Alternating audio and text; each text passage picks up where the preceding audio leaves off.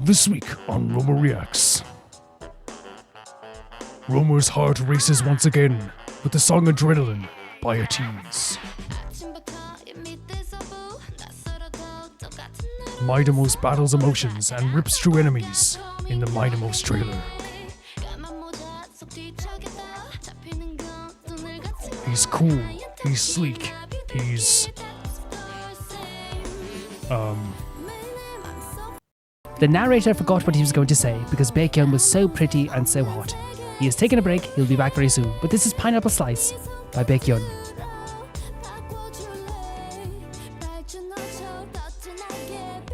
It's a track that Romer will never forget. Turn heartbeats into tempo. Angels of Delusion from Zenless Zone Zero.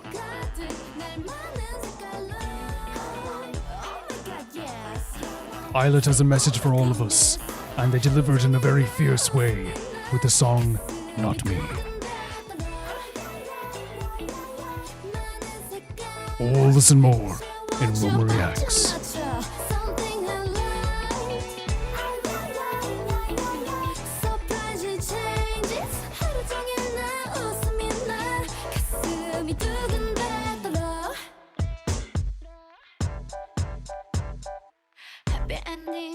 This is Romer Reacts, a series where I watch patrons submitted videos with all of you guys, and in the photo frame this week we have Matthew from Zero Base One, and this week there was some big news about Zero Base One, so I just felt like putting Matthew there.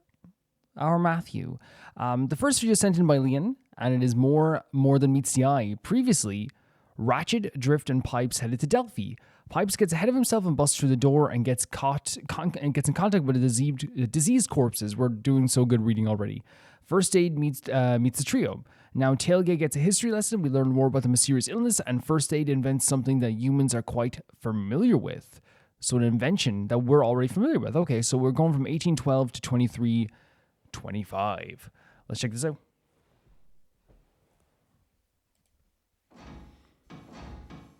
Interesting to see what that is, that invention. All these construction sounds? Can I just say that I find this a little intimidating? Intimidating? 1 minute I'm recharging, the next this guy with fists the size of 50 regular fists says you want to teach me a lesson. Teach him a lesson? That might be a poor choice of words. Wait, no. Is it because he said he, is it because of the Decepticon thing? Hey, bud. Rewind has millions of years of Cybertronian history stored on his internal database. He's going to share some of it with you. This is weird, right? It's interesting. Super compressed visual data. Tailgate, you're about to see the edited highlights of our war. All our darkest hours in what? 11.3 seconds. Because, like, I understand that, like, 100% they don't want him to, like, be a Decepticon sympathizer, right? That's dangerous. But also, like, there's something weird about, like, forcing, you know, someone to, like, you know, read your history. I do think that understanding history is important, but I guess it's one of those situations where you might argue that, like, you know, they've become so advanced that, like, 11.3 seconds is actually, like, really impressive, and more people should know history before they really make assumptions about stuff. But it is, like, a really weird idea, right? For sure. So it's a history lesson. Is there a test at the Oh, end? no. In a way. But for now, I want you to remember two things. Just plugging it in as he's saying it. Autobot, Decepticon. Oh my god. The rest you should be able to work out for yourself. Rewind. Commencing playback? It's just so simple. It's such a simple thing, but it's so like it still feels weird, right? I think it's supposed to feel a little weird, where it's like, you know, Rodimus is like this kind of like very heroic character to me. He's a very like forward-thinking character, and like again, it's like, I think history is important. Maybe I'm just not, you know, maybe it's not weird. Maybe in the Transformers world it's completely normal, but there's just something very strange about like plugging history to someone's head and then like forcing him to like kind of like, well, I guess they're not forcing him. They're just kind of like being very gentle about it. I don't know. It's like, I didn't expect this type of solution, but again, history is important. It's super important. It is super important. Understanding the history is important. What are you showing him? Everything. Well, everything that matters. But they're not going to show him anything wrong that they did then, maybe? To power, the fall of the Grand Imperium. Imagine all the information in Santa 11 Claus, the gunshot seconds. that killed a civilization. Declaration Day, the fall of the first 5 cities, Vaz, Tarn, Helix, Kaon, Tesserus, Hell's Point, the resurgence of Triple M, the Simanzi Massacre, and the Simanzi Endless Massacre? Retaliation, the rise of the Constellate, All this in Starscream's 11 attack on seconds. Luna 2, Soundwave's anti-neutral pogroms, Bludgeon's army of deviants and half-forms. Put them all together, and you get the Uprising, the Exodus, the Remote Age, the Cataclysm, and the Surge. 11 seconds. The 5 dark epochs that pushed our race to the brink of extinction. This music's great. Okay. Okay. You've made your point. Did you hear his voice changed? You've made your point. Oh my god. Like, the voice change is a very good touch. Wait, we're almost like already finished this video, because we're doing on till 23, but the voice change there and him kind of like being a bit more downtrodden, because I think that it's important to like teach people history, as I said, but that's a lot of history to learn in 11 seconds, and you can see what it's done here to Tailgate is not only like changed his view possibly, but at the same time too, it's probably like, you know, made him feel like he's missed out on a lot of history. You know what I mean? There's so much stuff that happened in between, like when he went into like his like stasis mode versus now. So I wonder if that's making him feel like that kind of way as well. Well, also again, like, as I said, I keep having to say, knowing the right history is important, right? It's just so like, it still feels weird when someone just like, it's just like, man, you made your point. Like having such a cheery and upbeat character be so downtrodden. It just feels strange. It does feel strange.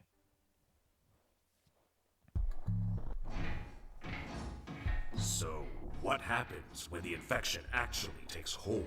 This is an interesting What question, are the right? symptoms? Definitely want to hear this. Well, first off, your optics corrode and leak down your face. And then full-blown liquefaction. Jesus. Every hinge, every pivot, everything rusts and your spark starts to collapse. Jesus. We lost a dozen in the first hour.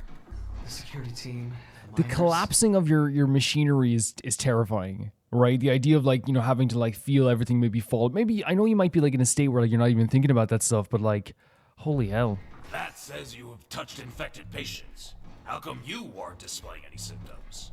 Ambulon thinks us medics are more resilient because we've been exposed to so many diseases. Oh, like it builds up an immunity? Personally, I think that sometimes, just sometimes, mind, life persists. Life persists. You should have called for help. Easier said than done.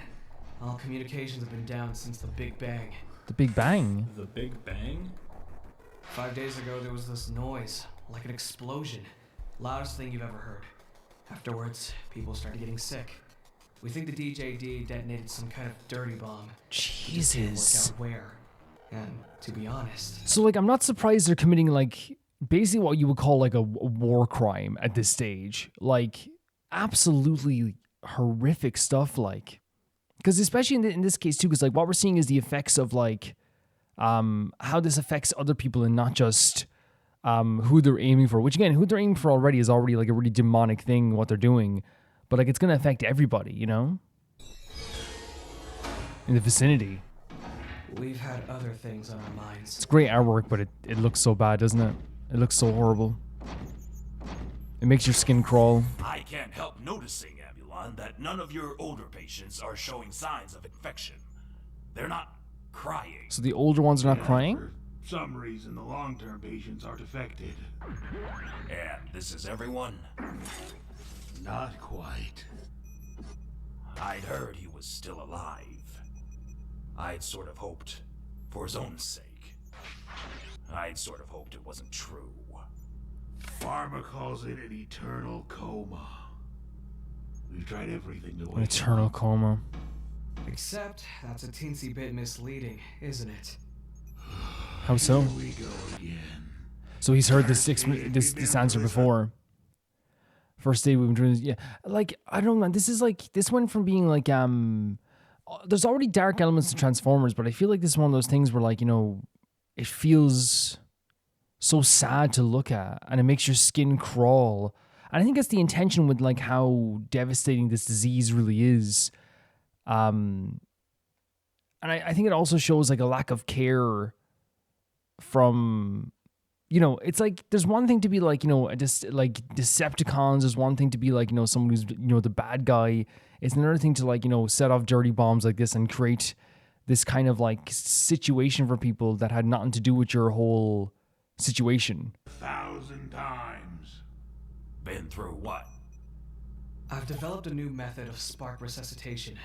Basically, basically, you use a healthy spark to boost a faltering one.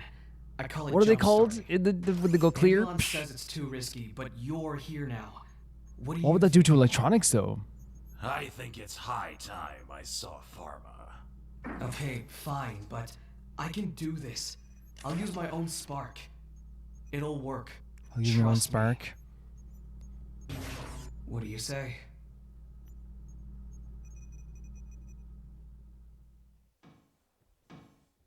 Is that? Oh wow, that's it. That for sure a shorter one this time, which is not a bad thing in the world. This episode to me made me feel, and I think whenever I say this in Room Reacts, I think some people will be like, "Oh, I'm sorry, I didn't mean to send this in."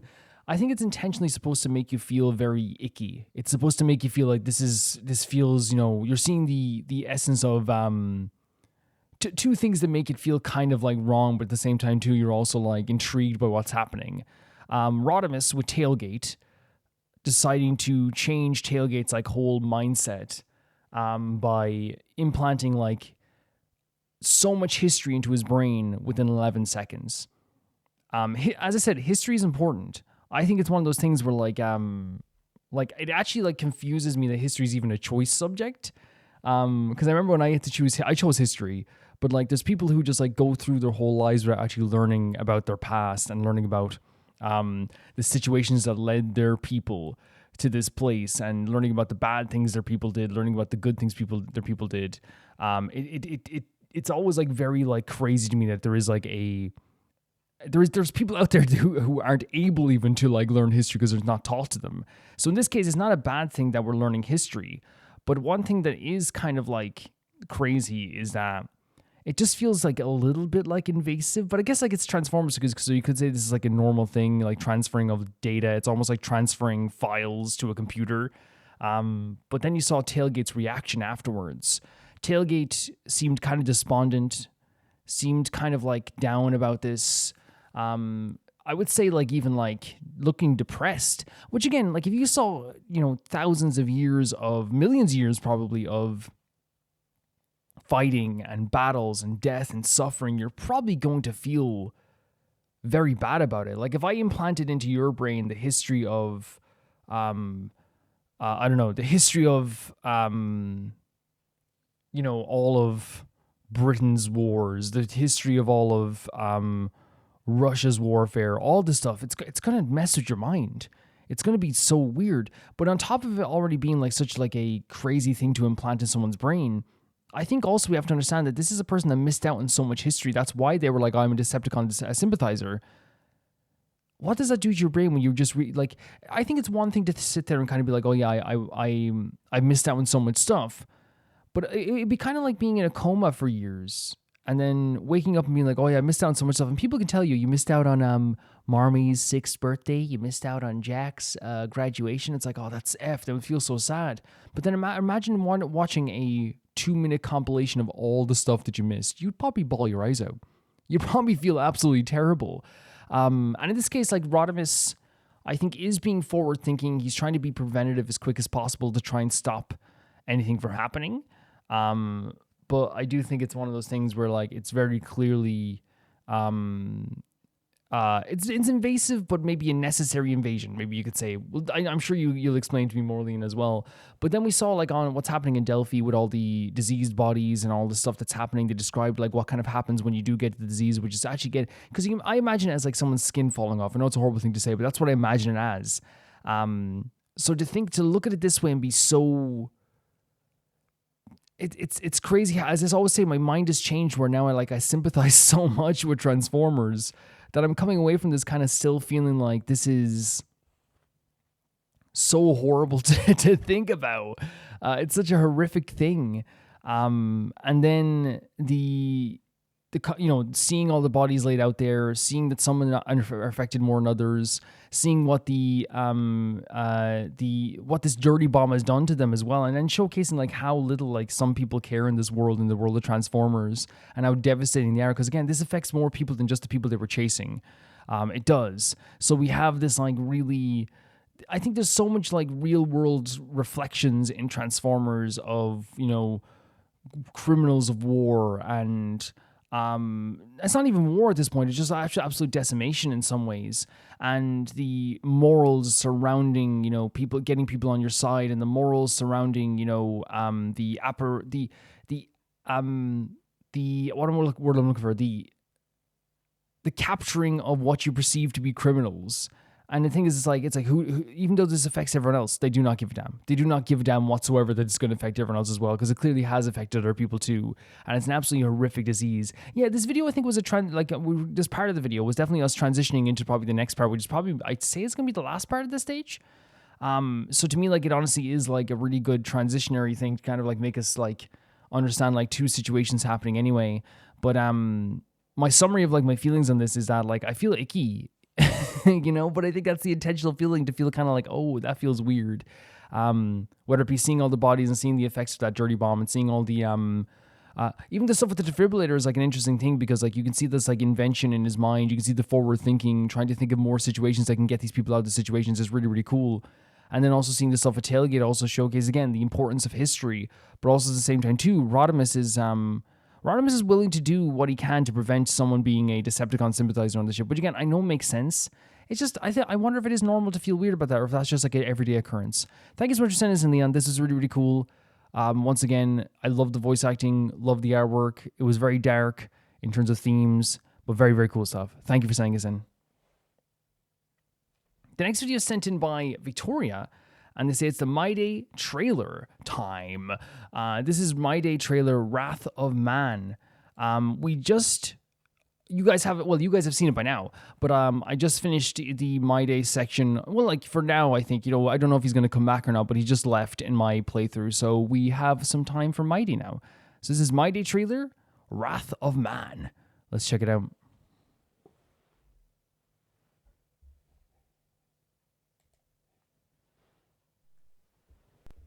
Hoyoverse. Who's Hoyoverse? Is that your friend? Is your friend's name Hoyoverse?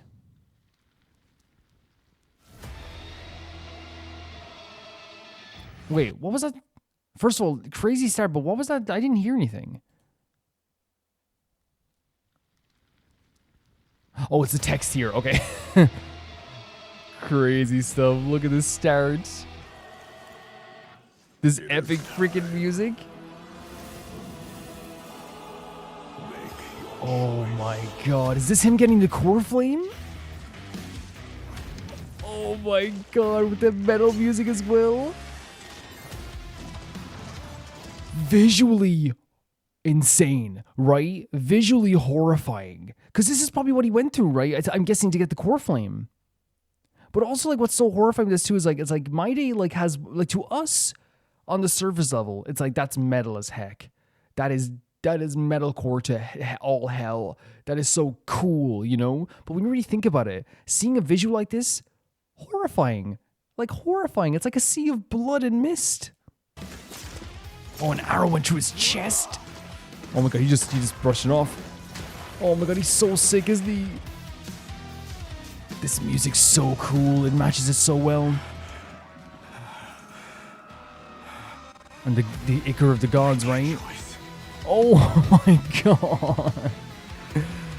Oh my god, it's so cool. Mydei. I'm gonna skip it back a little bit here for a second, but like just from this replayed section. Usually I'm not like huge on like big tough guy destroys things and he's so powerful and stuff like this too. But I think the way they sell, like, Mydei has so much depth to his character that when you get to see him do this like really devastating stuff, it's not just like, yeah, tough man, let's do it. It's more just like that's our guy. You know what I mean? It's like a supportive, like, look how cool our guy is, because we know who he is, But these visuals are absolutely insane. Like, look at that. And this music's so cool. And he's seeing people die before him too. insane stuff. Make your choice. And that's Nicodor. Oh my god, the chanting. Yeah, this is totally him taking... Oh, look at that. Holy hell, it's like jutting out of him. Smiling as he gets shot with the arrows. This music. Oh my god, this music. Jesus Christ. Oh my... Did he pull the head off the Nicodor avatar? I'm gonna say avatar because I don't know if it's Nicodor anymore. Is that Nicodor? Or is it a representation? Look at this. You talk too much. This music is so freaking good. All the hands like reaching up towards him as well. Oh my god. Oh my god. I'm sorry, wait one second here. First of all, this to me is people like the whole climbing up the chain and then reaching towards him. This definitely represents the pressure that he has on him to represent the people of Castrum Kremnos. Like, look at this visual. He's devastatingly destructive. Look at that. Sitting on the throne as well. Or die. So freaking cool. That was... My mind is melted. To express fully how I feel about this, I have to explain how I physically feel right now. I have one of those, you know when you like do a slight jog, you know, or something, and it's not like you're too tired, but you feel it a little bit, and you're like, ooh, and your breathing's not too heavy, but you feel it.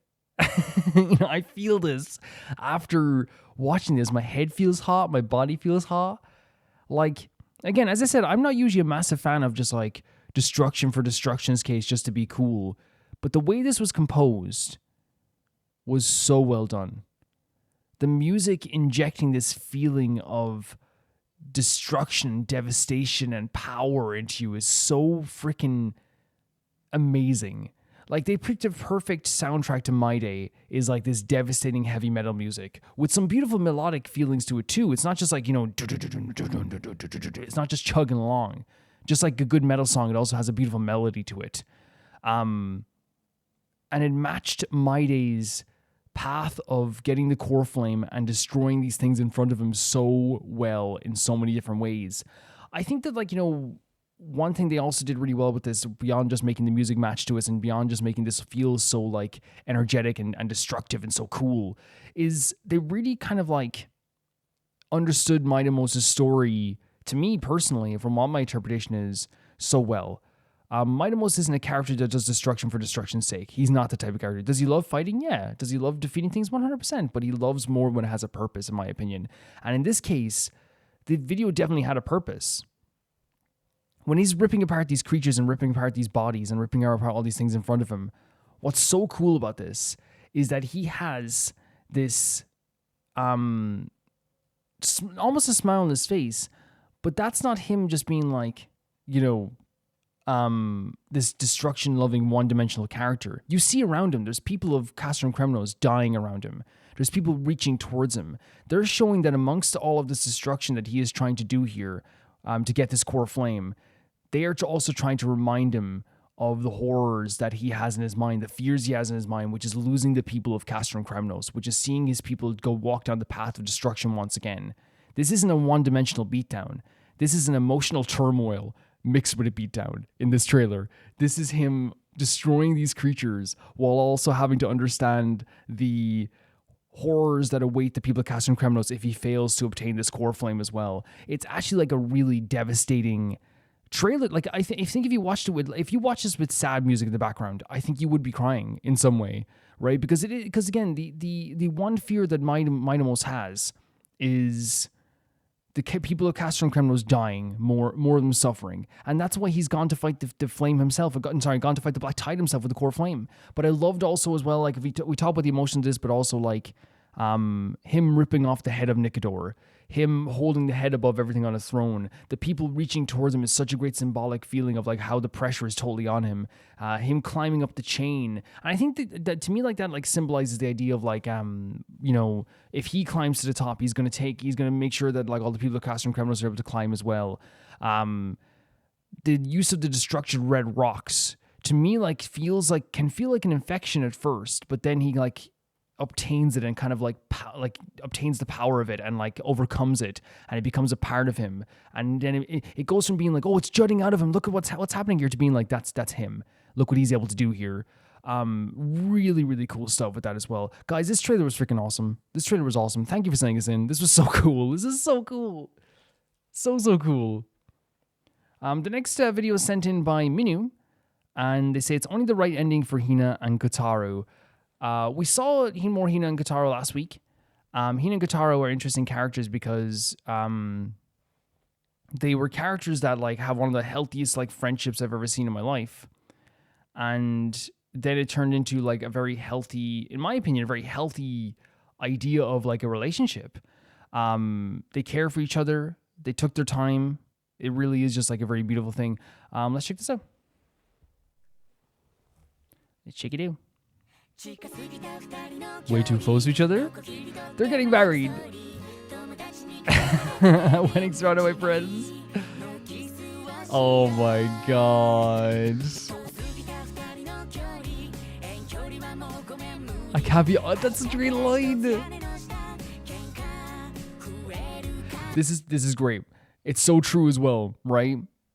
It's first of all so honest. It's like, hey, just so simple. Hey, we're always far apart from here. I can't do it anymore. We're gonna live together. We're gonna fight some more, but I want to be there with you. Like, and I think it's one of the things. It's like, you know, it's normal. Obviously, you know, you want it to be like horrible, but like they're gonna be in close quarters. They're gonna have to learn to live with each other, right? It's difficult. True. This is like a folk song.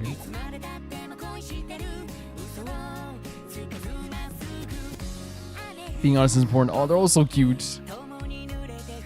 Aww. I love the vocals here. I think you'll become strong. You will become strong after it. Before it goes into whatever, because it might be going to a chorus now. Oh, this is so sweet. I love the idea of like as well, like, oh, the rain is falling. Let's get soaked together, but then let's dry together. That's like saying, I'm going to embrace the problems you have and you embrace the problems I have, and then we'll dry off together. I think that's what it's saying, like with the rain kind of being soaking you. It's a really nice symbol of like, hey, your problems are now my problems, you know? It's very cool. Oh, it is such a folky song. Love the harmonies. Destiny, of course. Look at them smiling. True. Oh, I love the harmonies. Can I say how honest it? Oh, I love this artwork here. I love how honest it is. Hey, you're gonna be annoying sometimes, you know, and it's true. Like anyone who goes like, I never get annoyed by my partner, I never get annoyed by them. Liars, because it's gonna be something small. It's gonna be like you're gonna walk into the bathroom one time, and they've left their toothbrush just hanging on the side of the sink, and it's gonna be something small, and you're gonna be like, oh Jesus Christ, I wish they wouldn't freaking do this. But that doesn't mean you hate them. It's just no. It's and small annoyances are very normal. I love the artwork here. It's really, really pretty. So sweet. Yeah. Yes. That's so healthy. So healthy. Even we got all wrinkly. Yes. Oh. This is so sweet. This is so sweet. So the reason why it's so sweet is that like there's a lot of compromise here. There's a lot of understanding here. I even love the line about like the idea of like, hey, like, you know, if you're jealous, just understand I chose you. Because this is one of the things that happens all the time in relationships. Again, Honeyworks doesn't shy away from this. We get jealous in life. I've gotten jealous before in a relationship. Everyone's gotten jealous before. People, you know, I know for a fact there's times where like my partner would have gotten jealous of something that I did maybe, you know, and it's gonna happen. And I think what's so beautiful about like the understanding of that is like, it's like I chose you. I'm not choosing this other person. This person isn't even that feeling towards me. I chose you, and it's so healthy to not to like demean him for being jealous, to acknowledge it and be like, but hey, I chose you. And then also the stuff like, hey, like you do the housework. Some people are not good at, I didn't do that before. Let's just be honest here. Some people don't do housework. But to acknowledge, it's not just like, hey, oh, I'll do everything now. It's like, hey, I'll help, whatever you need me to help with, I'll help with. There's so much compromise. There's so much healthiness in this relationship. It's so sweet. Look at them. This is truly like against all odds relationship, right? For sure.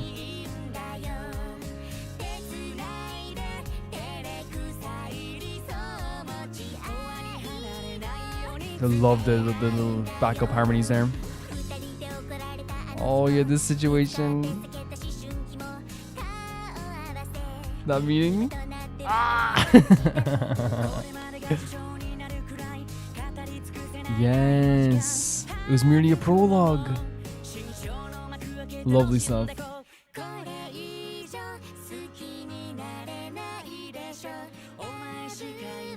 Love those vocals again. It sounds like it's building up to something heavy here. This idea of this being like a prologue before everything, right? This is merely a prologue. I love this thought process too, because like you can look back sometimes and be like, you know, oh, remember we had this situation. And I love that again, both of them are very healthy in this relationship, and both mentally.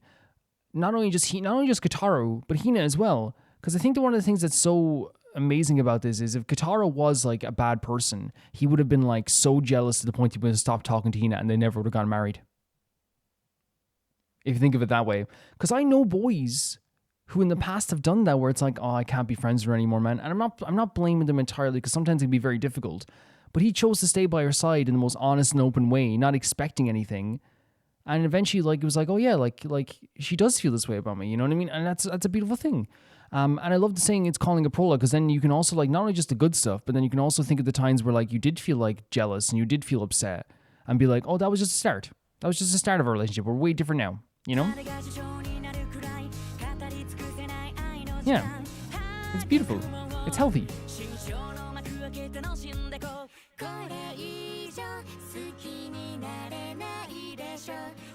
It's crazy that I care about these characters as like if they're my friends now.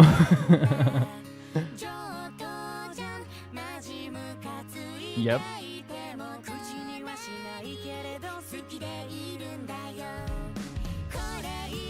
Love the raising of the key. I can't get over those little harmony parts.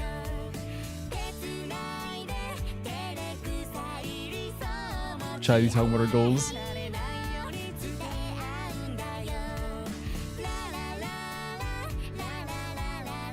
Oh, and it's the la la part as well. Just a really harmonious, beautiful thing. It's a very folky song, but I think that works so well, right? It really does. Oh, look at them. I feel like putting oh, look. That's a crazy suit, Kotaro. That's a crazy suit. And it's so funny, it's the same with like, it's not just for Kotaro, it's the same with like, Hina there.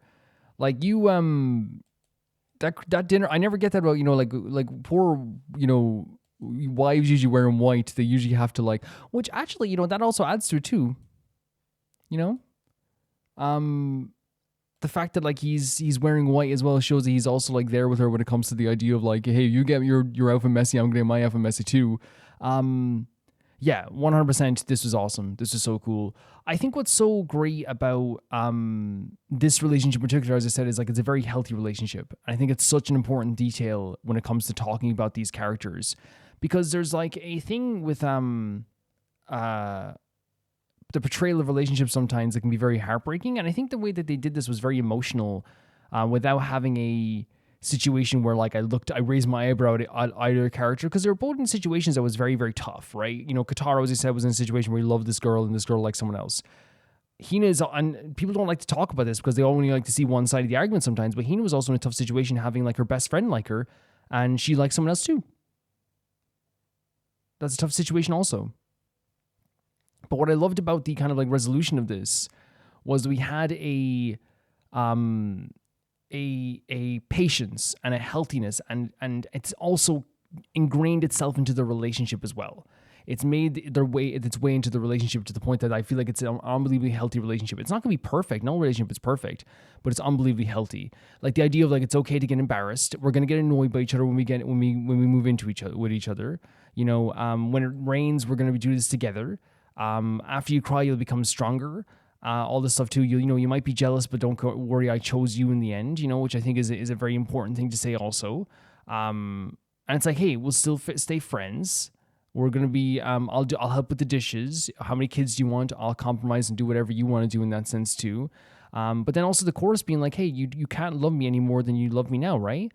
It's all this stuff is like super healthy, super important, and it's super beautiful to hear. Like it makes me like really, really happy to find out that like their healthy friendship has blossomed in like an unbelievably healthy relationship as well. And the healthiness of this relationship comes from like legitimately just like the idea of like compromise and understanding. But it's also like really, really beautiful, like hearing like stuff like the idea of the rain falling on each other and then we'll get dry together. That's like saying like, hey, like we will have times where we are like having hard times, but that doesn't mean we can't just like pick ourselves back up in a way, you know? And together and get dry together. There's going to be times when we have like where we have fights, where we get annoyed with each other, but we can still like overcome this and we'll stay friends no matter what. You know, the idea of as well, like even like, you know, talking about the idea before their life, before this whole situation, understanding that the moments where they had like were, you know, whether it be happy or sad, or anything like this was all just like a precursor, it was a prologue to what's happening now. This is a new chapter. This is a new ideal. This is a new world they're in. And I think that's like such an important thing with any relationship, because oftentimes, like I've known people who have done this thing where they've been like, man, like, you know, they get into an argument with their girlfriend or something and they bring up the idea and they're talking to me about it and they go like, yeah, but I know like before we were together, like she used to like, you know, dance with like every other guy, like at the club. And you're like, dude, like, yeah, you weren't together. It's like, yeah, but we knew we liked each other. Yeah, but don't think of it as like, that's not your relationship now. Not every aspect is your relationship now. You're in a different part of your life. I think, by the way, I'll make it clear, there's nothing wrong with like a girl dancing with guys. I want to make that clear. You know, it's one of those situations like if you're like, you know, single or comfortable in your relationship, whatever, it's like, I'm not ever going to shame a girl for dancing with people. That's stupid. But you know what I'm saying? I'm saying that guys have come to me that before as well, and I have to be like, dude, like, get over it. Like, it was like such in the past. But Kataro's like very, very healthy with that mindset with Hina, and Hina's also very healthy with the mindset with Kotaro. And I think it all shows true in the relationship now in a very, very beautiful way. So I have nothing but happiness just to speak about these guys now. It's so great. It's so great to see them like this. And they looked amazing in their wedding outfits. They looked fantastic. I love the messaging. I love the harmonies. The artwork is pretty. Thank you so much for sending us in, Minu. This is freaking awesome, for sure. The next video is sent in by Alligator, and they say Baekhyun time. Baekhyun is a member of EXO, and he has a solo song here called Pineapple Slice. I don't know if we've seen his solo work before, but what happened here was Alligator basically said, hey, pick a random member of EXO, and I did. And now here we have Baekhyun. My EXO bias, I think, it goes between Baekhyun and Kai and Dio on a regular basis. But that's cool. That's a cool thing, right? For sure. Let's check this out.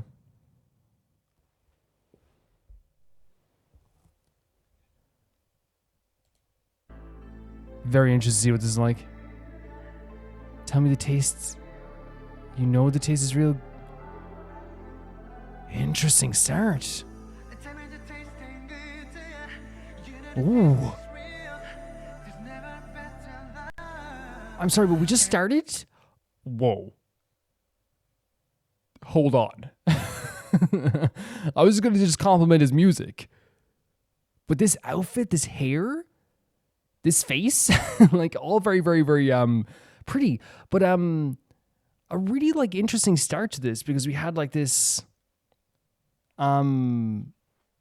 super melodic, but like it was like a lower tone, you could barely hear it, but there was like this very passionate vocal there with a beautiful edge to the end of every line he was singing. Like it was like like it sounded really, really cool. Not expecting any less from a Baekhyun solo song, but still, you know, it's like my expectations are still It's one of those things where I know my expectations are going to be high for his vocals and they're still going to like surpass it. Like, it's a really pretty star. Really cool video too. Is that Bats? He looks amazing. Like, you hear that in his voice? It's soft, but there's like an edge. It's melodic, but there's an edge. Whoa. What? What? There's music in the back too. Oh my god, Baekhyun. His voice. Oh. This is so cool. First of all, the video is so cool. Like, look at him. Again, I know his vocals are incredible. Saying Baekhyun's vocals are amazing is like saying that dolphins sometimes swim in the water. It's like, yeah. I know, buddy. Like, it's so interesting how he can have this perfect, cool edge to his voice while also making it very vulnerable and fragile. Not fragile in terms of like its tone, because it's perfect, but in terms of like its emotions. You know, there's a coolness to it. There's an edge to it as well, also still having that really pretty aspect to it as well. He's so good at hitting like these high notes, but while also keeping it like at a whisper as well. Like, the control in his voice is pretty incredible here. It's so incredible.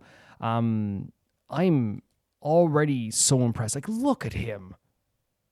This is not right. Illegal. See what I mean?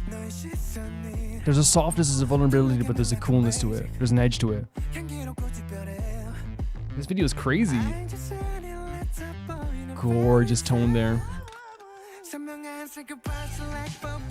Whoa. Oh. Stop. Stop. Look at him. His voice, Jesus Christ. I can't. Whoa. I just got chills. I love that melody.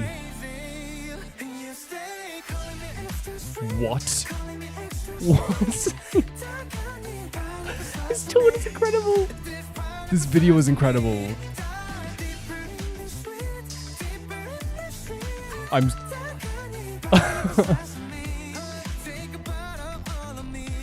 Gorgeous vocals as usual. No, I'm sorry. The reason why this is so incredible to me is because when that chorus, like, it already sounded amazing.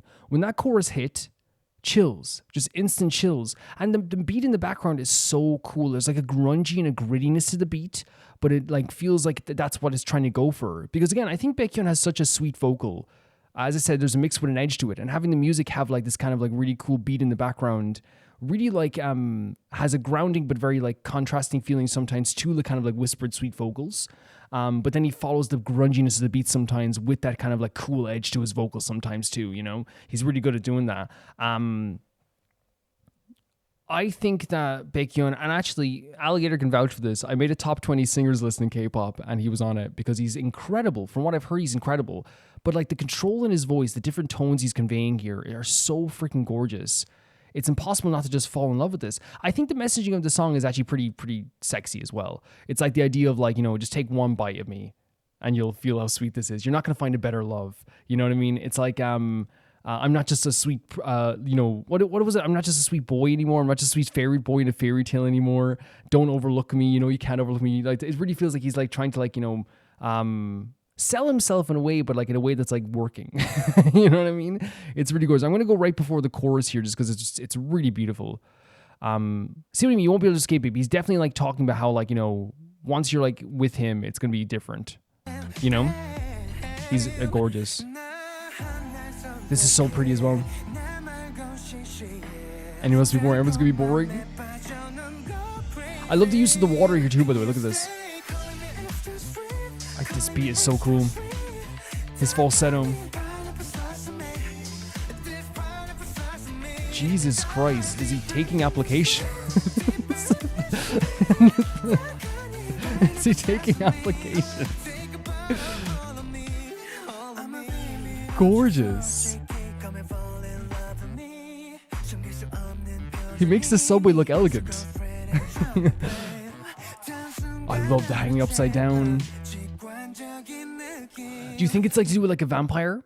You know, they like that's historically vampires are like enticing to people. Like in stories, that's what they've always been. They've always been kind of like very like they attract people. They're charismatic. You know, the most romantic stories in history have been between like a vampire, like, you know, calling towards a girl, you know what I mean, in a way too, you know. And I wonder if that is like what they're going for here, because again, it is like this kind of like very dark video. They have his hair dyed completely black, his outfit's completely black, he's living in a mansion, you know what I mean. That is like kind of like a vampire, right? It's going for like the vampire themes. When I said, by the way, the use of the water editor was really cool too. I think it's really dynamic to have like, you know, while he's moving, also showing like the water moving and splashing as well. It gives like a weight to like his movements and shows like even like the slightest movement carries like a splash in the water. There's something like so cool about like seeing that and like having that as a visual kind of like aid to like the dancing as well. But yeah, like I'm so overwhelmed by this. I genuinely think he's I'm no problem saying I genuinely think he's like he's never looked prettier, which is saying something because he's always been very pretty.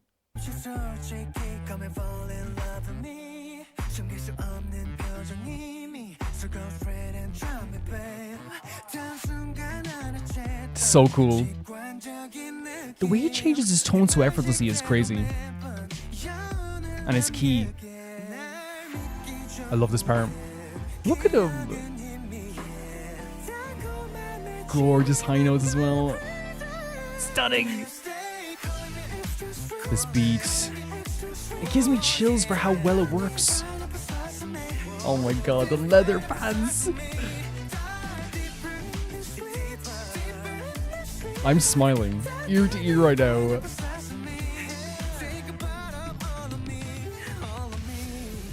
We're going into like what seems again, look at him. I might need to lie down after this. But no, like this chorus is so cool because you hear this beat.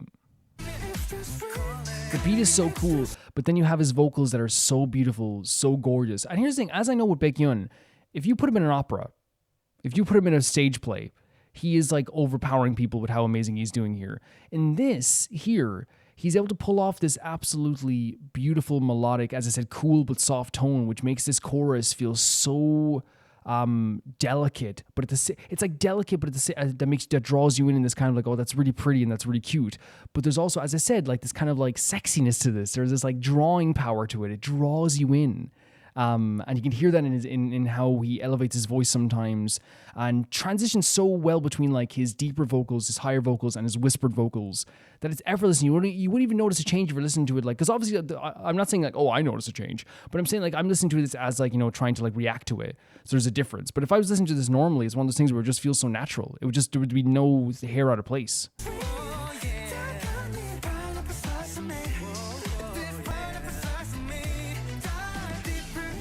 Like, hear that? It's so good. His high notes are amazing.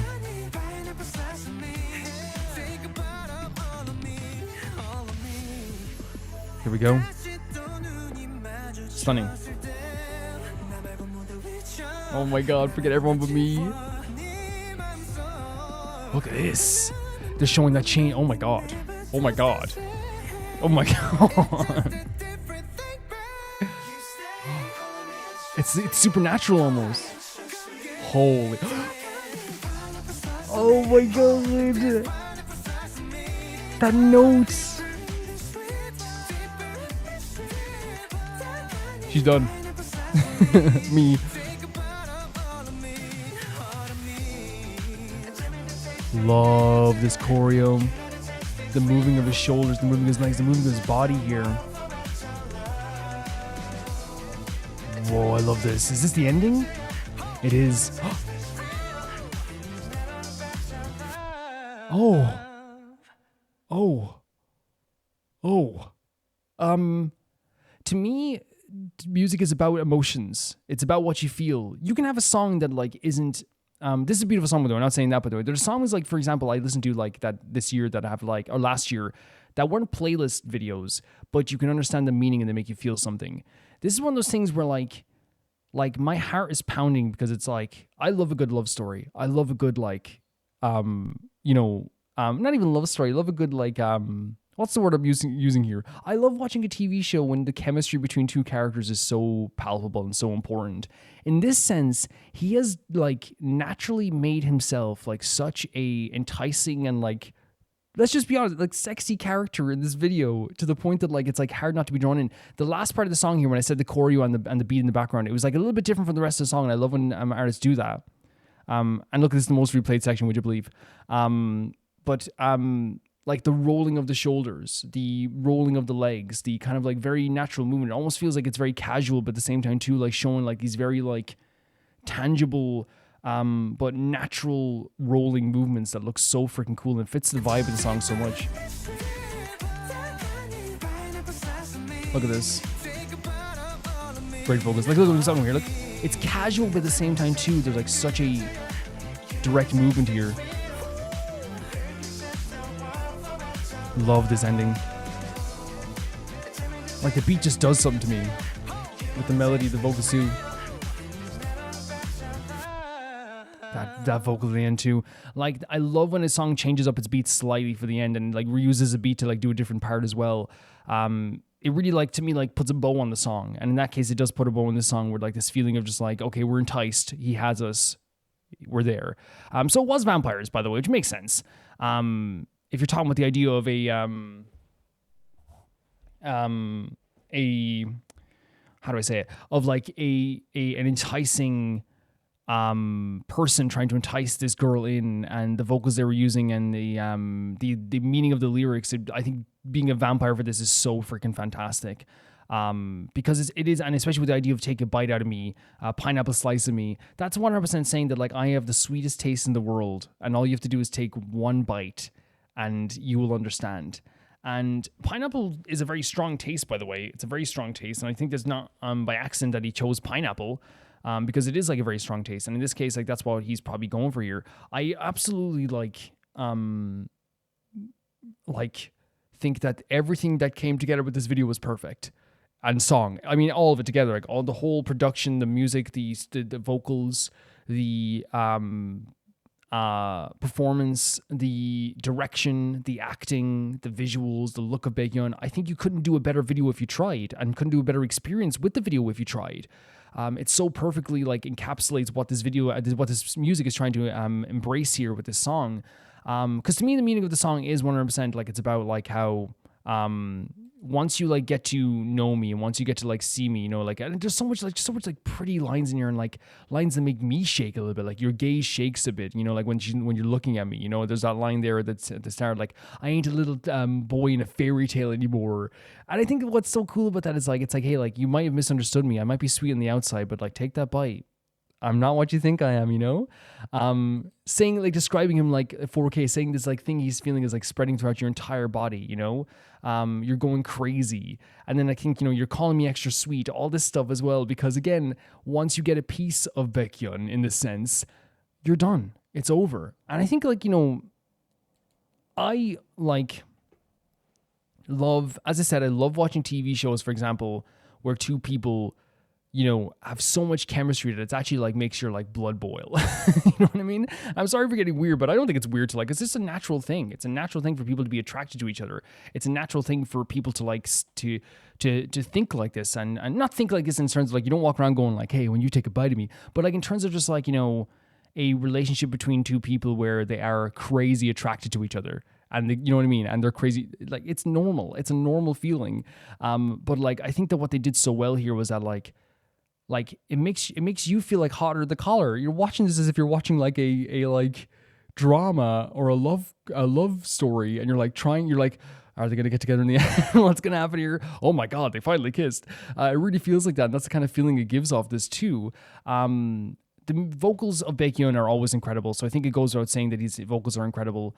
There's times here, as I said, where he has a very vulnerable feeling to his voice, but I think the way he offsets that so well is by having this really cool edge to his vocals. He like shakes them off at almost some at the end of the words, and sometimes he cuts them off as well to kind of make them sound a little bit cooler too. He transitions so well between his falsetto, his lower tone, his whispered notes as well. Like all the stuff transitions so well that you wouldn't even know. And I think that, you know, having like kind of like the more like kind of sensual whisper tone for Baekhyun is so good, because if you want to get across the idea of the song of like how this person's going to take a bite out of you, like we can't beat around the bush. I keep saying this, but you can't beat around the bush. It is a song about someone like literally like, you know, being sexually attracted to you to the point that they can no longer deal with it. I think that, like, you know, it definitely works with that too, because you have that kind of like vulnerability that he's trying to get across in terms of like, you know, I'm not a bad person. I'm not a horrible person. I'm just like, you know, really attracted to you. You're attracted to me. Let's get together. But you also have, again, that breathy tones, those deeper tones. But the way he uses high tones in this, I think, is the star of this whole thing. Especially at the end there, you know, it's like, it's not overbearing. It flows so well. It weaves throughout the rhythm of the background in such a beautiful way. So like it comes across as just being very natural and beautiful as well. So there's nothing bad I can say about that as well. And of course the beat in the background is like the kind of like it's like this kind of like, it's very like jazzy and funky beat, but like I feel like it doesn't go too far into being too jazzy and funky to the point that it becomes comedic.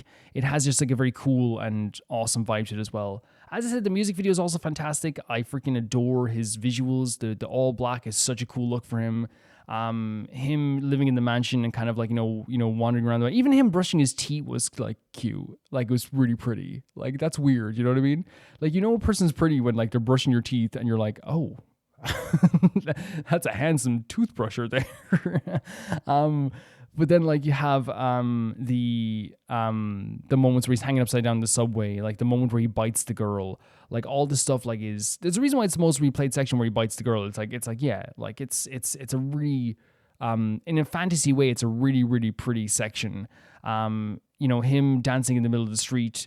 Love the choreo with him doing the body rolls, and it's very like simplistic choreo, not in like a way that it's simple. I couldn't do it, but it's a way that like it's not trying to be like it's both enticingly cool and stuff, while also kind of like being more casual, which I think is what he's going for here as well. It's enticing but casual at the same time too, and it works so well with that stuff too.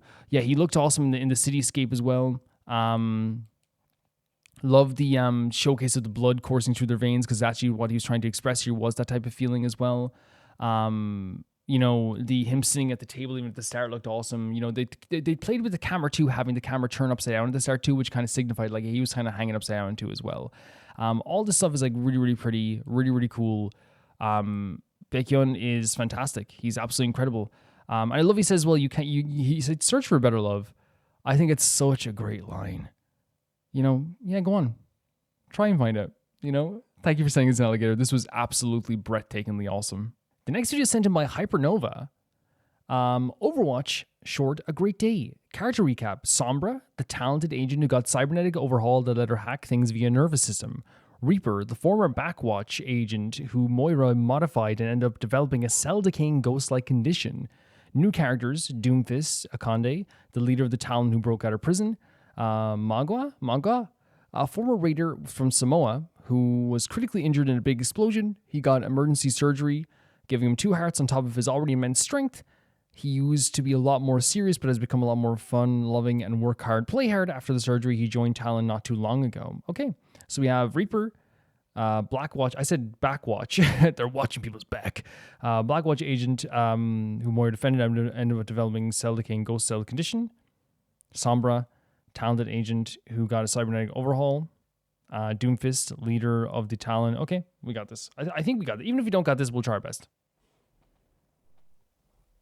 My computer is like far away now, but I'm trying to use the transition stuff better.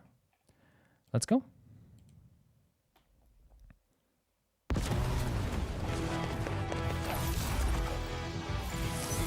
Where's Mauga? I'm gonna kill him. Oh my god, a really cool start already. Reaper, Sombra, report. Mission success, Akande.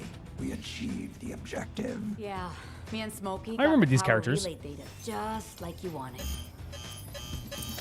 Well, most of it. Most of it.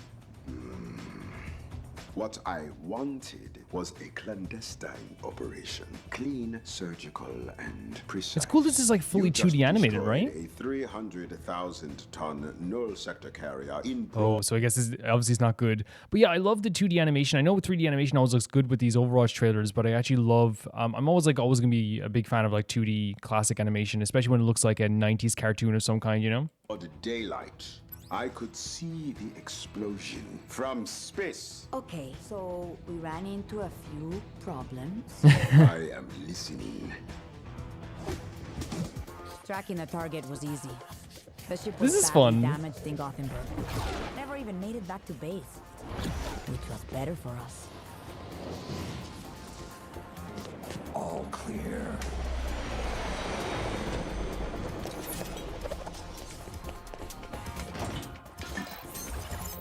Like the animation's really cool. I love the way they kind of make it feel like an actual like operation in terms of like a movie operation, in terms of like a heist operation. It's like it's really cool that way. But yeah, I'm digging the 2D animation so much now. Oh my god, look at this guy. This is supposed to be surgery. You don't need a butcher. He looks so happy. Don't worry. Lovely lighting. Deactivated, and I wasn't worried. Whoa, look at this. Oh, the baseline? Oh, Jesus Christ. Yeah. Hey, you guys know what we should do? He already has like the energy of someone who's just like, as you said, like very fun-loving, work hard, play hard. He looks like he's just every second of the day trying to find a way to have the time of his life, which I think is very, very charming in some way, you know? We should grab the data. You know, like we planned. The second he saw them light up. Man, that's some cool like scrolling animation, isn't it? Oh, Jesus Christ. He's actually like very, very strong, isn't he?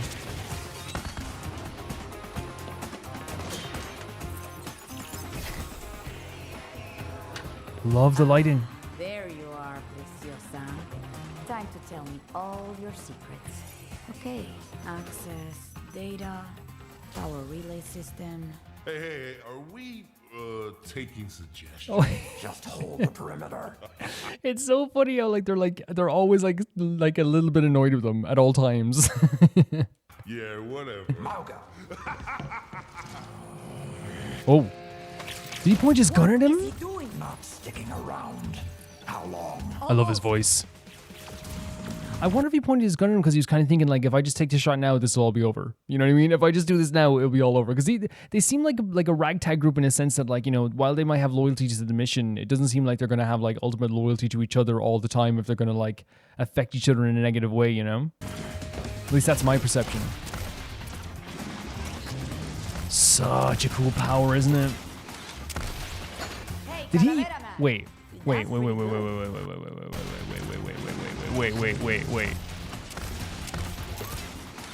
He threw his gun and caught it. That's very That's cool. pretty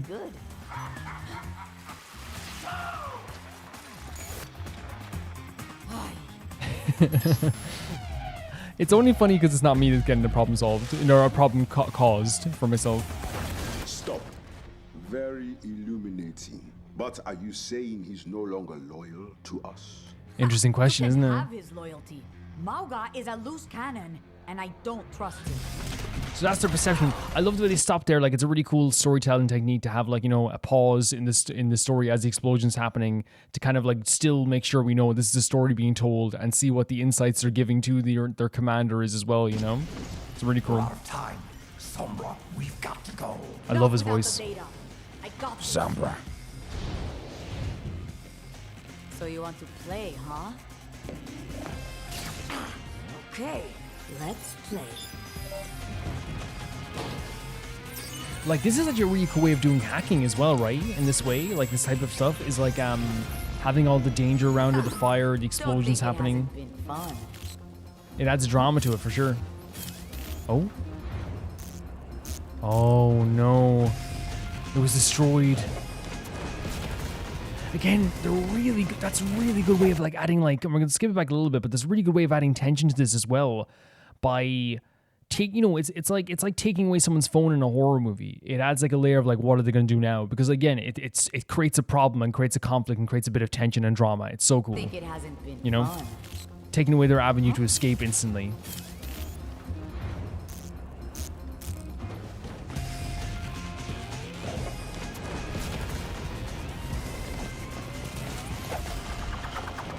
The op should have been a piece of cake.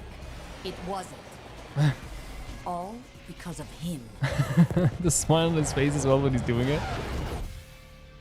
A partial victory is no victory at all. If you're not first, you're last, I guess. Deal with Mauga, or I Deal with will him. deal with you. In what way? The gun? No, okay. So he was thinking of doing that earlier. Here's the thing though, can I say that like while like it is funny from our perspective, it must be so frustrating to have someone in your team that's like not living up to the expectations. I mean on a smaller level, think about how you did a group project and there's one person not pulling their weight. It's frustrating, it's annoying, it's so irritating, you know? Hey, Psalms, what did the big man say? Oh, let me guess.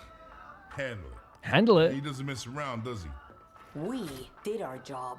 We came up short because of you. Oh That man. ain't fair. You know I'm always looking out for you. I even brought you a souvenir. What's the souvenir? Ain't nothing more fun than a sinking ship. And if there's one thing I know, it's ships. What's the souvenir? So we're gonna see his tried to tell perspective you now. earlier, but you look kind of busy. So he I saw said, something that he wanted to... if DF really wanted the plans to build his new power thingy, how So wait, I'm gonna skip back a little bit so we can understand everything here. I think it's really interesting as well that like, you know, having a character that annoys these characters, but like getting to see his perspective as well, rather than just him being just like this character who's annoying to us. You know what I mean? I'm not saying he's annoying to me, but I'm saying like, you know, just having, instead of having his only character trait be like, you know, he's really happy-go-lucky and is annoying the other characters, showing his perspective is also cool too. took a walk. If DF really wanted the plans to build his new power thingy, how secure would it be if we actually just got him theirs? They wouldn't be needing it anymore. Wait. Especially if nobody got that. So instead of stress. building a power, he just gave them theirs? He just took it? And that's what caused everything? So I guess it's like cutting out the middleman and cutting out half the work? Is that what I'm getting at here?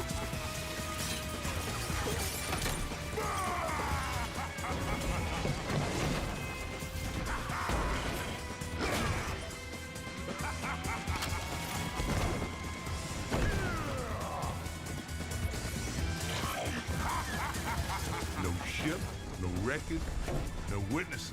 Oh my god, he destroyed everything as well.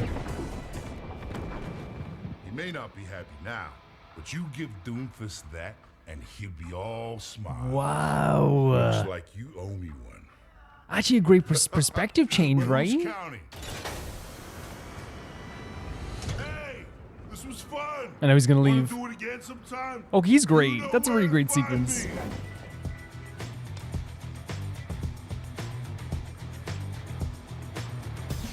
The smile. She's like, yeah, that was pretty good. Now this was a great day. He's having the time of his life. I love the animation. The colors are so pretty. Is that? Whoa, I think that might be it. That flew by. And they usually show the character in motion, right? I think so sometimes. Overwatch 2. Oh, it's 2. Okay. Oh. Okay. Very well. So when I mentioned that, like, I really love the idea of showing a different perspective for a character, I think it's so easy for us to get caught up in like how a character acts sometimes and feeling like they're like kind of like annoying or irritating. For me personally, I like I don't get annoyed by happy-go-lucky kind of like characters that are always like kind of entertaining. But I do like obviously try to empathize with the people that have to work with them. That's a big thing for me. And if you have to work with the character who's like just constantly being, you know, constantly going off the script, constantly doing stuff that like is not good for the mission, you can totally understand why anyone would be really upset by having to work with a person like this. It'd be frustrating to a hellacious degree, frustrating to like a degree that is just so annoying. But I think what they did really well here was, again, show his perspective, show that he actually did something that is actually pretty freaking incredible. and allow us to kind of be like, oh, okay, so he's actually not like an idiot. He just kind of like does his own thing and has his own way of doing things. So it almost like instantly like endears you to him even more. Because I was already endeared to him because I just love the idea of a character. At first I just thought it was a character who was just doing like crazy stuff for the sake of crazy stuff. I was like, that's hilarious. You know what I mean? That's absolutely hilarious. But then it becomes a thing where it's like, no, he's actually like, you know, in a way he's thinking about this stuff more than you would think. He had a thought process. And it shows he's not stupid. Because the thing is, well, like, you know, I don't ever like calling characters stupid, but it's clear that his character like they were trying to portray him as like, oh, he's the annoying kind of like kooky one. And then he had a whole thought process here that actually would make sense. And from my perspective, what he was saying that like he obtained something that would basically cut out the middleman. So like instead of like, you know, instead of like having the boss, which I think the boss is in Doomfist, create a new power source like that. He's just going to give them the ship that they went on's power source. And there's no evidence, there's no fingerprints left behind, the whole thing's destroyed. So this might actually like be something that Doomfist actually likes. So in a way, he did something incredibly smart by doing something incredibly dangerous as well, which I think is a really cool idea as well. He's a character who like I actually genuinely I think the design is really cool. They give a sense of scale to him, and like that's so awesome too. Like he's gigantic, but like he's also like, you know, he has, again, it's one of those things where like if you've ever seen like someone from the Isle of Samoa, like I've only ever seen Samoa Joe. But like one of the things is like they're tough people, they're strong people, they're proud people, and they're people that like, you know, that I think in a lot of ways like, you know, and it's not, I hope it doesn't sound bad saying like there's people that like, you know, that will be kind to you, but you don't want to piss them off either. They're tough. They have a reputation. Samoans especially have a reputation for being strong, tough, and proud people. They are very, very strong, tough, and proud. So to portray someone being so like strong and tough, but also like, you know, having that kind of like pride in his destruction because he's happy about it is really, really cool too, because he has that kind of like warmth to him also. I love that they showed like at one point in this too that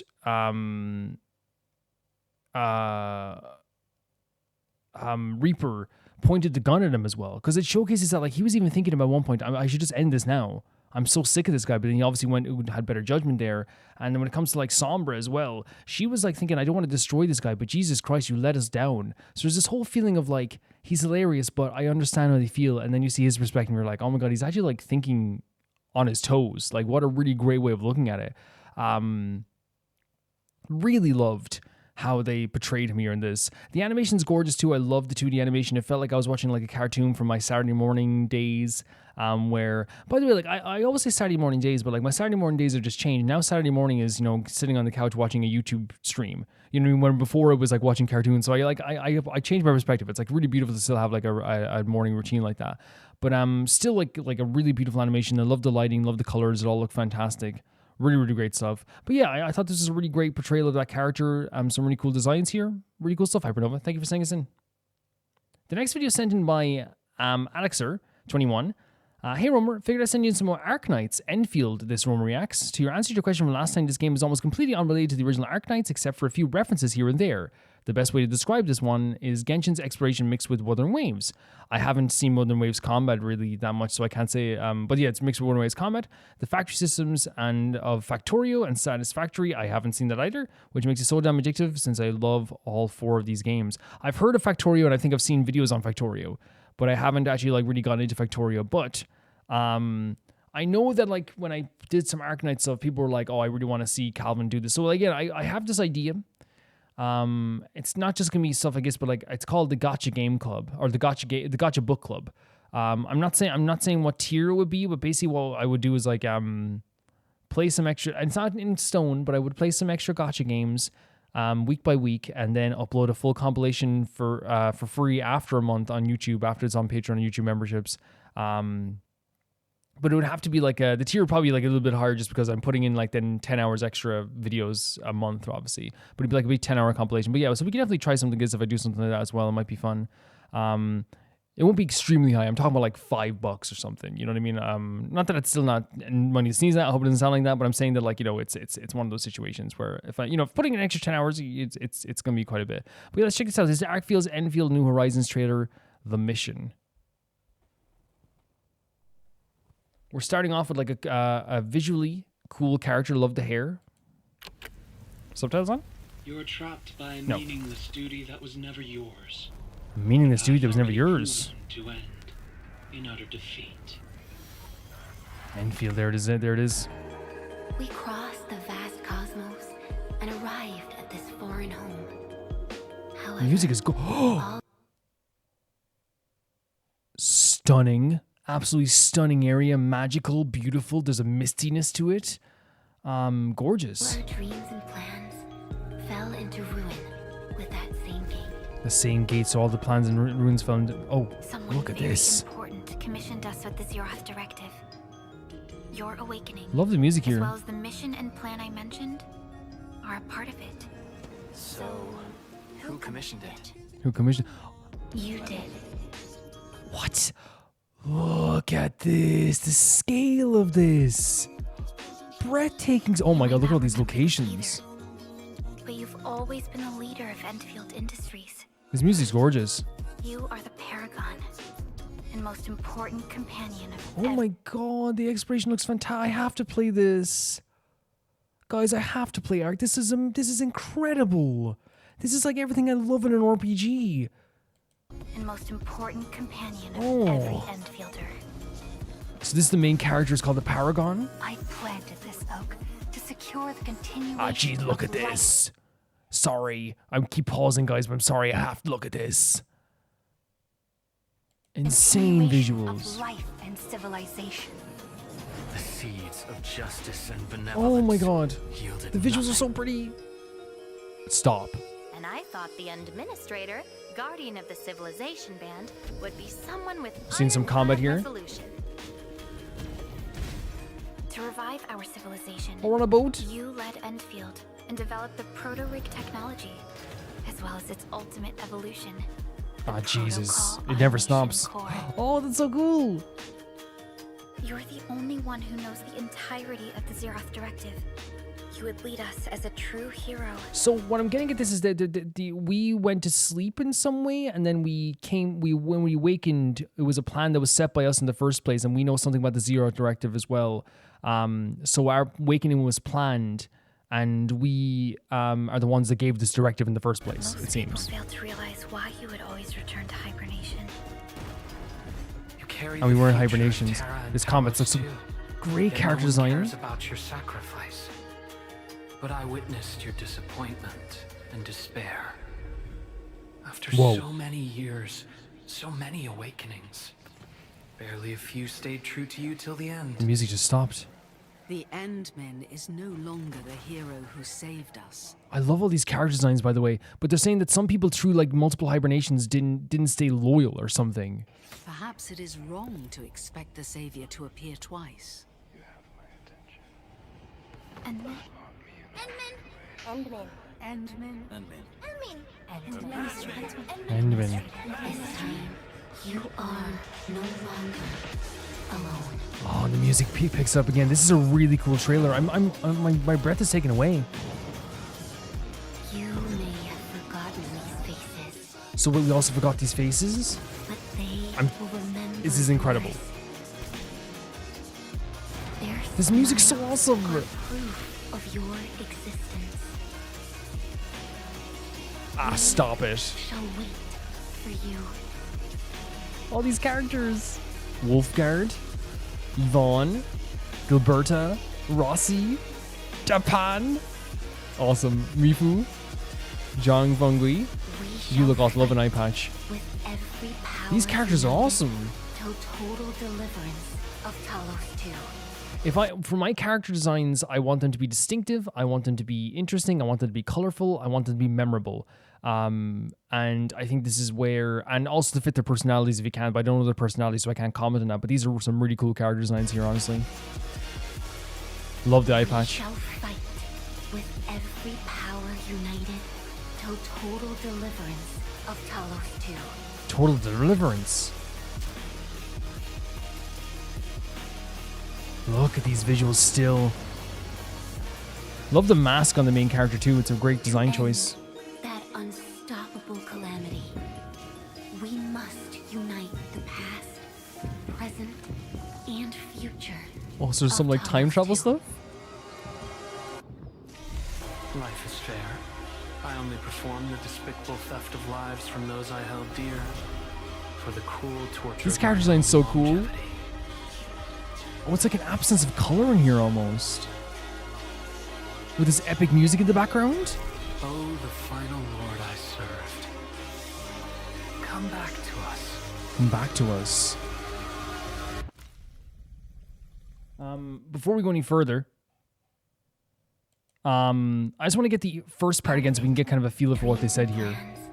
Fell into ruin. So everything fell into ruin with the same gate. Someone very important commissioned us with the Zeroth directive. And that's us. We commissioned us Your with this. awakening, as well as the mission and plan I mentioned, are a part of it. So, who commissioned it? We did, right? You did.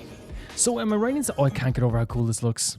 The visuals in this are insane. So I'm guessing the Zeroth directive is the uniting of the past and present and future of Talos to stop the calamity. Is that what that is? And we went into hibernation to eventually come back and be able to stop this calamity or help stop this calamity. They mentioned something else about being a companion to all. If I can just get the line as well before we go any further. Foreign home. However, all our dreams and plans. No, sorry, it's before this. Fell into ruin and arrived at this foreign. In utter defeat. Or maybe it was after. We Let me crossed see here. the and plan I mentioned. You did. You might not remember this either, but you've always been the leader of Endfield Industries. So we've been the leader of Endfield Industries. You are the paragon. The paragon. The most important Okay. companion of every Endfielder.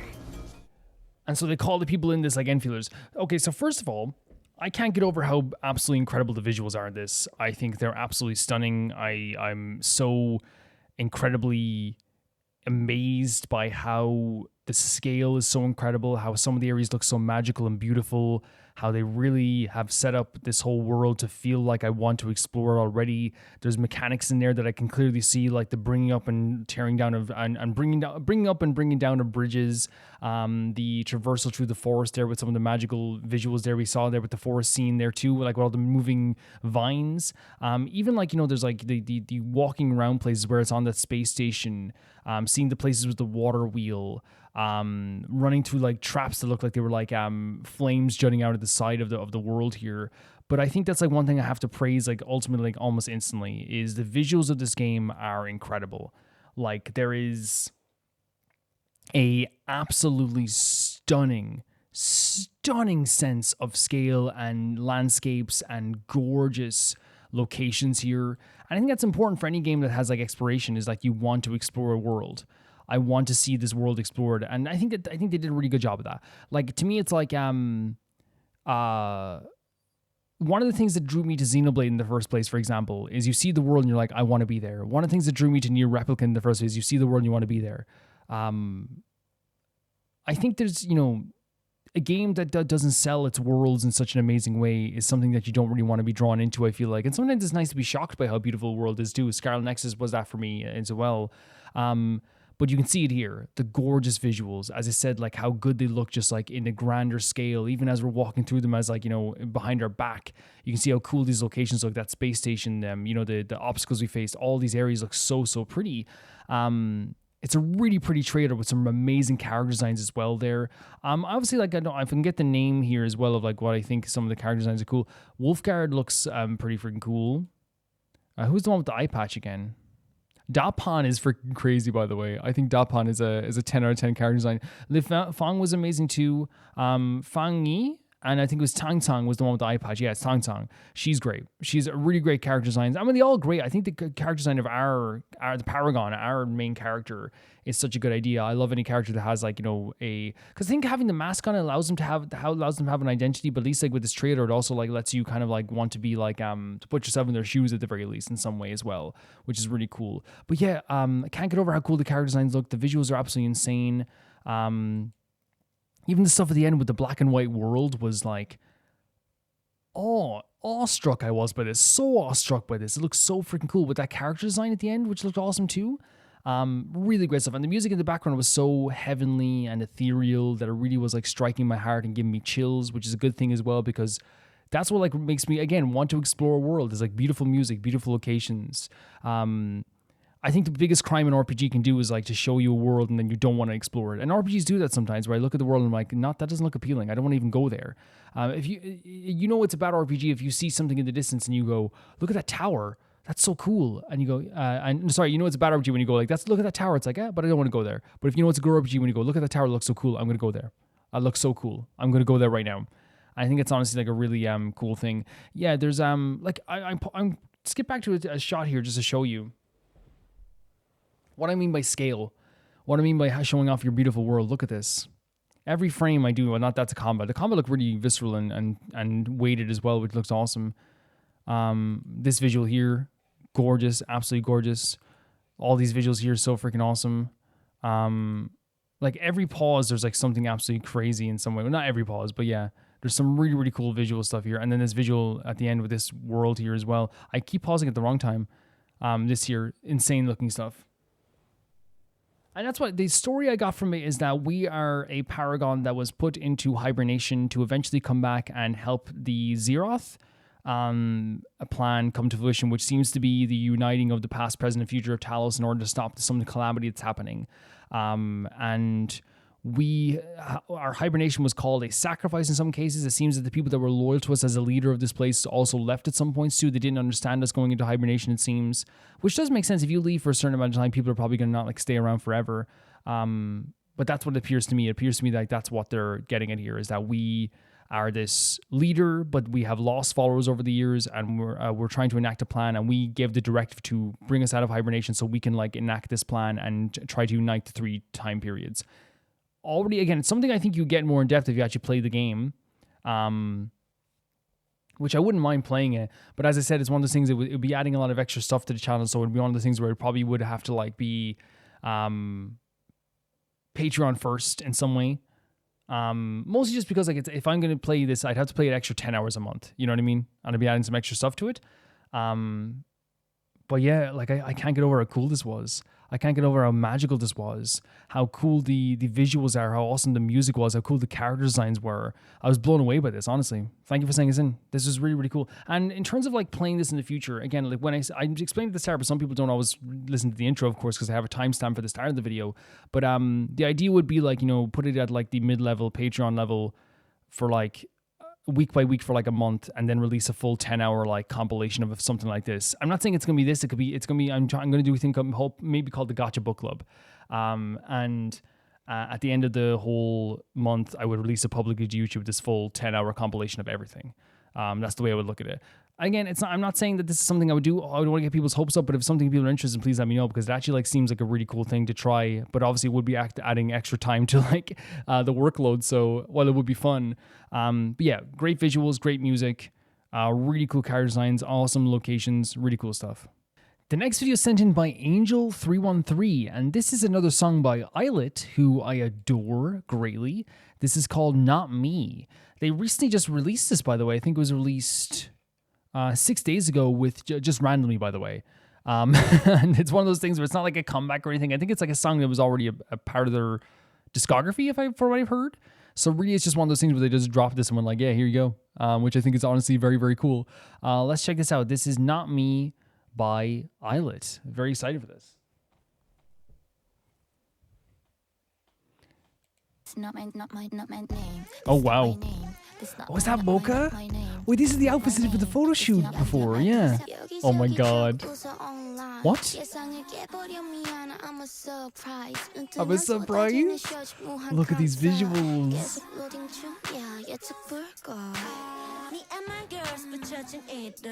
Look at you now. Oh my god. Labeling.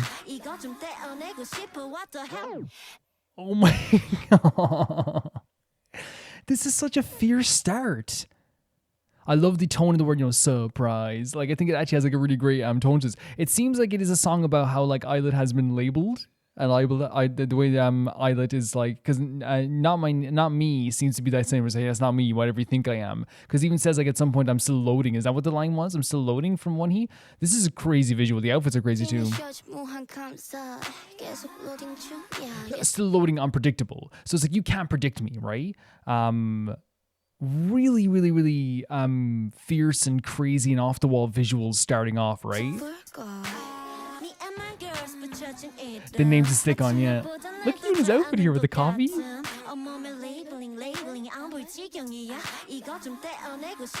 All the labels, I can't have to rip them off. Stop. This outfit. I just knew that's me. This is so fun. What? What? What are we doing? No way. Stop. Oh, they look so good. Look at this. Call me hamster? Stop. What? The backing vocals too? This is so fierce. This is so strong.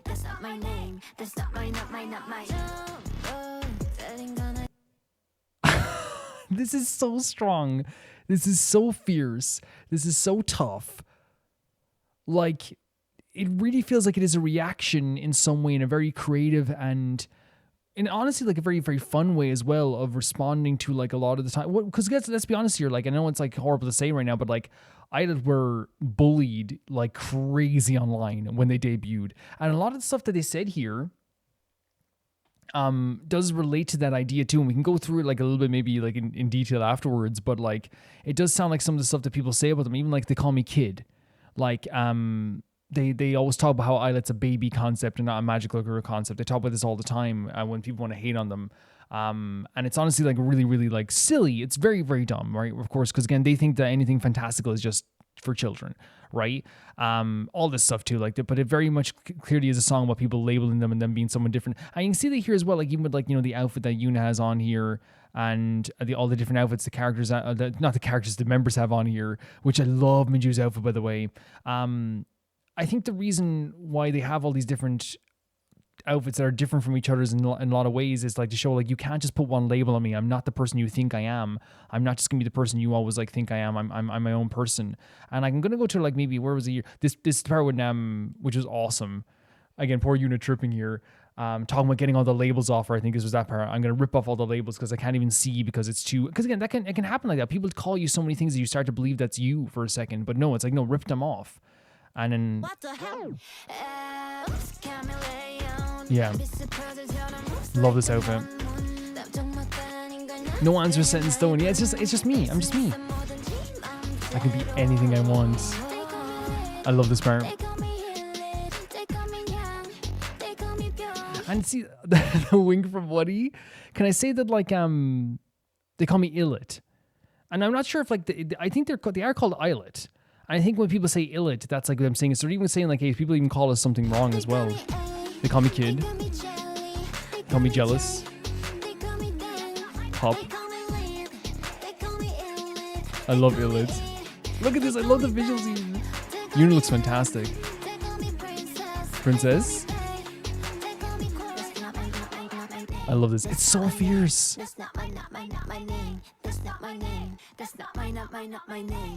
Look at this. The zoom in is really crazy too with the pixelation, right? It's like a security camera. Sometimes they get it right.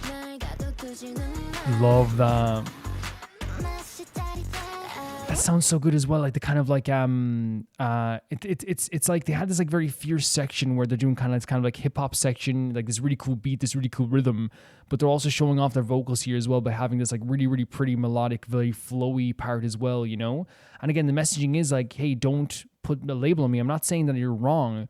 It's like when you call me pretty, when you call me you know, core, all this stuff, because I'm thinking core would be a good thing, right? Definitely. It's like I may be those things, but don't label me as just one of those things. I'm not set in stone. I can be whatever I want. I'm still working on this. It's still loading. I think it's like honestly very, very a very strong message, honestly. I'll never get over Midge's outfit here. It's so cool. Her hair is so cool. The eye makeup is so cool. Love this melody to this tune. Like that elevation of the voice there is so cool too. Look at Mocha's outfit here. Look at Wonnie. I love this melodic part. Oh, that backup vocals too. It is like a security camera. They call me sis, they call me king. Yeah, it's like a security camera zooming in on them. Oh. Chickpea? Oh, in the back of vocals, that's not my name. The Doug from Minju. It's a security camera. Yuna. You are perfect.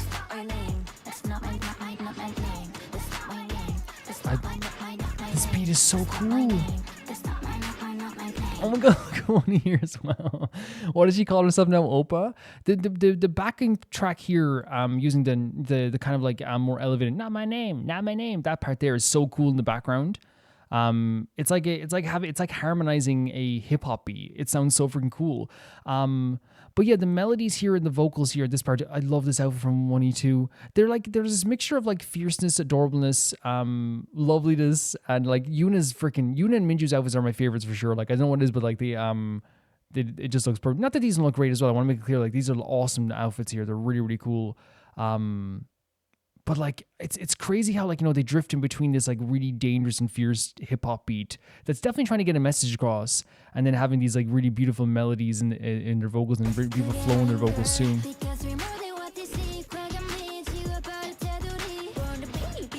I love that. Woo! That's awesome. Yeah, this security camera, it's definitely intentional. I love Yuna's outfit. I love the slow down here. Emphasizing the beat, emphasizing the vocals. Nerd. Look at this. And this is a roll part as well. You can hear the difference in tone between their voices in just this section as well, by the way. By the way, zooming in on Yuna and like there's no like imperfections, just saying. That's probably the wrong message to say, right? Isn't it? To be like, there's no imperfect. Because again, we can say that as fans, but like the whole point of the idea is like to me not to put a label and be like, oh, they're just perfect no matter what, because nobody's perfect, and that's the whole point. But I think, you know, I'm just saying it like in a passing way, just like praising Yuna. But what's so cool about this is you can hear the transition from Aroa to Yuna's not my name. Like there is kind of like you can hear the difference in their tone of voices, right? The coolness. It's so cool.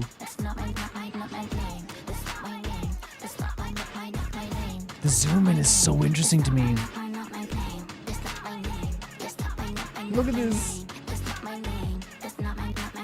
I would love to see the behind the scenes of this. This would be so fun. So,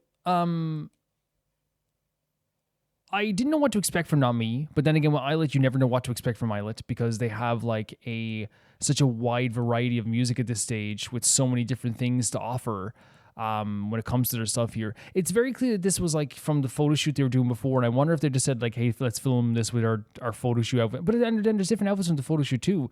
But I think the whole point of like the video itself is to do two things. It's to show them all being different, all doing their own thing. They all have different jobs. One of them has like, you know, dry cleaning on their back. The other one is like, you know, just wandering around. Like one he looks. I actually want to show it here because it's actually like it's so weird because one he is like you know, adorable, but she has such like a cool vibe to her here. That's actually very, very cool. Let's see this here for a second. Look. I have it on mute because usually I mute them, but sorry for muting. I usually mute it because like then just in case it plays into the next video sometimes, so I just mute it really quickly. Like it fits the music so well, you know. She's a star. Again, not that everyone else isn't good at fitting the music too. I just think that moment was like really, really hit the music as well. But yeah, like Wonnie going around in her biker jacket as well. Minju with her dress with her dog. You know what I mean? It's so like off the wall, crazy in that sense. It looks like Yuna was being like a office worker, trying, you know, picking up all her coffees, you know, on the phone, dealing with like some crazy information there as well. Iroha was like carrying like groceries, it seems, as well, like, or something like that, or some shopping of some kind. So it kind of like was showing them all doing different things. But also, I think the security camera thing is intentional, because I think that's one of the things that if you're talking about labeling people, if you're talking about labeling these girls, which is what happens all the time with these girls, it definitely is trying to send the message home of like, just because you have this photo of me, just because you have this shot of me, you can zoom in, you can do all this stuff. You've caught me, you've seen this here, like, you know, but like that doesn't mean you know me, right?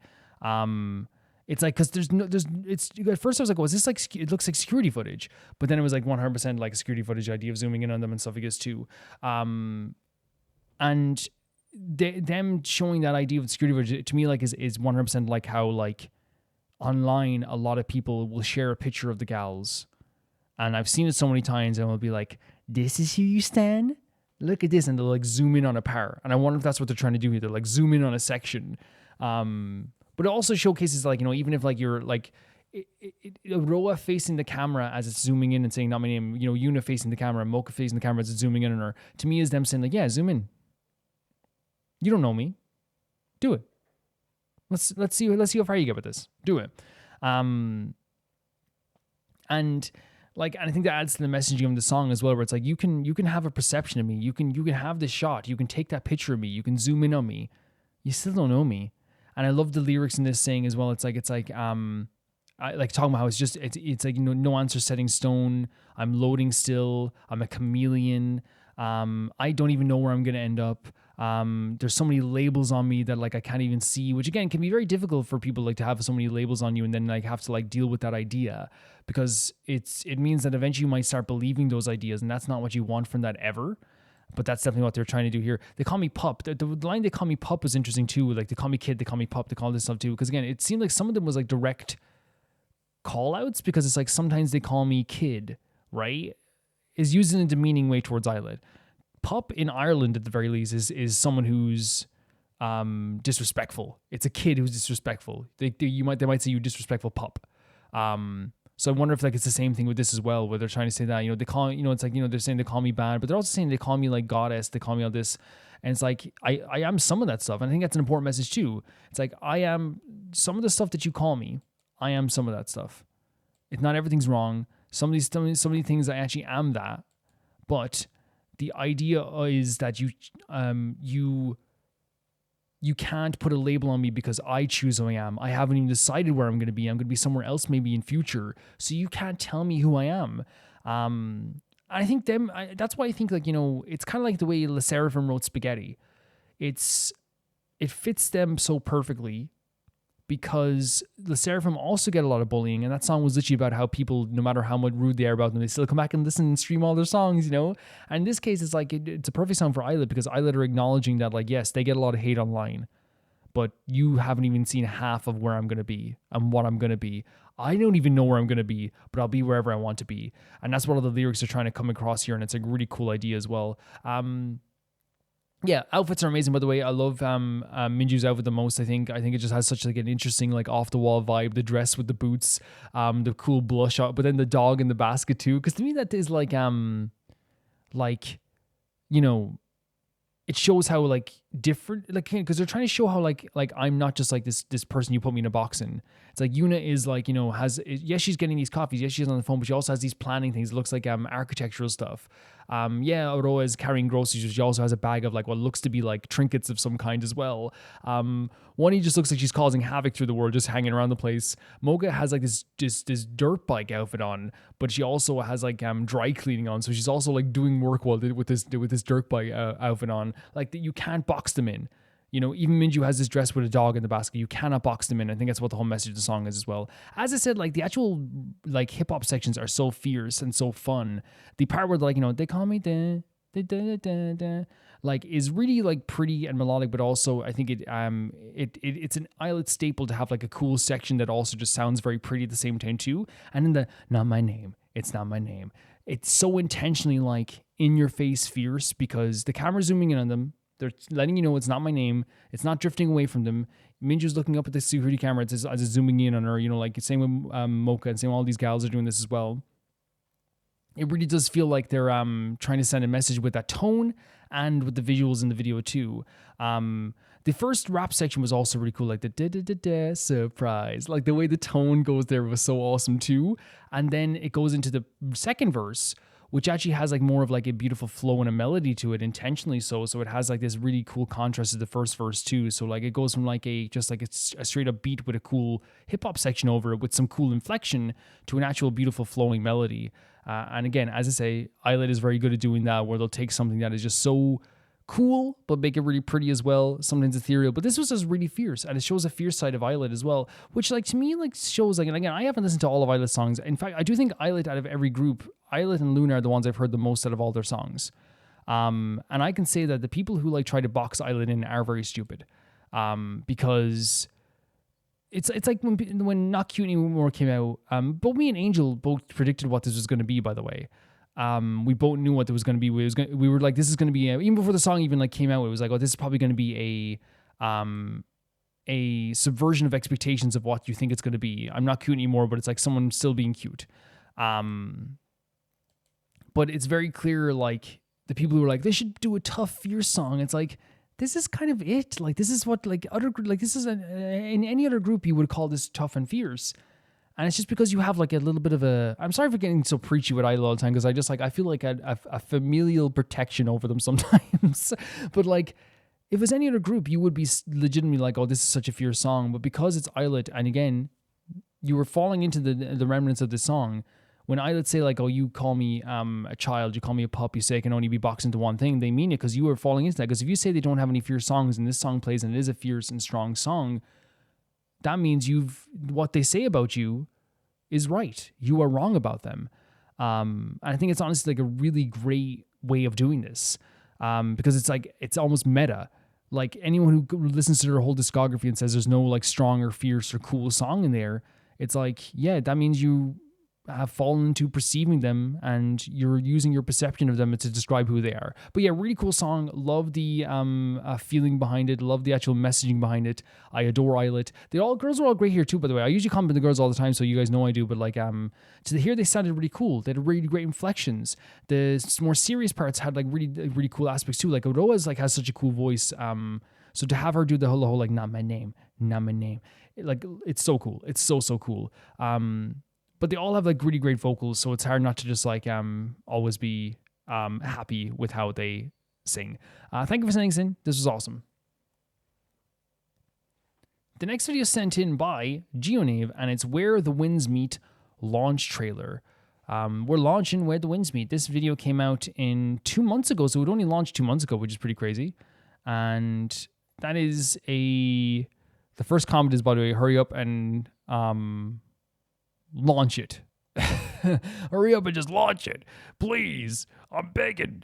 But yeah, let's check this out here.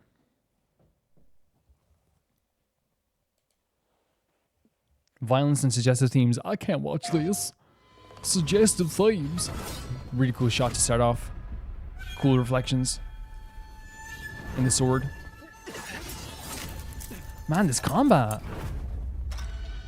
Oh, that's cool as well. There's some really cool shots here with the reflections and stuff. I don't. Almost making them like a mirror. Do you know the road up ahead? Beautiful visuals. Who are you? Same as you. A wanderer. A wanderer meeting an old friend. Oh, we start off with like a very like tension-filled scene. Now we go into this kind of like very harmonious, beautiful track already starting off the kind of like, I know it's only a few strums, you can hear the difference almost instantly. And then this like beautiful townscape. Maybe that would change very soon too though. It's gorgeous, isn't it? It's an interesting style though. It's almost like painted. A guest in dreams. Yet unaware. Oh, what a transition. The shimmer of south. This time, I'll be the villain. Chang'e? Who's this? Drug martial artist? That's a staple, right? The visuals in this are really great. They're really good, and the colors are really vibrant. It's a really easy game to look at. I think that's one thing you could say like almost instantly. It's a really easy game to look at. I have been on this path too long now. at the way they use fire here too. Are these all the different characters they're naming out? The street was filled with ghosts. So sick! What? The Ghost Master? The street was filled with ghosts. You are so cool. Ghost Master, you're so cool. This is like an S tier design already. Without a single coin, you call yourself the god of treasure? God of Avarice. Look at those visuals as well. Quan A, Blissful Retreat. Some of the visuals in this are like, especially, oh, this is the combat. Very cool. We're getting straight up like actual gameplay, which is really cool. Oh, this looks sick. Oh, this looks sick. This looks like, this looks addictive. Hold up. If I don't go back, what'll happen Oh to no. the others? It's like pillaging. Great cutscene direction, by the way. There's a lot of drama in there. Like,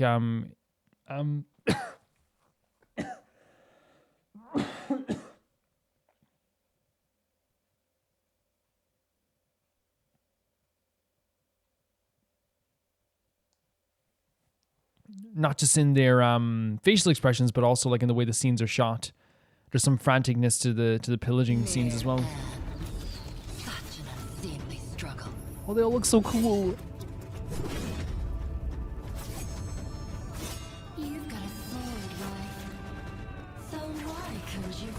Why couldn't you save her? Oh.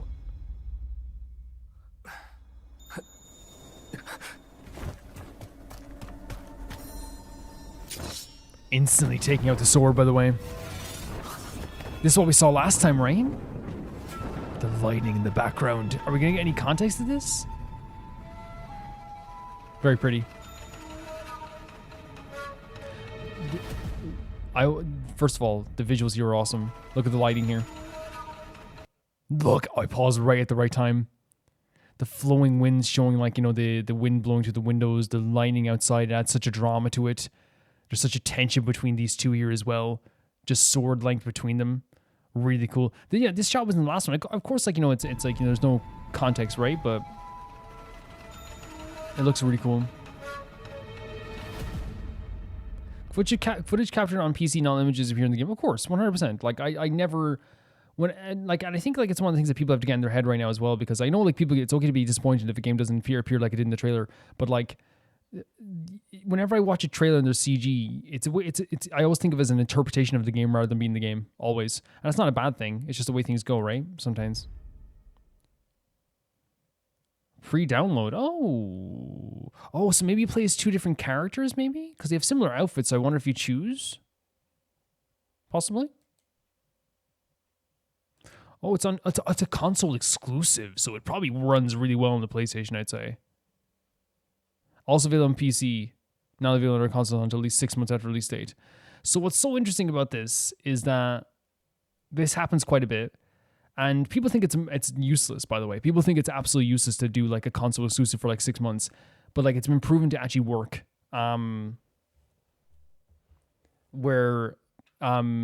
Basically, like, it will come on an Xbox months later, and the player base will be so small because people have already played it on PlayStation 5. And also, Xbox has like less RPGs in general, so that's a thing too. Yeah, this was a really cool trailer. I think that like what they really accomplished here in a lot of ways was like showing some really beautiful animation, some beautiful combat stuff, some really cool choices when it came to like the reflection of the sword and the reflection like the badge as well, which looked really cool too.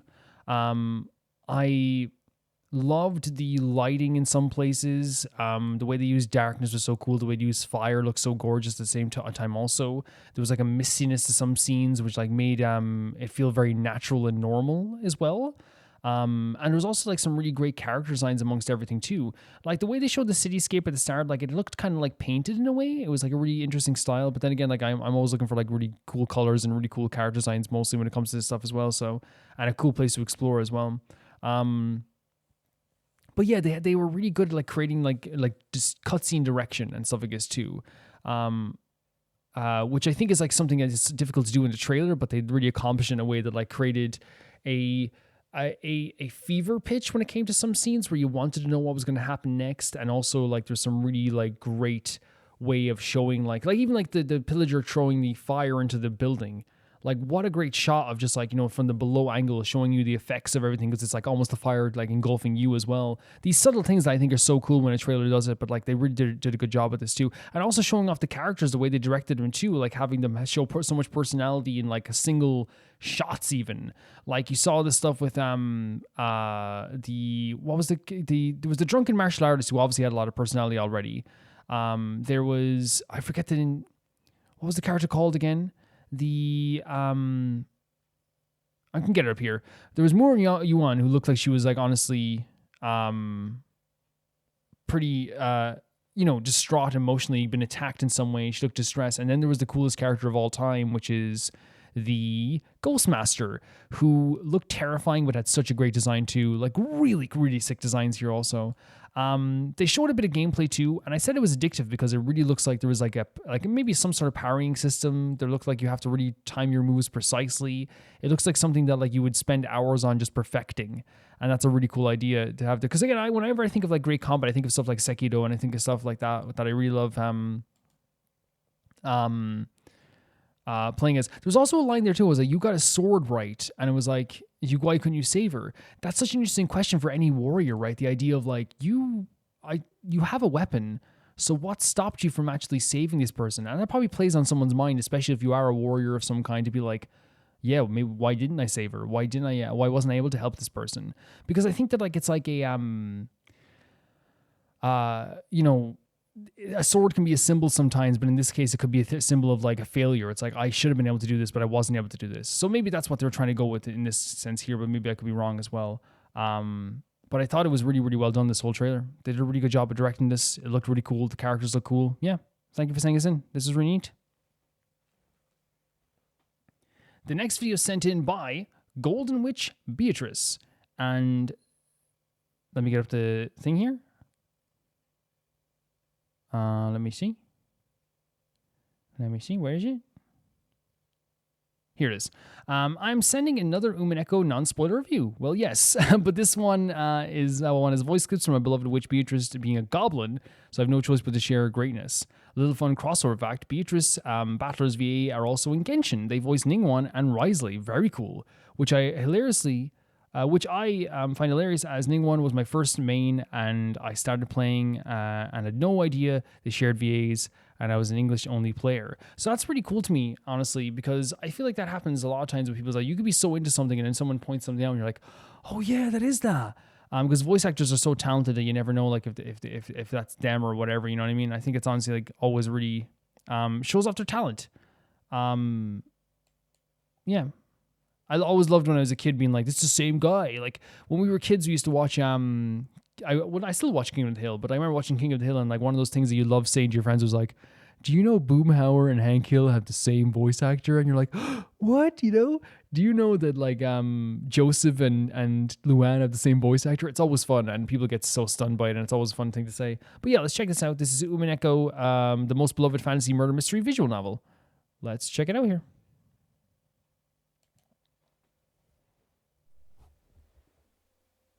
Renowned and highly rated visual novels of all time. A visual novel epic. I should skip it back to the start. Sorry about that.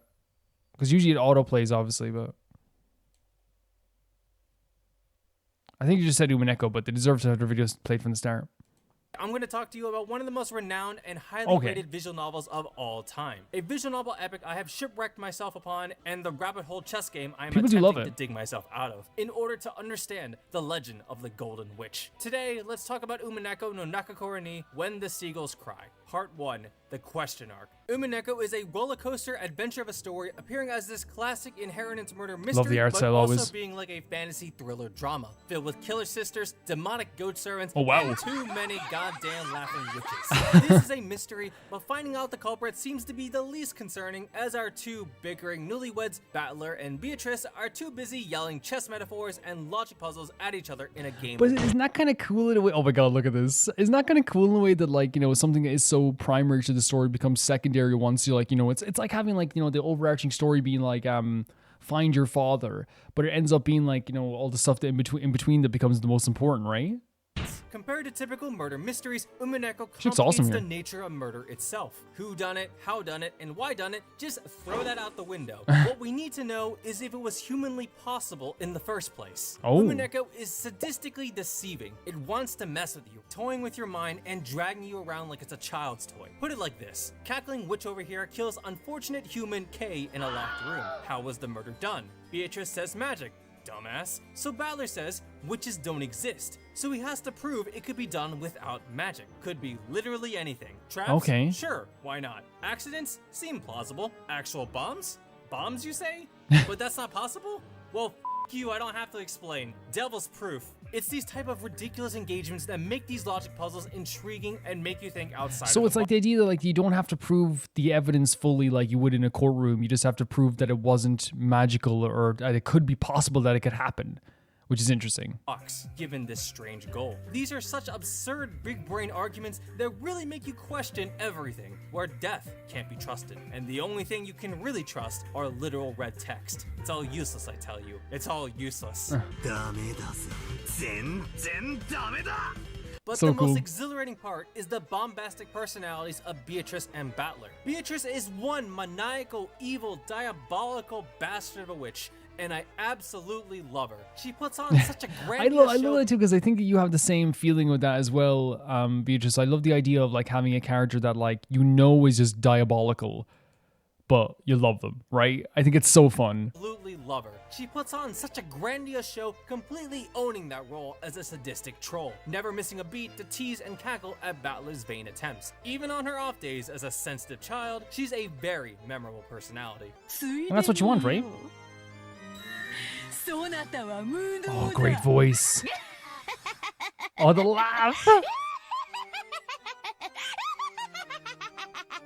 Meanwhile, I think that's what you want as well with like a maniacal character, right? That has like a bit of a menacing feature to them. To be that like, you know, off the wall and vibrant, but also at the same time too, like, you know, you're kind of like constantly being like, are you okay? You know, and that laugh really encapsulates that, I feel like.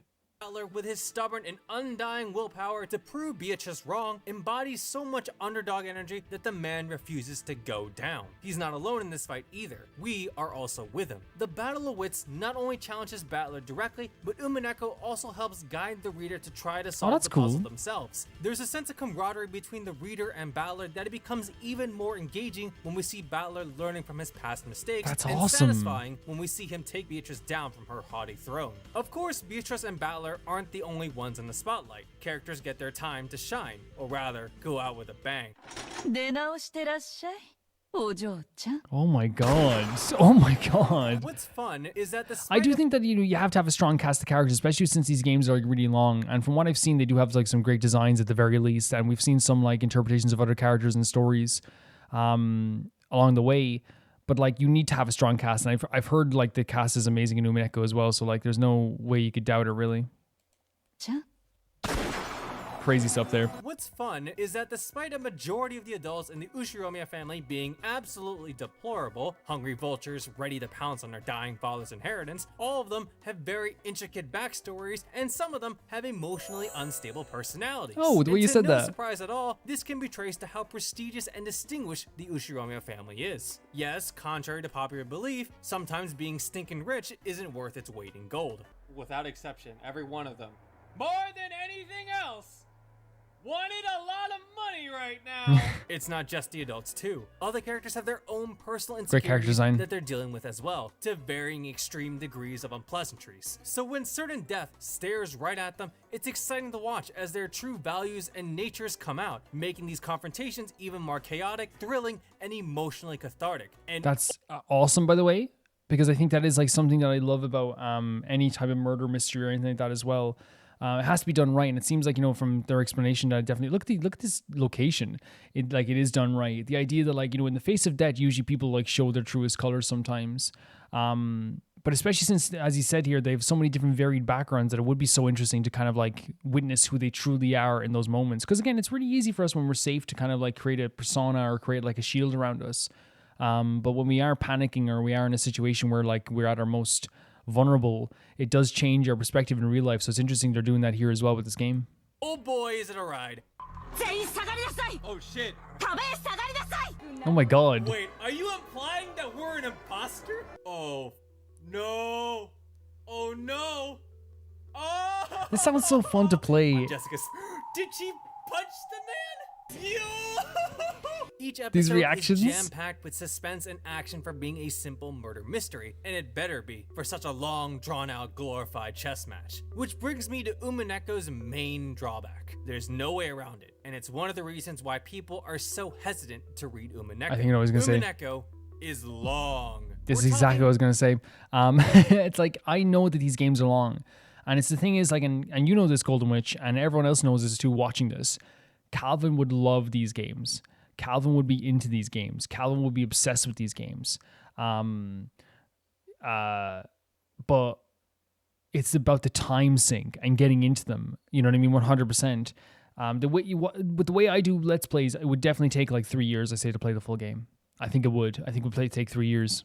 Longer than your typical long visual novel, longer than the damn Bible of all things. This isn't usually bad, it's just risky, as the visual novel has to keep your attention and avoid repetitiveness. Through the changes in perspective in each episode and its escalating plot twists and surprises around every corner, I wish I could play this on the channel. Alleviate itself from this problem. But despite this, I feel that the script and scenarios could have been tightened up and conveyed more concisely. That feeling when this entire conference about rich people talking about inheritance could have easily been summarized in a single email message.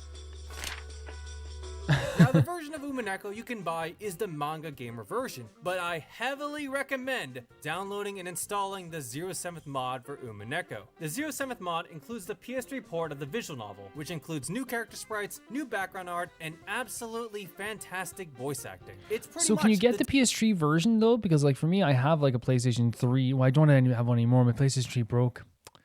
That's true. But couldn't you just like... You shouldn't do this, by the way, but couldn't you just like get a ROM for the PS3? Definitive Umineko experience, and you really can't appreciate the amount of magical bullshit that goes on without it, especially that damn laugh.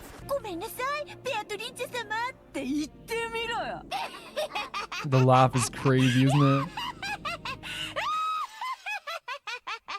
Higurashi It's iconic. and Umineko were called sound novels for a reason, and these two works are what I believe to be the best in the visual novel medium for sound direction. Okay. It's on an entirely different level. The sound effects capitalize on the emotional draw of the story, transforming this murder mystery into a terrifying fantasy horror thriller. From the raging typhoon winds, the resounding grandfather clock, or that ghastly cackling laughter, all these sound garnishes amplify the paranoia and anxiousness of its characters. That's really Welcome awesome. to Ryukishi's exciting funhouse of haunting psychological horror. And I haven't even touched the expansive range on this soundtrack, spanning across the spectrum of moods.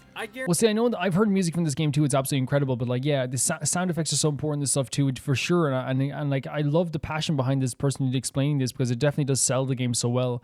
Like, I think, you know, if you had a game that just had like, you know, sound effects that don't hit, then you're going to be feeling it. It sways your emotions in a different way, right? If I'm playing a game that's like supposed to be really scary and they play like a sound effect that's more funny.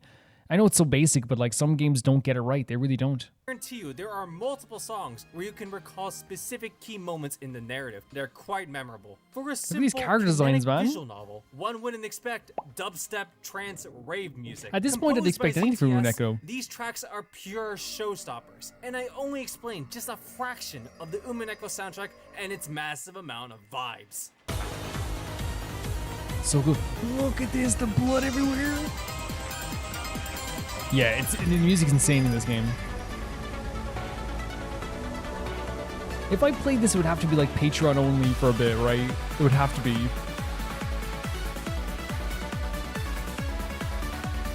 Umineko, the question arc, is only one half of this saga full of murders, mysteries, and magic. And this was merely the halfway point. Every single episode is packed with fantastical moments that has you fully engaged, riding a roller coaster between optimistic hope and harrowing despair. It's a very long journey. I can tell your passion. I can feel your passion. If you can weather through this thrilling trip of a visual novel, you'll be presented with so many emotionally gratifying moments by its complex cast of characters. And with the 07th mod, that is an absolute requirement, only makes reading Umineko that much more enjoyable. Very cool. On the surface, Umineko is this exciting battle of wits that engages you with its murder mystery, but it also makes you think on a much deeper philosophical level on what the true meaning of magic really is. It's lovely. I give Umineko no Nakakura ni, the question arc, a 5 out of 5 with a seal of approval. Sick. Now, if you're interested in seeing my reactions when reading Umineko, check out my Umineko experience videos here on the channel. So they did a full playthrough, it quite seems. an adventure. If you like this video and want to see more, subscribe if you haven't already. New content every week. For more of my thoughts, you can find me on Twitter at @TheAugustTale. That's it for today. Thank you for watching, and I'll see you again.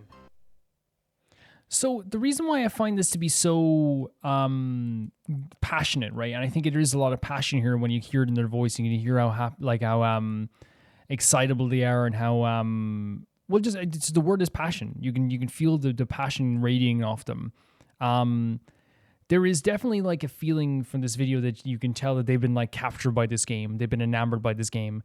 And as someone who like is trying to like, find it like someone's feelings on the game, to find like someone that's so passionate about a game like this is a really exciting feeling, because sometimes like you will find that like, even the most passionate reviewers don't really encapsulate why they're passionate in the best way. So I can just praise this person like really well for like talking about how like much they love this game. In a very succinct but also very open and honest and beautiful way. There's a lot of praise from me there for that. But yeah, just to talk about that as well, I love the way they kind of like really encapsulate what I've learned from Umineko, but also like add a lot of really fun stuff to it as well. Getting to hear the voices of the characters is also like a really nice treat, especially with Golden Witch Beatrice's voice being absolutely off the wall crazy. It's a really, really cool thing to witness, honestly. And I think when it comes to like my journey through seeing like Umineko stuff, like a lot of the stuff I wasn't surprised about this. I wasn't totally shocked. Like when they described the idea of like how amazing the music is, it's like I know this because the music has been incredible in this game for a very long time. It has been. This is a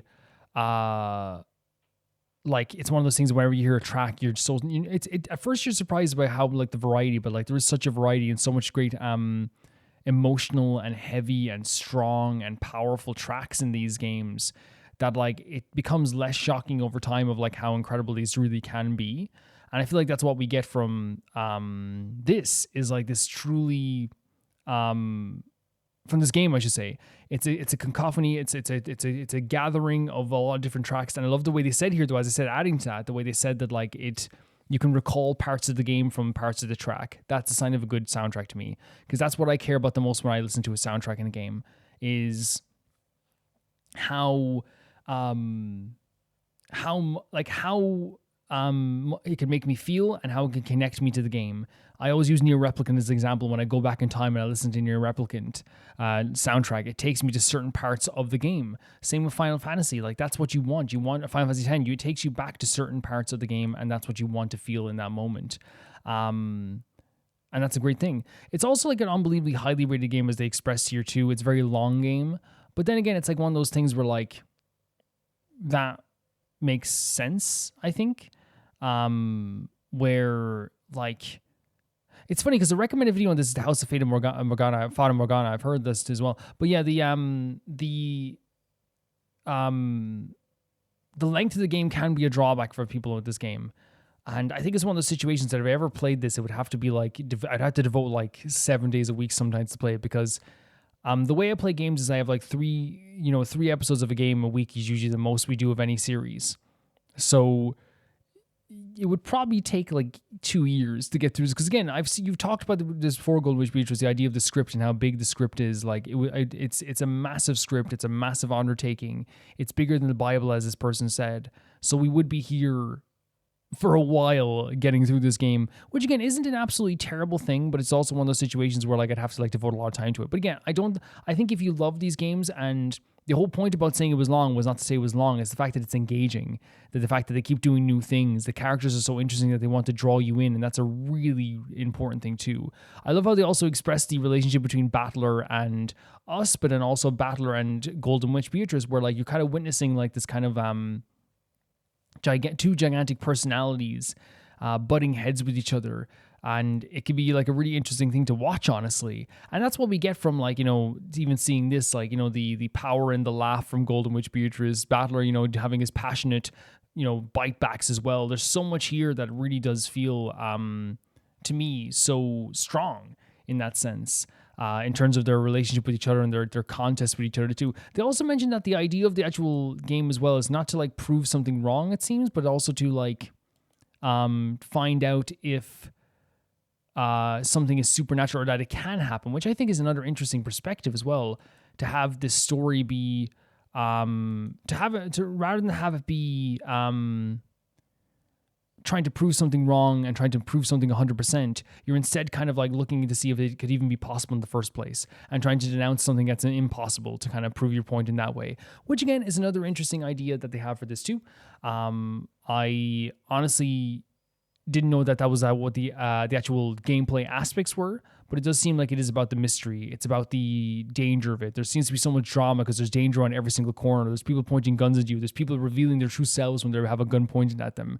And that's another thing too. The personalities are so strong and the characters are so strong that I imagine that would keep you playing forever and ever and ever in that sense also. Yeah, some really cool stuff here and some really cool interpretation. I actually think the video is really well done. I think he has such a passion for this. And his reactions are really great too when it comes to it. Makes me want to check out those videos and be like, oh my god. But I'm kind of like holding off on like actually seeing that because I genuinely think that at some point like there's a weird part of me, like a 2% part of me, because the game is so long, the 98% is telling me no. But there's also a 2% part of me that's like, do it. Join the dark side.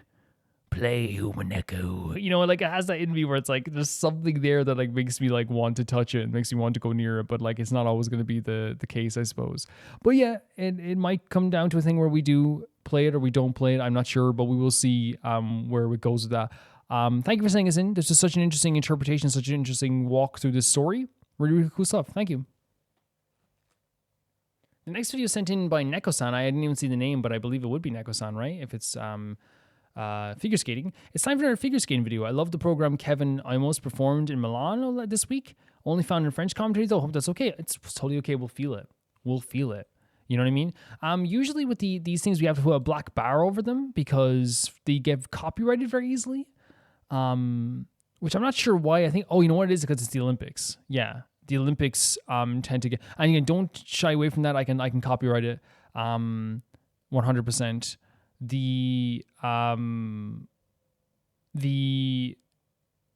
can put a black bar over it and we'll block anything out there as well that showcases that. At one point, the Olympics were even stopping someone from saying the word Olympics. But I don't know if that's going to happen here. I'll have to see. I might have to censor myself saying that. It's really weird. It's a really weird thing, but we'll see anyway. Let's check it out. Oh, I have to actually transition scenes. Let's go.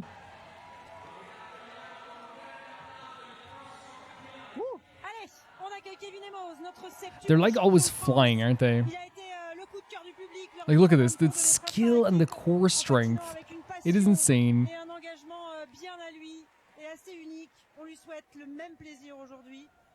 It's always insane to me.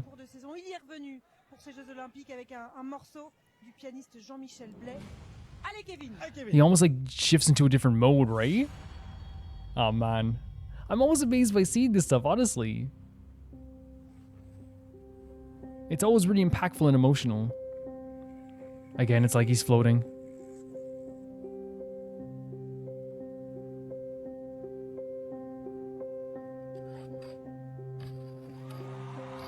I love when the crowd cheers as well when they witness something that's so freaking cool.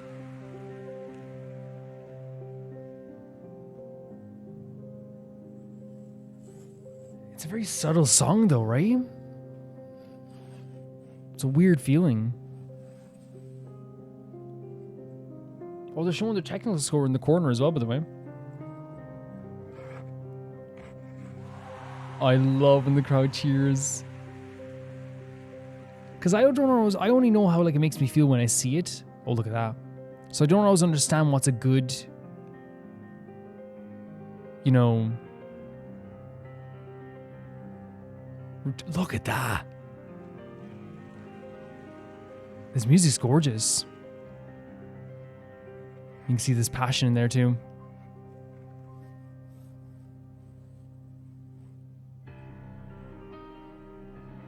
Gorgeous music. Very cool. Holy.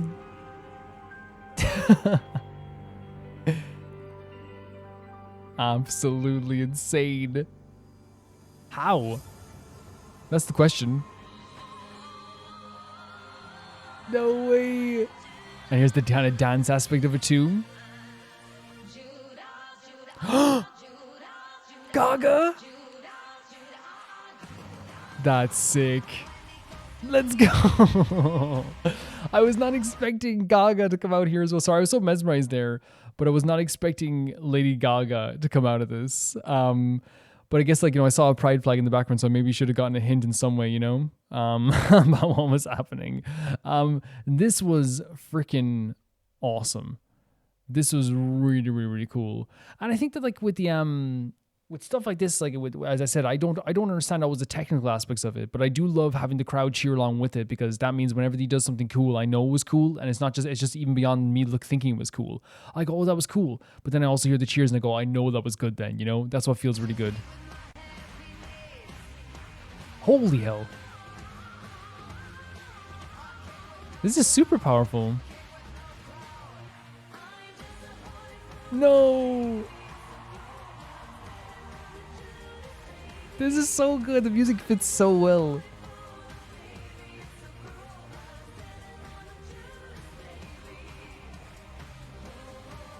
Oh my god. He's feeling this so much too. Look at this.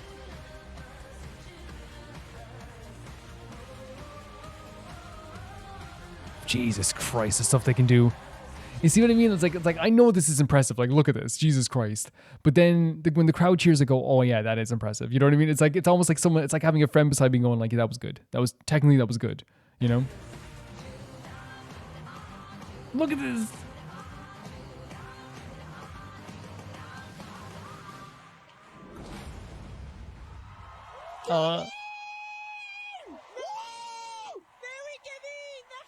Oh, he looks tired, doesn't he? As you would be. The core strength, the energy, the conditioning it takes to do this stuff.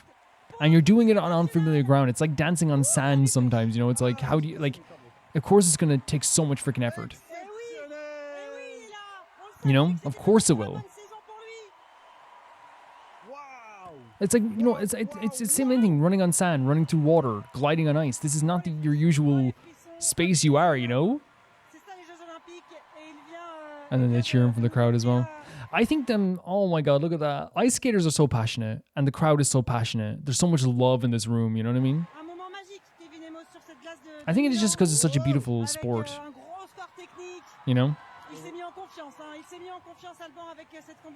Is that the coach, I wonder?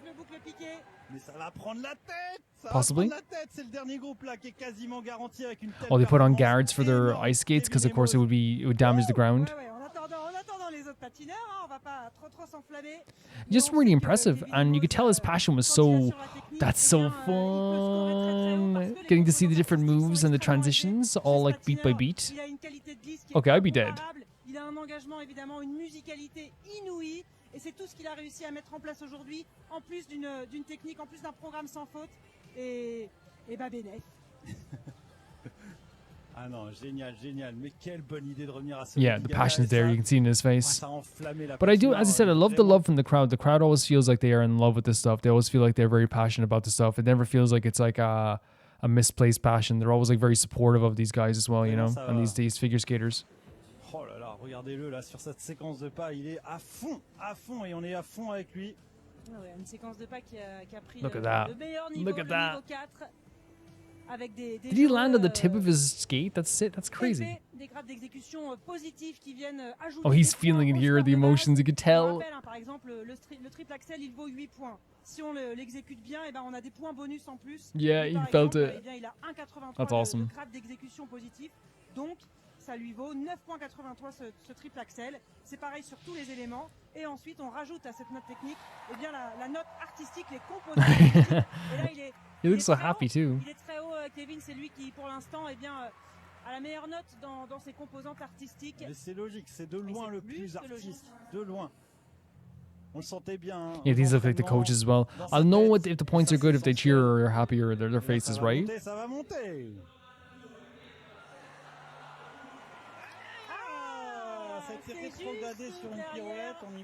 Is that good? 92.64 sounds good, right? You got 0 deductions. Okay, who's this adorable person as well? Is everyone just adorable? Is everyone that does figure skating just like so adorable? Like, what's happening here? Love the hair. Really cool stuff.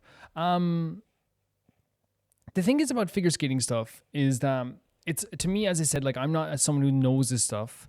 I'm not someone who's like totally understands this stuff. But I think that doesn't matter. I think you come at this from a perspective of someone who like is just feeling the passion for what they have, and they do have such a passion for this. And you can see that through this performance as well. There's so many crazy movements they pull off, and you can see in their face, like, for a while, they're definitely trying to like hide the passion because it's like they want to just kind of do a performance in some way. And then I feel like it's one of those things where like out of nowhere you'll have a moment where like you see a little bit in their face where it's like, oh, they knew that was good. They're very happy with what they did there. And that's such a great feeling to have. As I said, this whole arena, whenever I watch figure skating stuff, it feels like the whole arena is full of like compassion and love and supportiveness, even like for people that are not like, you know, cheering for, even countries are not cheering for. There's like a really big love here. I know there is like, you know, they're human just like everyone else. There's probably is rivalries. There probably is like, you know, unsportsmanlike moments and at times, but every time I watch a figure skating video, I just feel like a passion from the audience. And it's different from a passion when I'm watching a soccer. If you watch a football game in England or something, like, chances are you're going to get like some pretty aggressive moments. But in this case, like, you have like a really passionate audience that is there for the figure skating, that loves this type of stuff. So you actually get like a really great feeling off this and a really fantastic feeling off this. So I end up just like being passionate as well, you know, and you feel like this kind of chilly, kind of like, you know, awesome feeling when you're watching this. Again, I can't talk about the technical aspects, but what I've seen here, like the leg movements, the control in his body, the jumps he was able to do when he was grabbing his own leg and spinning around at one point was actually really, really cool too. A lot of really fantastic, you know, things that I would never be able to do or never even fathom be able to do. But to do this and like have so much control and feel like you're flying, at times it felt like you're flying, and to do this to a choreo and a dance beat, it's really crazy thing to do. Because there's one thing, because here's the thing, choreo by itself is difficult. I want to make that clear. As someone who watches people dance often, it is very difficult. It's so difficult. But then like to add the ice element to it as well, you're talking about live or die, wrong move, and you're busted. You know what I mean? It is so precise. It's so intricate. And that's why I say like it is like a really crazy sport, because people can look down, as I said, but like any of these figure skaters could play any other sport. Not any other sport, but they could go to another sport and have like a really good chance. It's so difficult to do figure skating. This is training upon training, months and months, years and years, their whole lives to get to this point. And at the Winter Olympics, this is their point. This is their biggest moment. And for them, it's you can see that passion come through in these figure skaters, because even in like the stuff we saw last week with the dancers who did the Demon Hunters thing, like that's what I love about this more than anything, is that when they're all done and when they're done their whole performance, a really beautiful, passionate performance, you see on their face that they feel like they've been able to do what they wanted to do and they love doing. Yes, there's going to be disappointment sometimes. I'm sure there's performances you can show me, Neko-san, where someone fails and they go and they're very upset. It happens, right? But there's nothing better in the world than seeing someone just be so passionate and happy about something they're able to pull off here. It was really, really cool. Thank you, Neko-san, for sending us in. This was awesome. The next video sent in by Felicitas Felix, who says, more AOD for you. Let's check it out.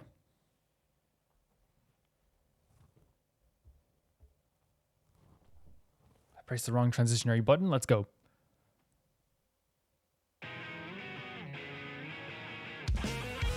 It's just the Angels of Delusion, right? They were so awesome last week, man. Man, this track feeling like very like somber already. It feels like the track you play on your headphones when you're on the train and you feel like the main character in a way. You know what I mean? Like, I'm not saying in a bad way. You know what? You kind of feel like this is my time, this is my moment, and you're imagining things in your head. It has that kind of feel to it. It's really cool. Should I turn on the subtitles? Yeah. Gorgeous.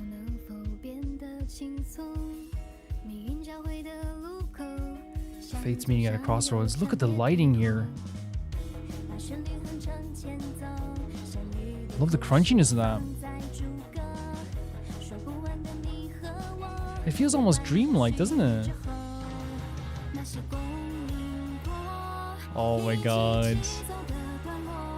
Gorgeous vocals.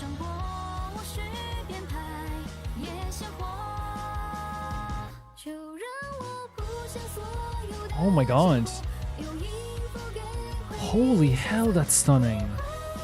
What the hell, man? I just got so much chills. It's beautiful. Oh, the harmonies. And then going back into the guitar as well. There's something like it's crazy to me that Zenless Zone Zero is like obviously like a gacha game, right? That people love, and I'm eventually gonna play after Honkai. But what's so amazing about this is that like this song is so beautiful, so like chill inducing, and so like it feels like an actual like release song for like an album, right? That like for a second there you forget this is from a game. You know what I mean? It's so freaking cool. It's so freaking cool. It's such a great idea. And it is kind of like the really cool you know, kind of like indie rock melody of the guitar, the beautiful harmonies you hear. I love how when the chorus hits, it actually keeps like the same kind of like tone. It doesn't go too high in a different key. So it actually has this more, again, like kind of like a melancholic, kind of like emotional, but at the same time kind of like drifting feel where it doesn't feel like it's going too crazy, right? It's really cool.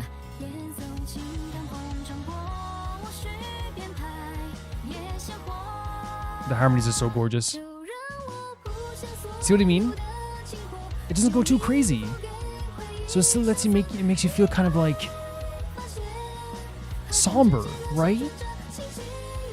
Visuals are really cool too.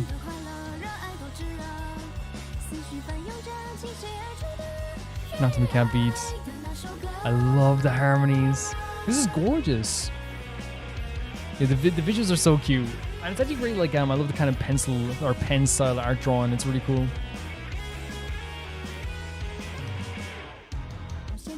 Ooh.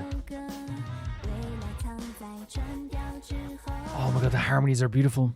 There is a crunchiness to the guitar at some points that really, like, again, I always talk about grounding a song, and people, you know, I think agree with me sometimes, where like you can have like a song that has like a really, again, somber lyrics, beautiful vocals, this dreamy, like ethereal feel, this drifting feel, as I said, but having that kind of crunchiness of guitar, the deep beats of the drums, really kind of brings it to earth, to make it feel like it is part of our world as well, you know, in a way. It's really, really cool. It's really good stuff. I'm in love with this.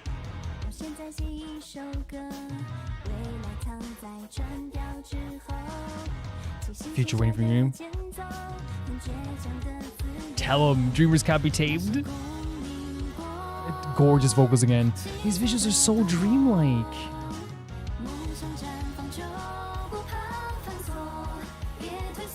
I love how they don't go too high with the voices. It keeps that drifting, beautiful feeling, that chill-inducing feeling. It's so good. Love the way they use the reflections here. That's awesome. Gorgeous harmonies.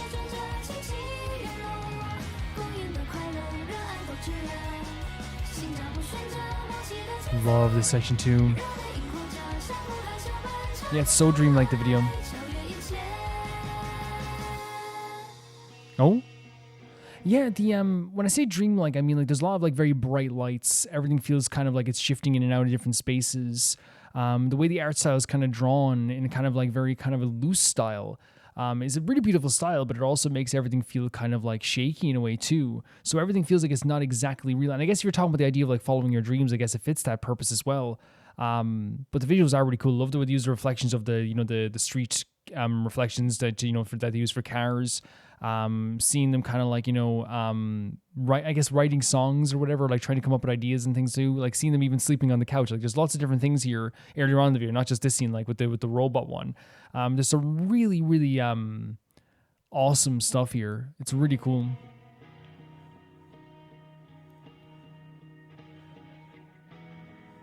Love that strumming.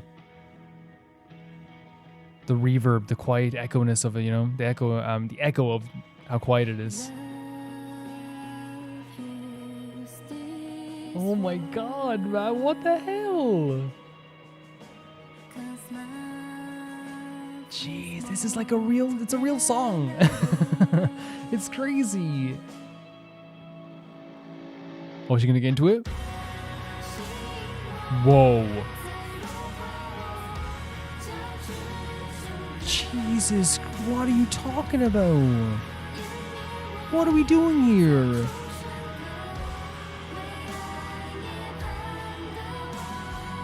Guys, I'm blown away. I'm blown away. I'm blown away. Holy freaking hell, this sound.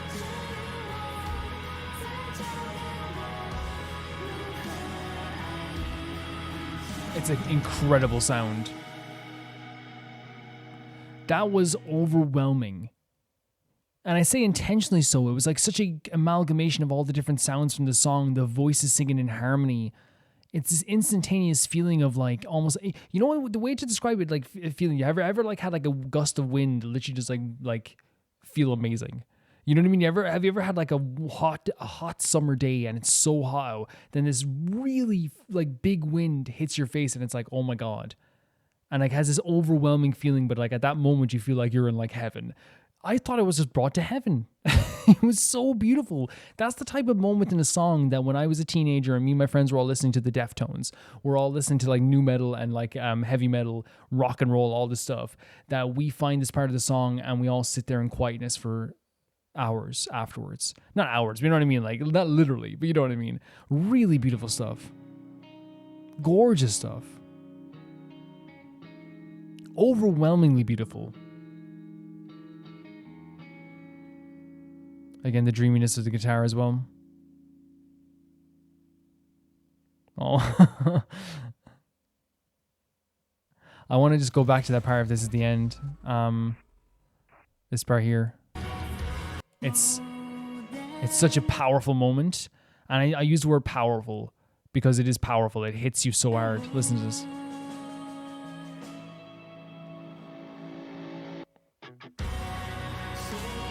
It's a melting of sounds, their harmonies, the feeling of the song, all put into one thing that feels like, again, a gust of wind blowing your hair back. It's intense. It's beautiful.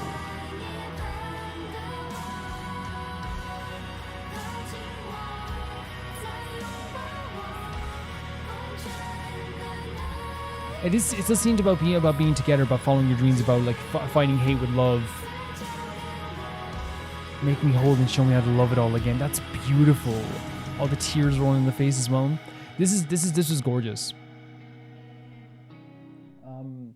This is, and again, I don't ever act surprised by like, you know, video games having amazing music, because that's like a very silly way to feel. Video games, of course, have amazing music. It's video games. Like we've listened to these since we were kids. We've all like known that video games have amazing soundtracks, but I think it's always like a difference when like you can like when you forget that there's a it's track. Because I'm not saying that like, you know, makes it like better or worse than anything. I think what this makes it is like a track that I would have heard on MTV Rocks when I was 13, and I would have like shared it with all my friends and been like, dude, have you heard this? Have you heard this new girl band? Like, you had no idea how this sounds, dude. Like, this is gonna blow your mind. And they wait for it, and they get to that section where we're like, holy hell. And it's like, yeah, holy hell. Did you hear that? Did you hear that, buddy? It's an absolutely stunning track. Like an absolutely overwhelmingly beautiful track. And I think it's like one of the things that like we can reference here fully is that like this is to me like how I always got into music. I know it's a big compliment to say, but like it's these moments, it's the overwhelming moments, it's the moments that made me lie on my bed when I was a teenager and just be lost in a song. It's that moment at the end of the song that really made me feel that way. And to give an example of that, I remember when I bought the Shogun album by Trivium, I came home and I put it on, And I remember lying on my bed listening to the full album in full, and you go into another world, right? And here's like, if it wasn't like, I feel like sometimes, like, even there, I was like, when that moment happened, I was like, Calvin, say something. I was like, Calvin, say something. What's on your mind? So I tried to express what's on my mind, but I think it's one of those things where, like, I probably would have been lost if I didn't have my brain telling me, like, speak your mind, speak your mind. Beautiful stuff, really beautiful stuff. And I think what was so cool about this song in general was that it had like a very like indie rock, but kind of like very new metal feel to it as well, where we had this like very lost and drifting feeling. And I say drifting feeling because it felt like the song was like, taking us on a journey in a very ethereal way, where it didn't feel like it was being overwhelming or too strong in a very extreme way. It really felt like it was unbelievably powerful in its own way, not trying to be anything it's not.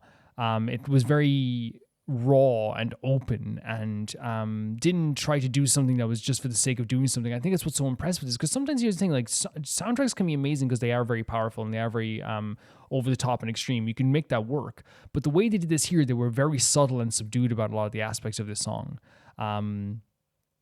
They didn't want to make this too extreme or too, like, it wasn't over or under. It just sounded really, really fantastic throughout the whole song. And even the chorus, like, had, again, this drifting feeling, this dreamy feeling.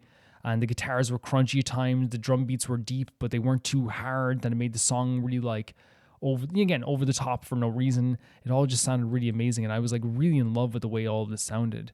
It really sounds like the song to me is about fate, moving forward, fighting together with love, moving on together, having a new beginning, and it's even said the words new beginning at the start, but then talk about the idea of like feeling love again, recreating myself and putting myself back together so I can feel love again. Love is more powerful than hate in this sense as well. They talk about even like the notes they left behind and the music taking us back in time. That is such a beautiful line, because one of the things that music can do, I think, for anyone, is take you back in time. It's the same thing with food. I think food can take you back in time. If I like one day I remember like I burnt a part of my lasagna I was making, and I remember thinking to myself like, oh yeah, I remember like my mother used to burn her lasagna, and it took me back. I was like, oh, this, like, I tasted it. I was like, oh yeah, this is like, just, it kind of tastes like that way, and I feel like music can do that too, where I listen to Mothers of Men by Coheed and Cambria, and I am taken back to 16-year-old Calvin, given money to go on a school trip, a bit of money, and saving that money, and instead of you buying food, buying that album, and then listening to that track when I got home, and it's like amazing, It's like music can really, impact your whole mind in that way. But the song as well just feel like it's them realizing their true path, bringing their music along with them to the future, and using their music to carve a path for the future, following their own rules, not marching to the beat of anyone's drums, being together in this moment, living inside of their hearts, and again letting each other into each other's hearts as well, and having a big dream as well. It feels like all those things are like encapsulated into this. Really, like, I just can't say good enough things about this. This was incredible. Thank you for sending us in. This was so awesome. Thank you. So freaking cool. Holy hell. The next video is sent in by Luna, and it's been too long since you've gone to see our favorite gambler, so tell us something. Bust, or will you take it all? So this is something we missed, apparently, this trailer, which is the Aventurine trailer, so thank you for sending us in. I didn't know we missed this, because usually we see like most, but the other thing, it's not like I need to see every trailer. It's one of those situations where like it's nice too, but like we always see like where we can go with this, I suppose. Let's check this out. This is the Aventurine trailer. Oh, it played without me wanting to play. Maybe I clicked on something by accident. That's what happened, I'd say. I'm excited. If you had the chance to make a 2,000% return, I'll take it. But risked losing 100% of your principal, If I get to see you, I'll take it. what would you do? Oh my god, look at him. The fancy outfit. The math is simple. There's no way to define the value of a single Look at him. You know what's so funny? You said we haven't seen him in a while, Looney said. I genuinely missed him, and I just realized how much I missed him when I saw this. I've genuinely missed him so much. He's like the one disruptor. You know the way you have a bias in a group, I'm waiting for Robin to be on the banner, but I genuinely think that if Aventurine shows up on the banner, I might scream. I think if Aventurine shows up on the banner, I might scream, and it might become a very difficult thing for me, where all of a sudden I want to wish on him. You know what I mean? So I think he is the one disruptor to my plans of Robin. Honestly, he's so cool here. Oh, But I believe so pretty. a chip is worth This doesn't do him justice, by the way, this angle. He does not have the shape of face, I'm just going to say. Me critiquing the drawing from the up angle because I love him so much. Guys, do something about it. No, it's a great artwork. I think it's just he's at an angle. He looks fantastic, honestly. His outfit's always really great. Miracle. The dice are cast. Look at him like at this game, he's like laughing. All or nothing now. You know what's kind of sad as well? Like, even though this is like really cool and really vibrant, it's also really. I'm gonna skip back just a week. We'll watch a big chunk of it now. Sorry if I keep pausing because I just love him so much. But we also know the gambling aspect is also a sad aspect of his life, which is sad, I suppose. Or nothing now. This is humanity in its most primitive form. But life would be quite dull if it were just an unending series of wins. I suppose. He's even this moment here of him going up here, like they do such a good job of presenting these trailers, but like Aventurine looks so pretty here. Look at this. Gorgeous. Gorgeous. Oh. Oh wow. Let me see. Are you brave? Oh, you don't ask that question to Aventurine. Oh, look at him, he's so pretty. He's so pretty. The wager will be life and death. He's been waging life and death his whole life. Constantly. Everything. Yep. He gambles his life all the time. There seems to be a slight misunderstanding, my friend. What's that? At this table, you are the challenger. Oh my freaking god. That music changing him standing up here like this. Oh, what the frick is he doing now? What is he doing now? Like, again, this is why I said you don't want to challenge Aventurine to this type of stuff. Again, the gambling aspect of his life is so sad because gambling his life away is what he does. But there's no doubt in my mind that like he is like the cool. He's like he put up on such a front for so long that he is just the coolest person to ever gamble in history. Like, look how pretty he is there as well. Gorgeous man.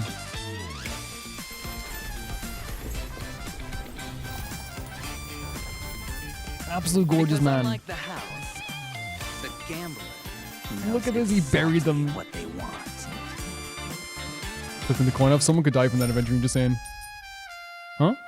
You see? Oh no, he got a freaking gambling thing. A slot machine for his one. That's so cool. In the end, they showed him as a kid, and I think that's like a really poignant thing they did here. Because it like showcases, like, I guess when he said the gambler always knows what he wants, he's always wanted something better for his life. He's always questioned why he had to suffer. He's always questioned why his life was like this, why he had to live like this. So the idea of like a gambler always gets what he wants and the kid picking up the chip, again, and we talked about in the actual series how Aventurine is the only character to ever truly be nice to his younger self. And it really feels like all the stuff he's done in his life is really to kind of like avenge his younger self. And also, obviously his people as well. But it really feels like all of his stuff is like, you know, he wants to look back and be proud of his younger self and retroactively make life better in a way. Like, not retroactively make life better, but he wants to be able to say to his younger self, hey, things got better. Things got way better. We did things better. Or at least I'm free. Or at least I'm more free than I was before. So I think there is significance to passing the chip, just like he passed a hat to his younger self. It is generally like, you know, I'm trying. I'm making life better for ourselves. I'm trying my best to get out of this situation. I'm trying my best to, you know, get to a better stage in life, I guess. Because we talked about the gambling aspect and gambling his life away. He's consistently always gambling his life away because he was kind of, in the way, he was kind of hoping that it would end up in his own, like, demise, which is such a dark thing to think about. Like, it is dark as F to think about the idea of him wanting to, like, get rid of his own life. It's actually, like, terrifying. But that's Aventurine. That's always been Aventurine. He's always been that way. So to like, you know, be totally surprised by it would be shocked, like, you know, and even here they make it very cool and glamorous, but we know there's like an underbelly of this that isn't like the most glamorous and cool thing in the world. But it is neat to like, you know, see the visual representation of his gambling through like some really cool animation, animated scenes, whether it be him like, you know, walking amongst all the different TVs and going to the slot machine and you know, basically laughing at it. Him going up in the elevator to the high roller section, or him laughing at the table earlier on as well in the trailer also. And him like, you know, like turning the gambling situation back on the enemy that was like, you know, gambling with him, saying like, you know, it's like one of those things, you are the challenger in this way. Because we knew that as soon as he said that, are you foolish or brave to Aventurine, I was like, why are you asking this question to the king gambler? You were going to lose in this situation. And they actually ended up losing in this situation. But it's still a really fantastic portrayal, I think, of Aventurine. I really, really, really like this. And I really like in a sense that like I'm genuinely coming away from this like missing him so freaking much, loving him so much, and I can't wait to see him again in some way. I really can't. But this trailer, yeah, it's one of the coolest trailers just because it has so many great visual nods to Aventurine's gambling life. Whether it be like the coins, burying people under the coins, to me is symbolic of him, like, you know, making a gamble with his own life and ending up like with the other person on the wrong end of the stick. And he always ends up guys, I'm so flustered. It's Aventurine. Woo. He always ends up kind of like winning in the end, and they tried to gamble with him, but they're the ones that ended up like kind of like in the fire pit in some ways. And then like the scene of him standing on the building in the end, passing the chip, as you said, down to his younger self. It does feel like he's connecting with his younger self all the time, kind of like, you know, lamenting he never had a good life. But in a way, again, as you said, he's being nice to his younger self, trying to make a better life for himself as he gets older too. He's a really fantastic character. And again, as I said, while this is very cool, there's always going to be a tinge of pain under it because we know this gambling was always like a very emotional thing for him in some ways too. But a really great trailer with some great moments. Really fantastic stuff. Thank you for sending us in. This is awesome. The next video is sent in by Popsicle. Sending in a live video, one of the more unique things about the LoveLive is that the characters' voice actors also are idols IRL who put on live performance, so I thought I'd show you one of those. On another note, this was their second single and released all the way back in 2010 and was essentially their breakout hit after the first single kind of flopped. Very interesting. I didn't expect them to be real idols, but I guess it makes sense. The synergy in terms of advertisement is really, really smart, I think. It's a really, really smart idea. You know, to create actual idols people can follow, it feels like, you know. Rather than just having them be like imaginary characters, you actually have someone tangible that you can like come along with too. You know, it feels really cool. Let's check it out. No idea. Is there subtitles in English? No. Okay, that's fine. We can feel the music. Oh, I need to unmute it. That would be a good idea. That'd be a very good idea. I always mute it, as I said, just in case to, like right at the end, just in case we go flow into another video by accident or something like that, and it doesn't disrupt anything for me. Oh, wow.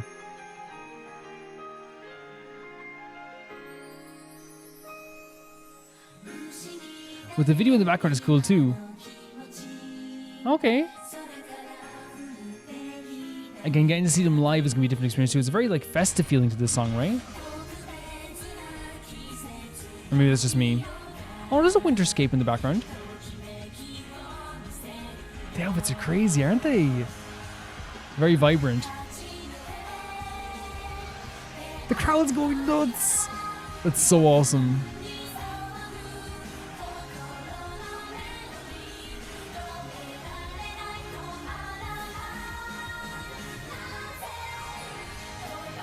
Oh, that's neat, isn't it?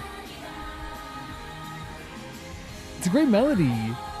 Yeah, the first thing I'm noticing already, sorry for pausing during the chorus, but the first thing I'm noticing already is like, obviously there's like some great choreo here, but you can hear the crowd so into it, they know every single word, which is what idol work does. Like, you know, they get involved with the audience gets involved with the performance in terms of their chants and stuff, I guess too. But I love to have the video in the background too, so you can kind of like put a kind of a feel to it as well in terms of the animation. It has a very festive feel to it as well. Their voices all sound really good together.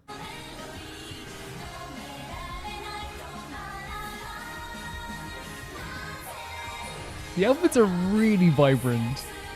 They're in sync completely with the video. That's awesome. Yeah, their group vocals sound really inspiring. Honestly.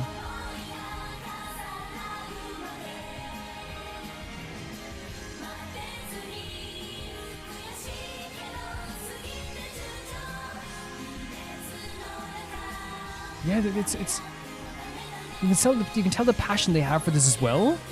Honestly. Oh, I love the shot of the video too. Oh, the crowd as well. The light sticks.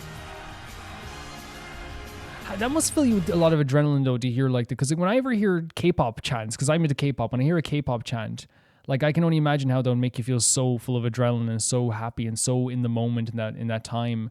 That honestly, like this is genuinely like what I would personally feel. Like it's a really, really cool to me a really cool idea for this track, and like not idea, but a really cool aspect of this a track like this is to have the crowd involved in it. And again, the outfits are really fun too. Like they seem very Christmassy. They almost look like they're Christmas decorated in a way too, which is really, really sweet. But they have like such a vibrant feel to the performance. There's such a brightness to it. There's such a feeling of like, oh my God, this is like, you know, hitting like a Christmas tree itself. It's so cool. We're slowing it down a bit.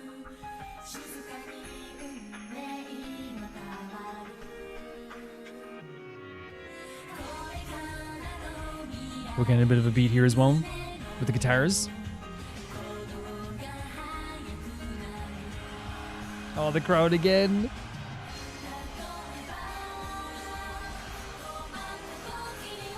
I love the group vocals all the time. They're so good.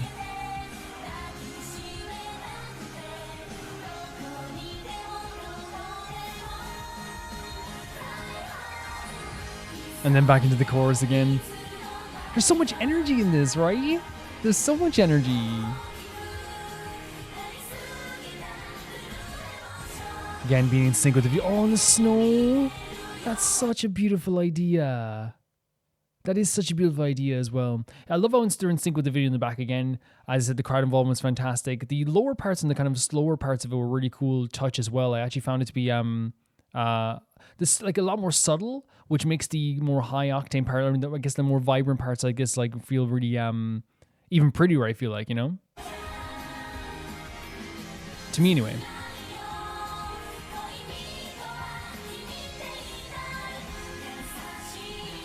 Oh, and then showing the scene in the background.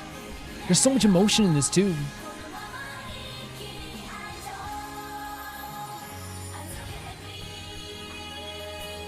It's great stuff. And there's the crowd again. Oh, look at they're like catching the snow. It's like, oh, this is so pretty. This is such a pretty performance. The crowd is full to the brim.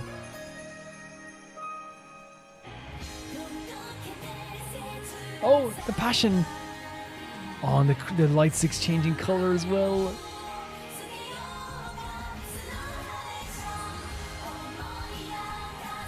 Yeah. Look at the motion of the crowd as well.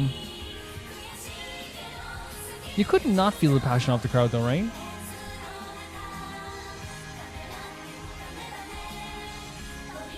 These guys are working hard for this as well. Working super hard.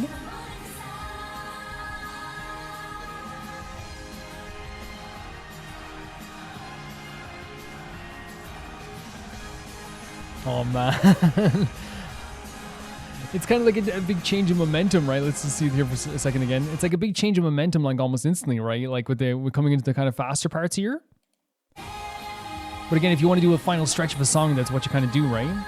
Again, then being fully in sync with the cartoon.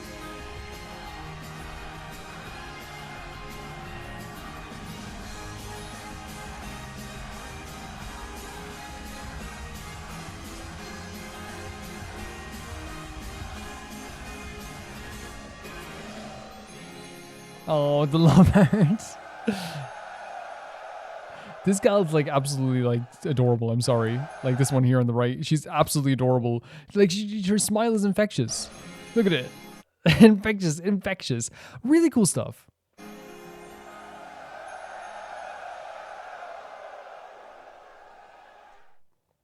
I think it's always cool to see live performances like this, which I don't always usually get to see.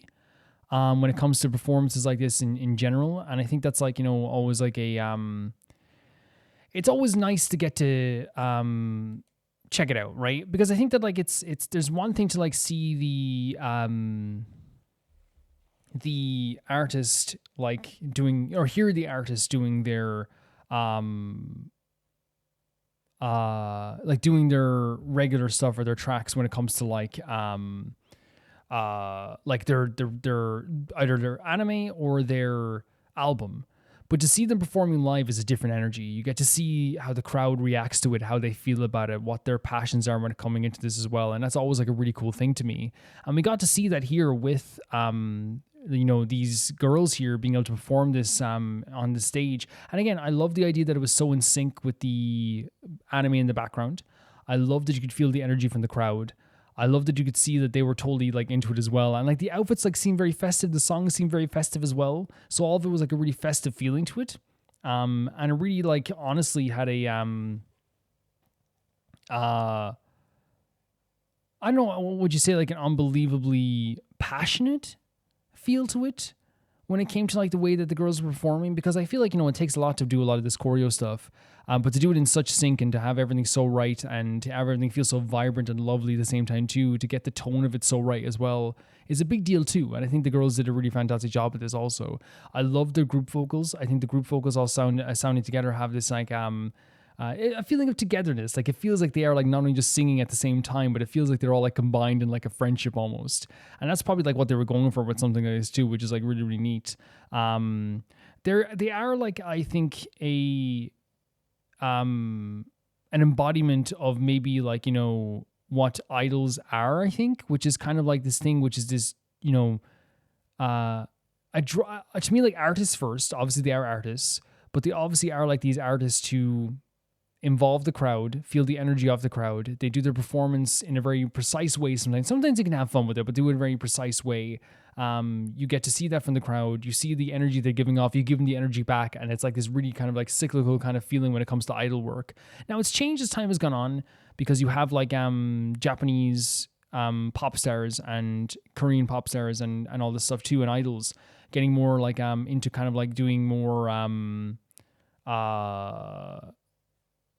ad-libbing stuff and stuff like that too, which is really cool too, and I want them to do more of that as well. But this is like, what you see sometimes as well. You feel the energy of the crowd, you feel the energy of the song, and it's like a really passionate thing that's like really cyclical, and it's awesome to see in this too.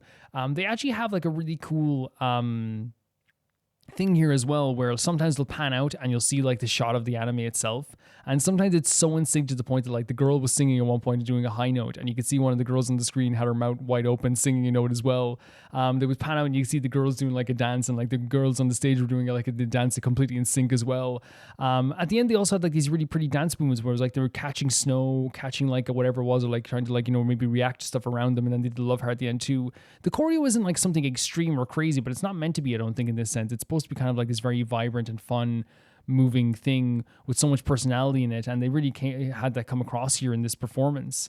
And like I didn't expect as well that, again, I knew that they were probably famous, but like the crowd is gigantic and the arena is gigantic, and the light sticks, and I love that whenever I see idol work, when there's a light sticks in the crowd and you can feel the crowd and you feel the energy of the crowd, it really is just like one of the best things to hear in the world, which is like this really cool performance that is not only being done by, as I said, on stage, but also in the crowd too. And then when the light sticks are moving, you can feel that freaking passion from the audience, and you can hear them screaming too. All this together has like a really fantastic feel to it. It has a really fantastic performance aspect to it. And the girls did really well too. And again, as I said, their outfits are really cool too. There was one girl there who her smile was infectious, like Jesus Christ. And I think all of them did a fantastic job though. They really, really did. Thank you for sending us in. This is an interesting watch as well. The next video is sent in by Ria. HSR VA playing Lethal Company. Finally request the last part of this video. You can start the video off at 10-minute mark and stop it at 20. Reminder, the character who has the Robin skin is not her VA. It's a VTuber called Mina, and her favorite character is Robin. She plays the VAs most of the time. She's also my favorite VTuber. Okay. I haven't seen a VTuber in my life, I'll be honest with you. I only know about like Iron Mouse, I think. I don't watch VTubers, but I do watch YouTubers. Nothing against anything, I hope it doesn't sound like that. I ain't here to judge anybody ever. That's not my job. You think my job is judging people? Think I got time to judge people? That's not what I do here. We don't judge people here, Let's check this out. mimic. Oh my god. Robin said only one. The craziness starts already. We jump in on one of the craziest moments already. It left Natalie. Crazy.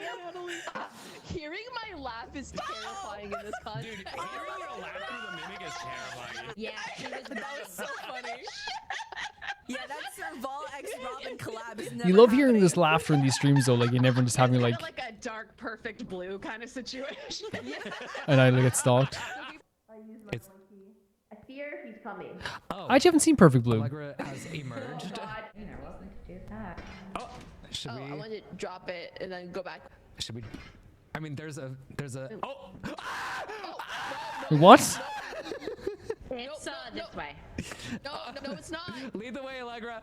Oh. It's not like we're mimic. You survived. Oh, it's a me mimic? Is it you, mimic? Is that you, Camden? You survived. Okay, okay. Wait, what were they afraid of? Go, bitches, go. Oh, is it like you have to run away from one of the characters? Is someone like an imposter or something? Maybe I don't get it. Maybe I've never played this game. There's a lake over here and we can't swim, so if This is a gigantic game. I want to go for a swim. Natalie, don't jump into the lake. They're already saying Natalie, don't get lost again. Don't jump in the lake.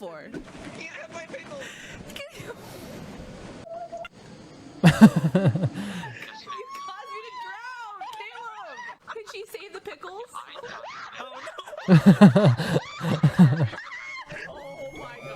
Oh, she's trying her best to get out as well. That's very funny. Oh my god, I can't even breathe. Let's sing. Uh-oh. Uh-oh. Uh-oh. How did he die again? Uh-oh. Uh-oh. Oh no! Oh, the life support offline. We're safe in this game. Every time we go underwater, we die. Oh my god, why are you always creepily in a corner? I am the shadow. That's great stuff. Why were you twerking on me? They told me you couldn't hit me if I was Black Swan. The added sound effect as well. I think we're ready for the challenge. Dare I ask what that No. Go to Titan because it's our first run of the day. So like. Oh, good. So that's not gonna backfire on It could. We have to be really quiet when we first run out. There's no Challenge content impossible. with quiet. There's no content group quiet. ASMR voice. Oh, sorry. I saw Robin. There's like a glitched model. Oh my. They're actually adding a lot of tension to this, man. This game looks fun. What? What? Put Clara down.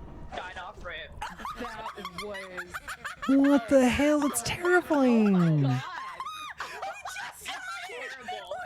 I've never played this game, but like, obviously know there's monsters in it, but I didn't know that could happen. I didn't know you get like destroyed in your own like protective like camp. That's really interesting. Is that the Titan? I can just go in. Oh no. Oh, there's a jester. There's a giant on this bed. Oh my god. This would be horrifying to play. This would be so scary because especially when you have other people screaming in your ear, I would scream too.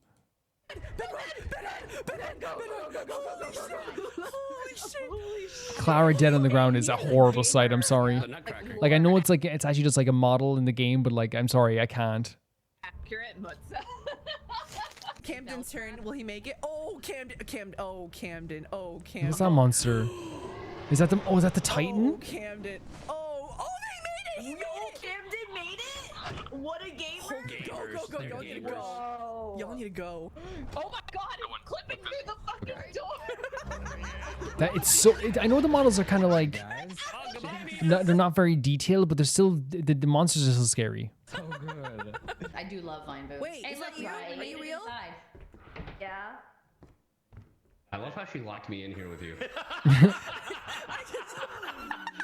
I think either Molly or like? Oh, they even have one of I think those? You forgot the letter X in front of that. Sweet. Wait. What is it? Oh no! That's one of my favorite moments in these videos. You just hear a scream, and I'm like, what? And then like, then you eventually see what they're running from. No! Wait, is it like a mimic of some kind? Like they take over the bodies? This is I hope the fake me kills Molly. Oh, and a bomb. like, oh. Oh, no, she backed herself into a corner. I've never seen someone scream so much in my life playing the game.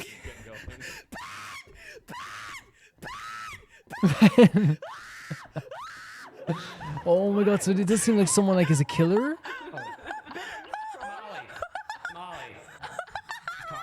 Oh my god, my stomach hurts. You know?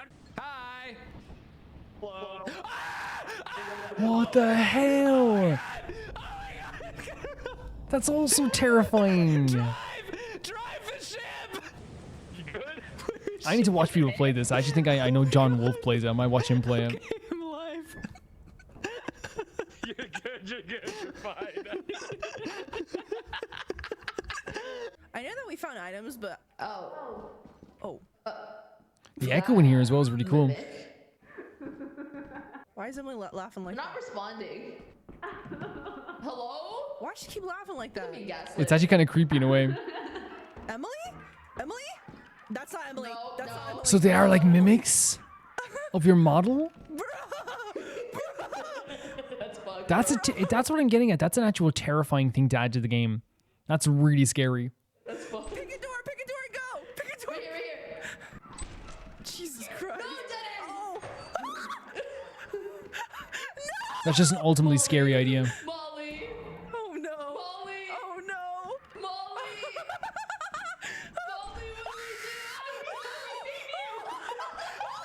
Molly, What would you do in this situation?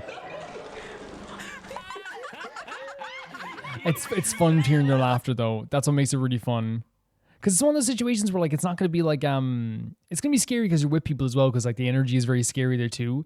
But like I think it's more fun as well. Like it's really funny to hear like your friends screaming and then like everyone laughing afterwards. Like it's a really charming thing. I died to save Mina. Wait, okay. No. How do you get Oh my god, that's what that looks like. The blood.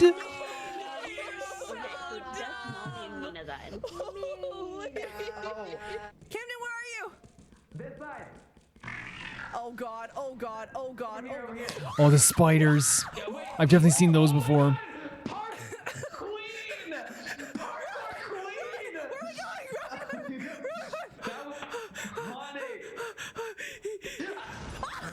Gee, the visual of just him getting blown to smithereens in the distance. This is a crazy game. You have got to be kidding me. Is she on her own? Look what I found, Allegra. Is it me? It's not killing me. Hey, take the kid. Okay. Give it the axe and take it. Dropped. Why? Why? Why? Why? That bug is on a rampage. Why are you going after me? Oh my. I'm like critically low thanks to this motherfucker. The sudden jump scare as well. Again, this looks so fun. And again, I you can hear that like the terror in this girl's voice. Molly is absolutely hilarious. Is it Molly or Mallow? Molly? Yes. With Nihilamy. We gotta be quiet. There's a blind dog around I believe in Natalie and Emily. Are they outside? Find the way out. Natalie doesn't know which way to go. Lost. Me too. Emily. The two of us. Surely we can find him. Oh, Natalie's gone. Natalie's gone. Natalie's gone. Running. Oh no. Natalie seems to be always. Oh my god! Look what she's running from as well. Natalie is always running. Oh, Natalie. Wait, no, she's doing it. She's doing it. She's doing it. No, you died. And just quickly switching to Clara in the darkness, like she's in the Slenderman world. Like, yeah, this is great fun. This is great fun. Wait, Natalie's mimic is literally saying I thought it was this way. Oh shit. Oh my god, Emily, it's right there! Emily, turn to your left, it's right there. Oh, she's dead. Oh, GG. Does she not see the ship? It's right there. Again, the wild screams. Because I hear the screams before I see what they're running from sometimes. Oh my god. Oh my god, yes, Emily, yes, Emily. Oh my god. She actually survived? Go, Emily! Oh my god. Where did everyone go? Close the door. Oh my god. Pull the lever, Crunk. Emily, go. Go. Yes. She did it. Oh my god.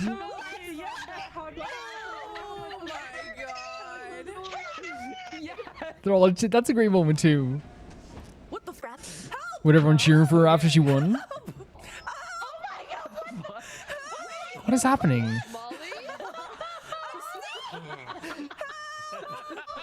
Oh.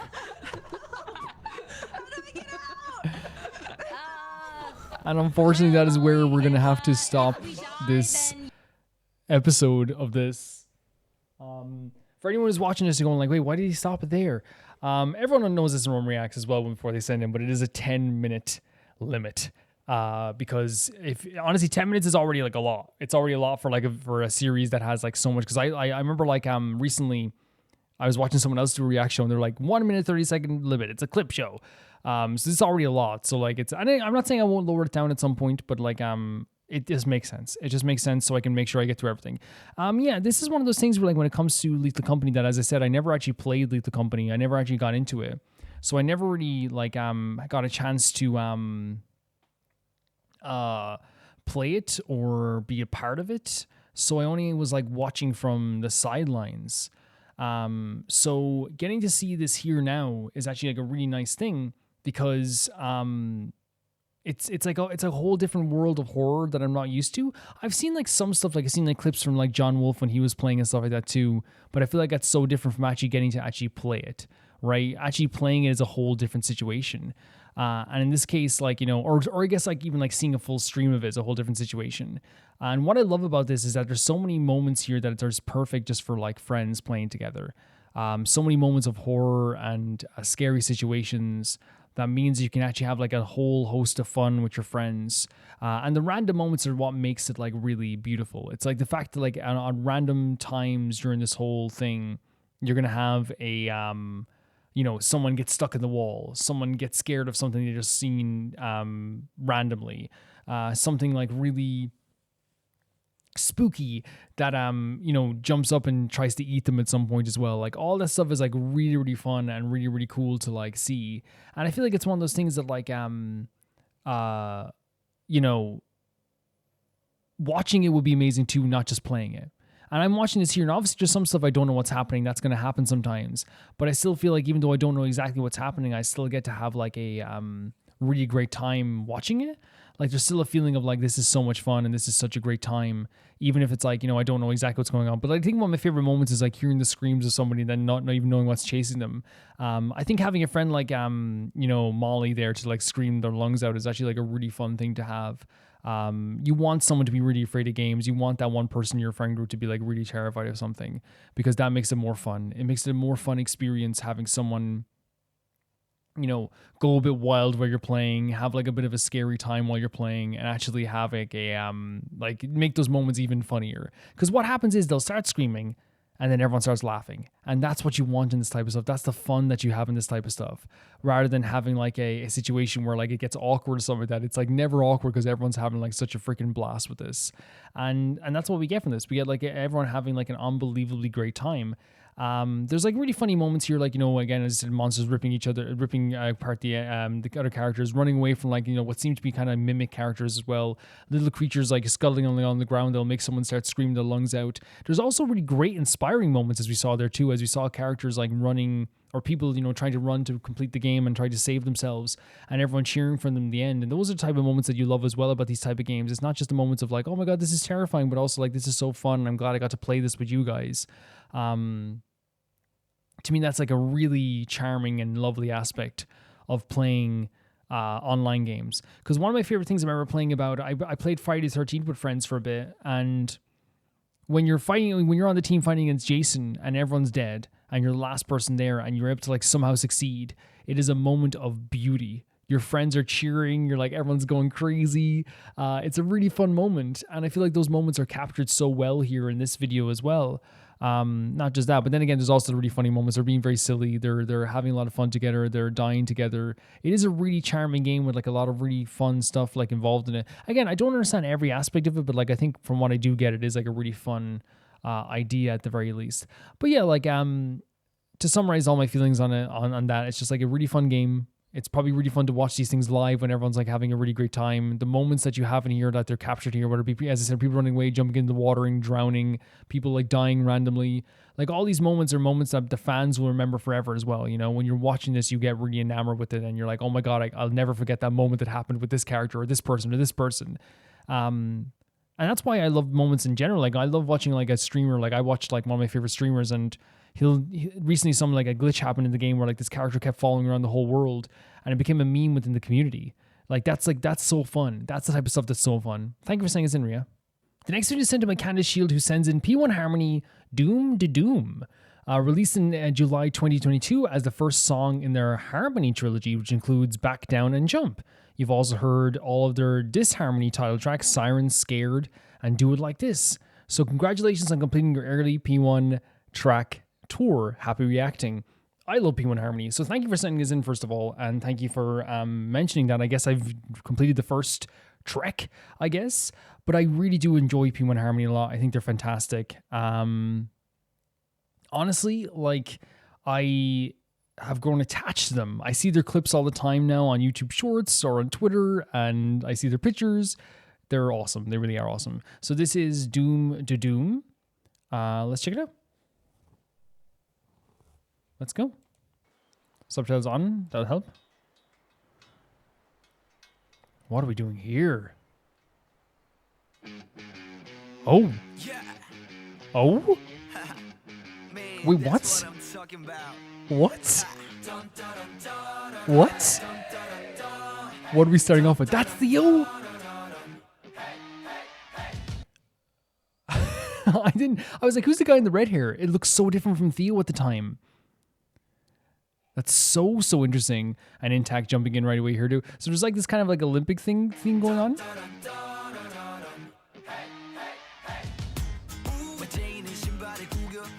Interesting sound. Oh my God, look at them. Oh my God.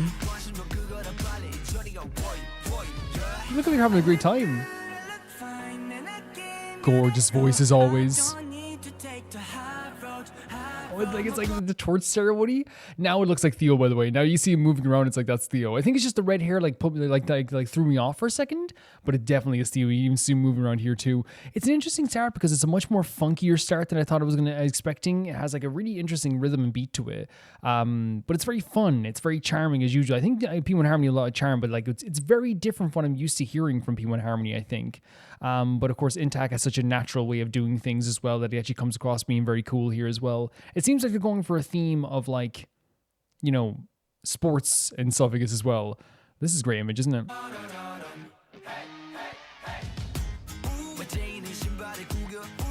I just wasn't expecting this.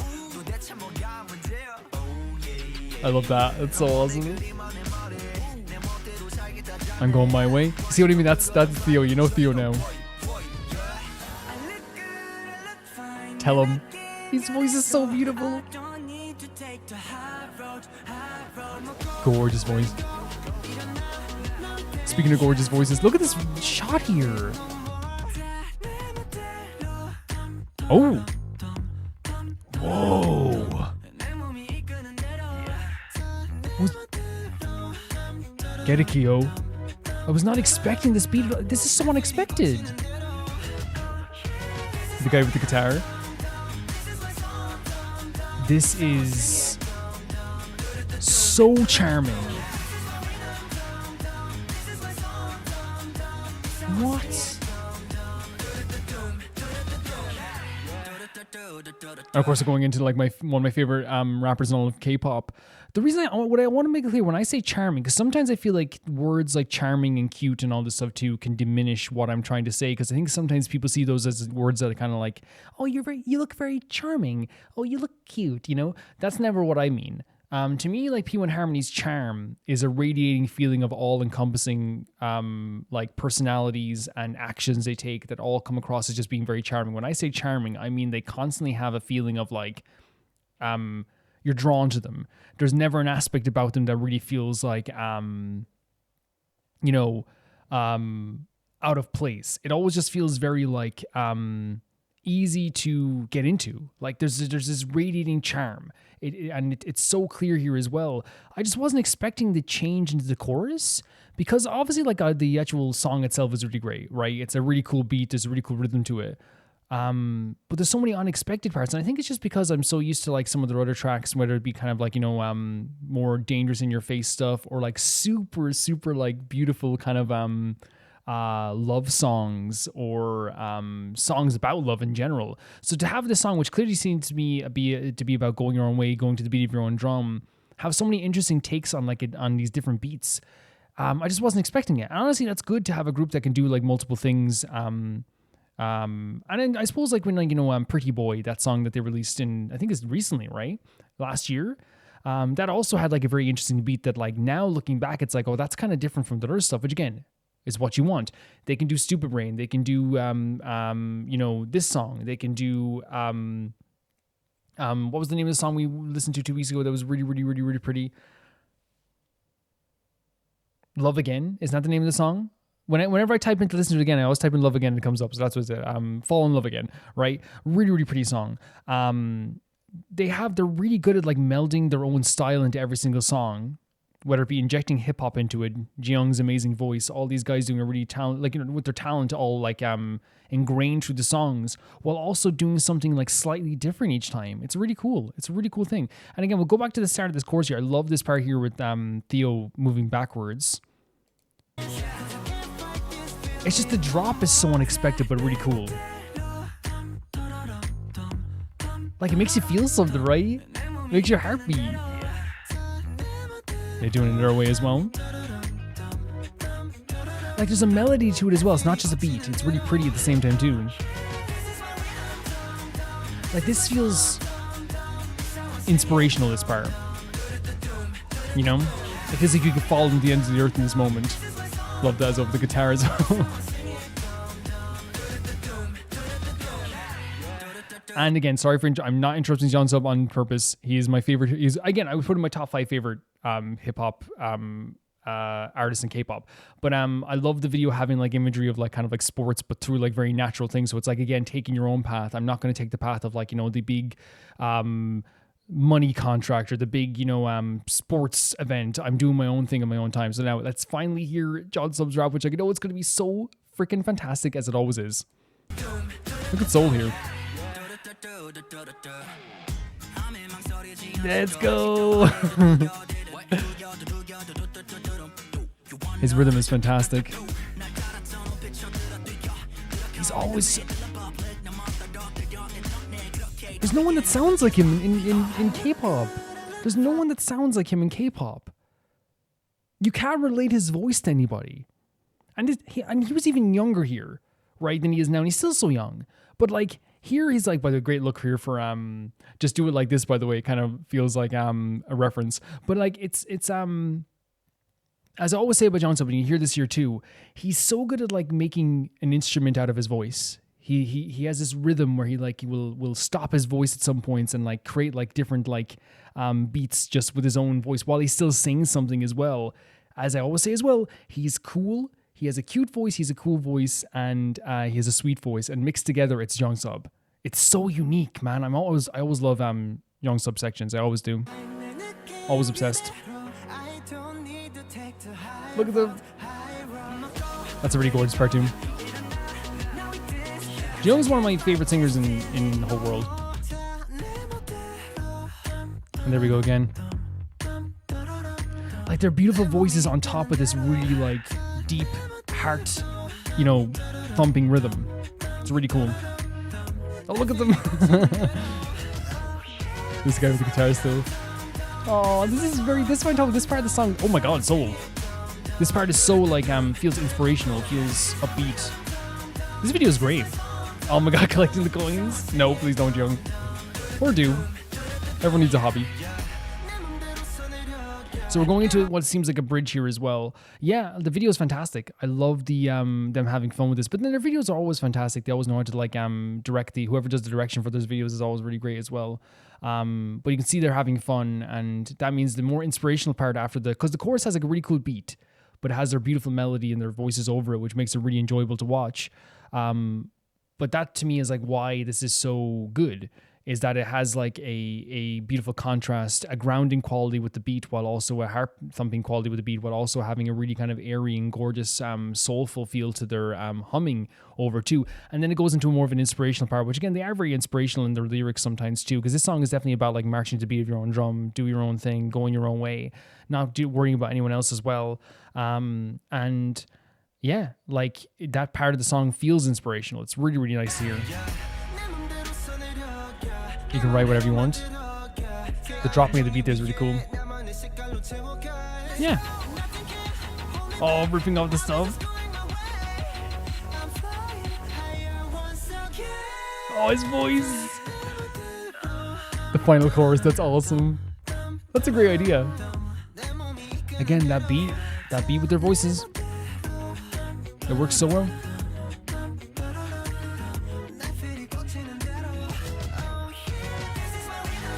Yeah, this is what I'm talking about. I love that change up into this part. Look at Hio. It's so inspirational, man. And like they say, the finale, that's a really creative way of doing this. The outfits are great too. It's like a marching band. Ithaque always looks so natural, doesn't he? This is a really cool part too, isn't it? Like them chanting together, almost as one. Wait, I'm not done with this song, by the way, because I want to hear John Sub's rap again. Because to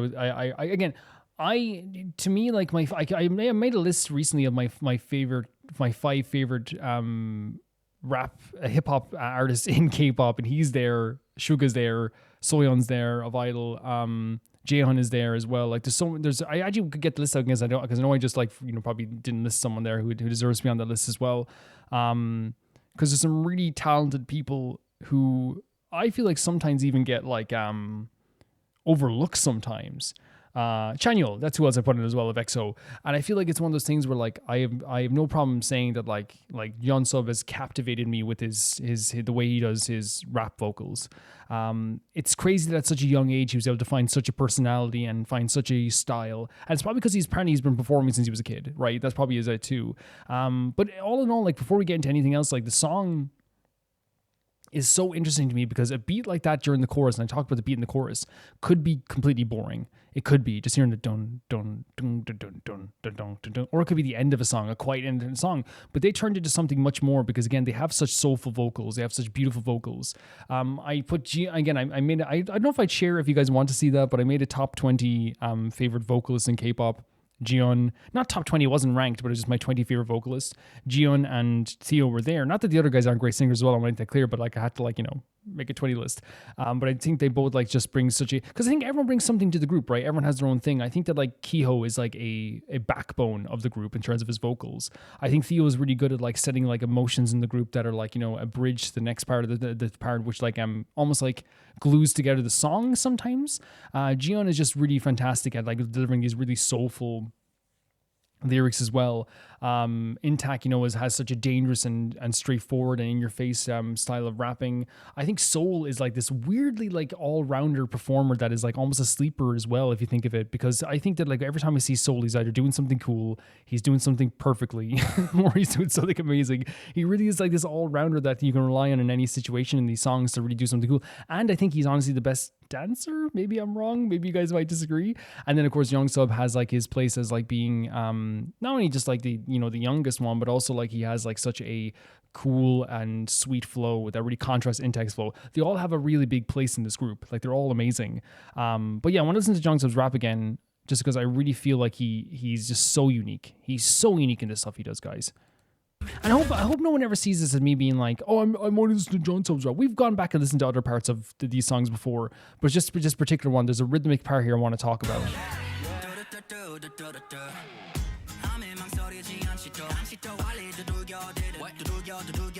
Did you hear that part there? You like he makes his vocals into an instrument. It's fantastic stuff. Like it sounds like an instrument. Come in the middle and look up. Look at them got voices in the back as well. They're so supportive. And that's what I'm talking about. Theo's vocals, a bridge. It glues everything together. It brings everything together. It feels like, you know. I love the one together. And listen to Jion's vocals here. He sings next, right? Yep. This is what I'm talking about. He's so good at elevating the song in terms of way, like with his unbelievably gorgeous vocals. He has such a soulful voice, which means that like whenever you hear his vocals, you're almost raised up. So you have this like thing with Theo where he's perfectly able to like bridge any part of the song.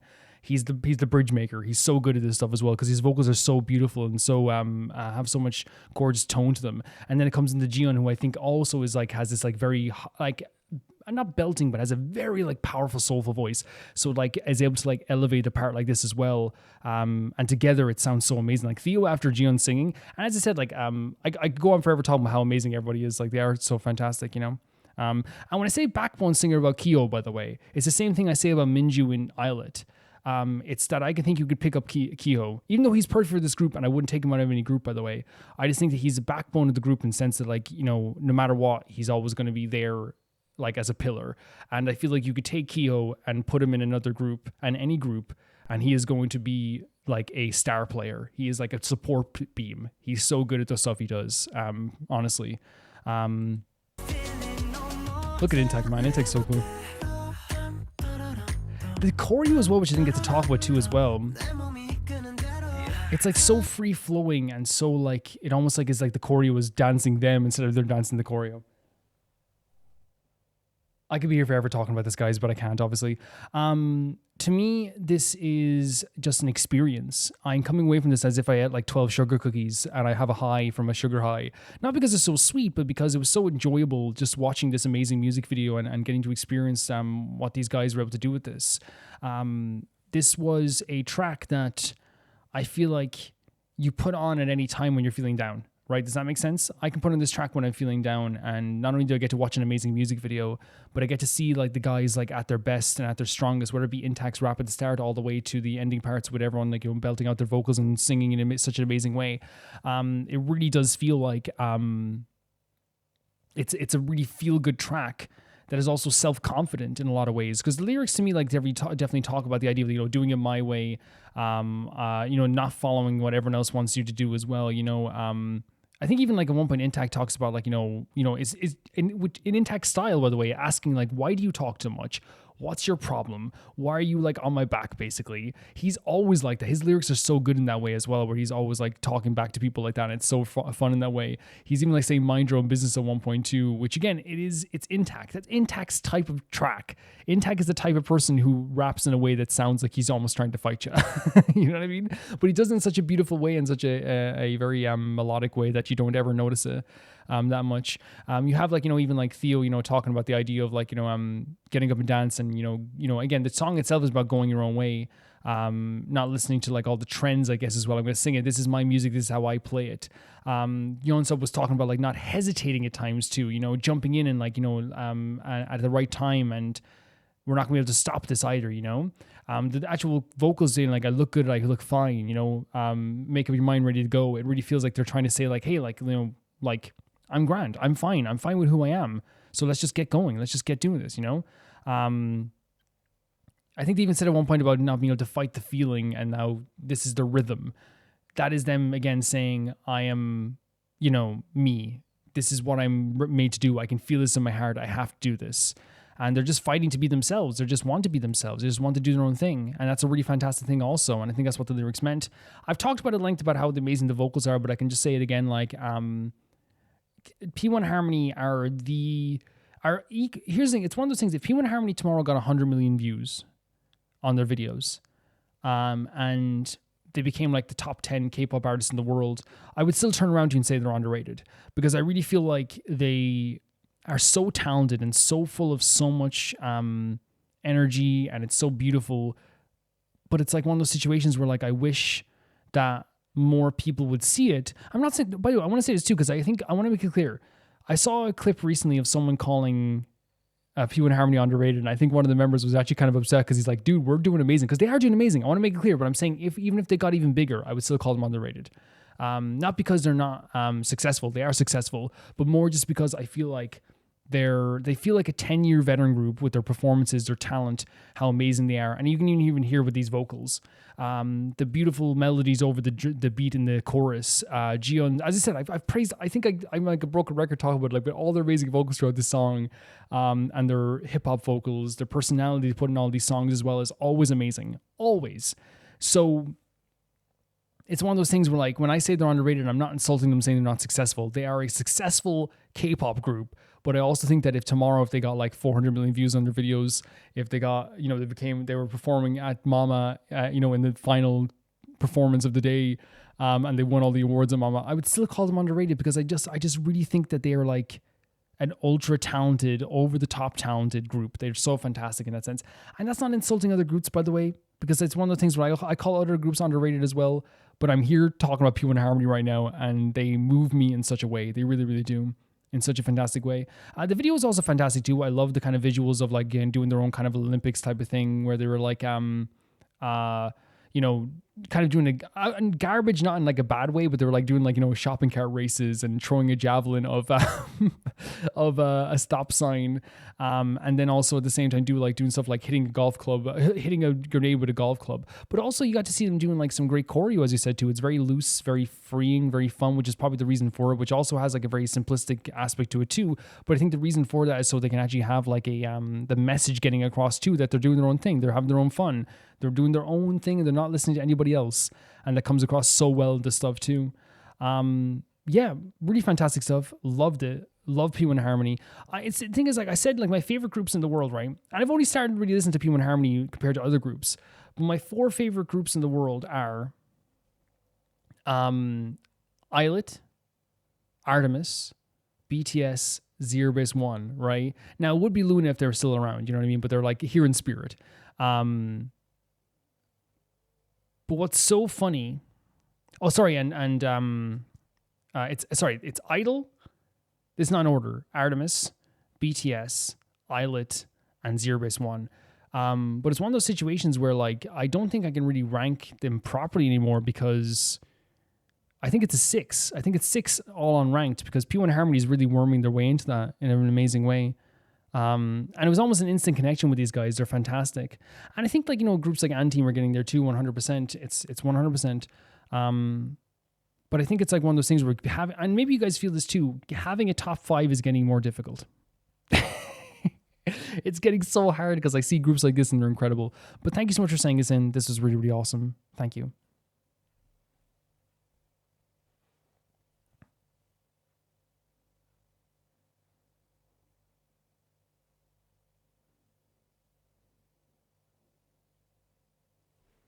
The next video is sent to my Cucumber, and they say an animatic I saw 8 years ago by an artist named Skyla.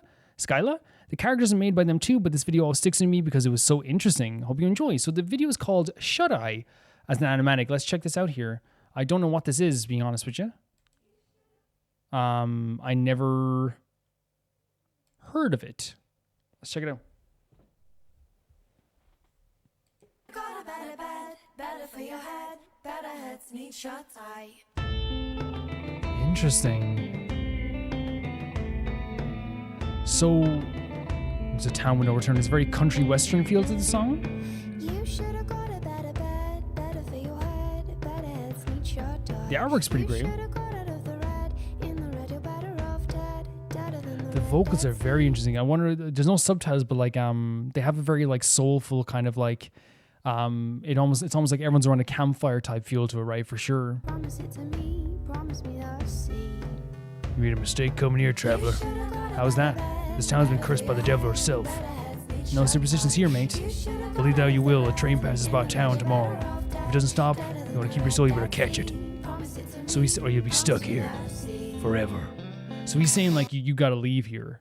You got to get out of here. Hoping I might be doing this, reading out the lines here. Maybe that's something people don't want me to do, but I think it's an interesting animation already. It's like a cartoon from the 90s almost. Is this them catching the train?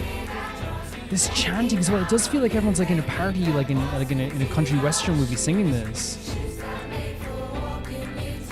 Oh, maybe they missed the train. They're like wrestling each other for this dude.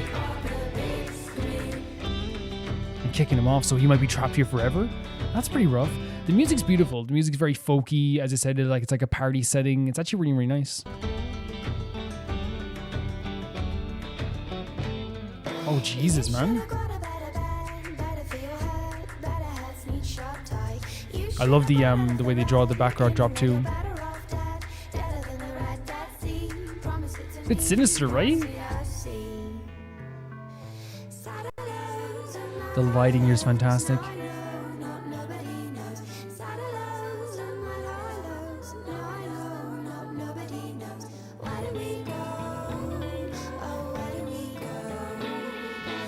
Catch the train again.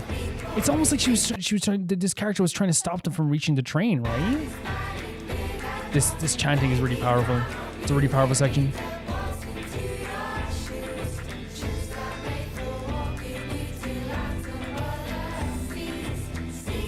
Yeah, it's a really powerful track here.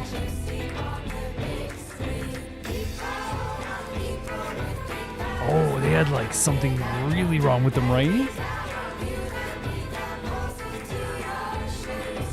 And the smoke clearing over as well. They really don't want them to leave. There's some symbolism with that for sure. Maybe like a temptation thing in some way. Oh, they got on, thank God.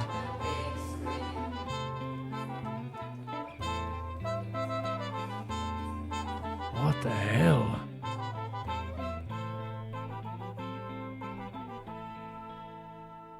So interesting. And then the quietness as this drifts away as well. Really interesting. So the vibes I got from that were the idea of like a, as I said, kind of like a, to me, like a story of someone coming into the wrong place, getting trapped in a place that there is like no return in some way and trying to find their way out of it. That's the energy I got of this. It really felt like it was a very dark aspect to the story in some way, or to the story where it was like almost like maybe there's something symbolic here that I'm not picking up on fully. But if I had to think about what the symbolism is, it generally feels like maybe like it's picking your chances and trying to get out of here as quick as possible, trying to take the right opportunity at the right time, possibly. Because I think there is a situation, a kind of a lesson here of like,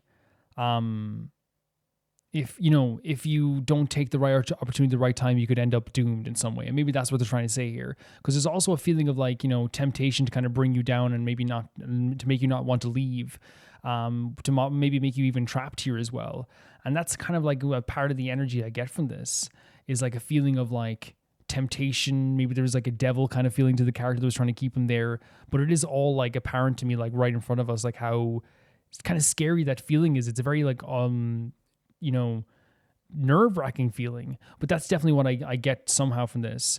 The music in the background was really cool. It had like a folky feel. It kind of felt like a country western feel, because like the country western songs to me, they either go from the piano version of them singing about their loved one, or it's a song about how, someone made the biggest mistake of their life, or there was a fight in town or something like this too, and everyone like kind of died from that situation. But there's always a feeling of like, this is, danger off these songs. And in this case, there is kind of like a very charming aspect to it, but there's also like kind of a scary aspect to it.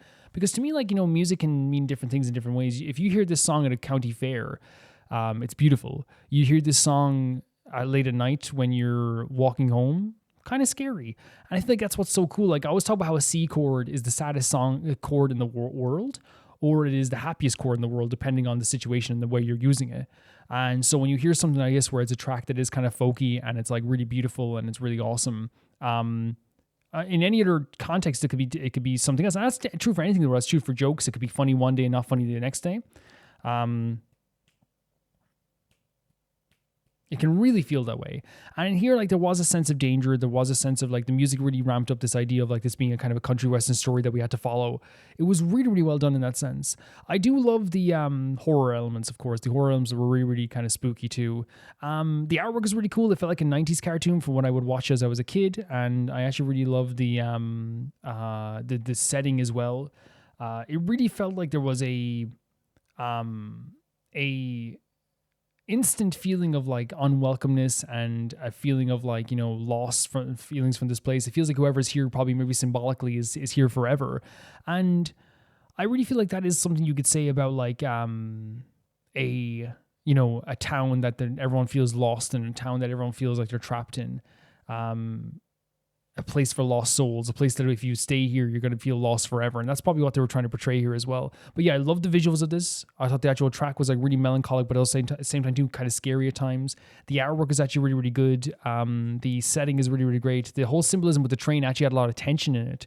And I was actually biting my, like, I was like, you know, clenching my fist, wondering if they were going to get out of here. But in the end, it seems like they did. Thank you so much for sending us in. This was really, really cool. The next video is sent in by Aka, who says, this is AndTeam's Deer Hunter music video. This is a B-side from the same album as Yuki Akari, and is one of the songs that boosted their popularity the most before their Korean debut. It was also the first song from them that I went to search for and fully listen to, so yeah, that's pretty special. I'm so happy that happened. Of course, 100%. One of your favorite groups, if not your, well, let's say like along with Zero Base One, right, for sure. It was one of the concert clips that I sent before, so the song might sound familiar, but I think it's a very different experience to the music, MV and lyrics. I think so. Not to mention the whole MV is a visual feast. They look incredible. Lore-wise, there's not too much to it, except it takes place after Yuki Akari, where they were searching for other werewolves, but met some bad ones, and Haruo got hurt. Similarly to Back to Life, it focuses a lot on the idea of werewolves in general, so it can be interpreted on its own. Very, very, very interesting. Yeah, whenever someone says like, "Oh, you might remember this," I like feel like a little bit of like, "Oh no, I won't remember." But really, I think I underestimate myself sometimes. But like maybe we won't remember everything because of course we've seen medleys and concerts and stuff I guess before. But it's not a big deal. Aka's not putting pressure on it anyway. So let's see what this is all about. I'm very excited for this. I love watching these AndTeam music videos because they're usually like very passionate. Usually very passionate. Whoa. I mean, an AndTeam special starting off with something very emotional already, right? Haruo stopping there. It's a really pretty jumper. Is it... striking look to the camera here as well. Is it supposed to be this quiet?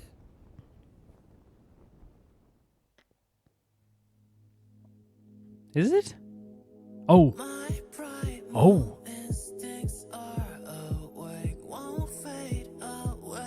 Haruo doing a really good job of acting here already, but can I just say how cool it is that we started off with kind of like this dead silence? I mean dead silence to the point that like I was like, oh, do I have to check my speakers? Is something wrong with my speakers? And then it opens up with this like almost like heartbeat. Boom, boom, boom. I'm doing a very bad job of doing a heartbeat, but you know what I mean? Beat, beat, beat. And then like, you know, the soft voice of Maki here is starting off as well. I guess like more like of a, I don't know if you'd even call it soft. It's more like silky, I guess you would call it. But like, it's very interesting how like they use the absence of sound to make the opening 2 seconds of the song hit super hard. Like a really, really cool idea, honestly. Really cool. But Haruo doing a very good job with the acting stuff. Look at this as well, like. See what I mean? The tapping with the hands. Haruo, the actor. Oh, look at this. Unsatisfied hunger. Joe! Gorgeous voice. Look at these shots. EJ teaching Haruo. What? What? What? This beat. This rhythm. Look at Yuma's hair. What the hell? Guys, I'm just like so taken back. EJ's hair. Oh my god, they all look so good. They do look so good. What? That move as well? The reason why that took me back so much is I wasn't expecting such like a dangerous and cool and like rhythm and beat going along with this too. But again, the word you use is cool, not because it's like oh cool as in like yeah dude, but like cool as in kind of like, you know, it's very slick, it's very sleek, it's like very precise. Like it's a really interesting beat. I think this song is really like, you know, and not in a bad way, relying on the beat quite a bit and relying on this really cool rhythm in the background too. Because it's like a really interesting subtle song so far. It's not something that's like usually, because AndTeam, like I feel like to me when I think of AndTeam, I think of high emotions. I think of expressing emotions in a very full and vibrant way sometimes, and very sad way sometimes. So whenever they get to do stuff like this, it is like a really interesting contrast. And if they're going to do this, they might as well go all out too. Like the choreo is really awesome. All their hair looks amazing so far as well. But you have these amazing vocals and just go into this very surprising, like sudden, like change into the chorus, which is so interesting to me. It's such an interesting, so you can even hear here, the switch up here. Hadawa acting, by the way, is like, I'm not saying the other guys aren't good at acting, by the way, but like I feel like Hadawa like could be like a star in like a drama of some kind. Like, look at this shot. Taki's voice. Taki's voice is very like there at the very least. Like it's a pleasure to hear it. You know what I mean? It's like it's so beautifully smooth and perfect, right? It's like the type of pop voice that you want to hear in your songs. It sounds really great. This change up here. Like it takes you deeper. Look at Nicholas. Oh my god. Jesus Christ. Okay. Holy hell. Look at Yuma's hair right now. And the backup vocals as well. Maki's stepping into frame as well. Like this is such a crazy chorus. The visuals are crazy too with the video. Iji's hair is perfect from here.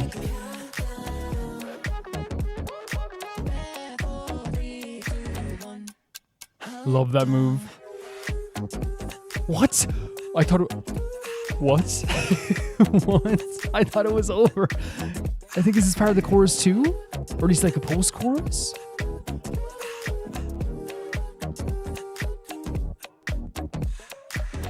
All these visuals.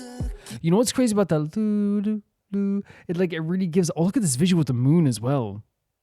I think that really gives like this very mysterious kind of like darker vibe. It's very like 90s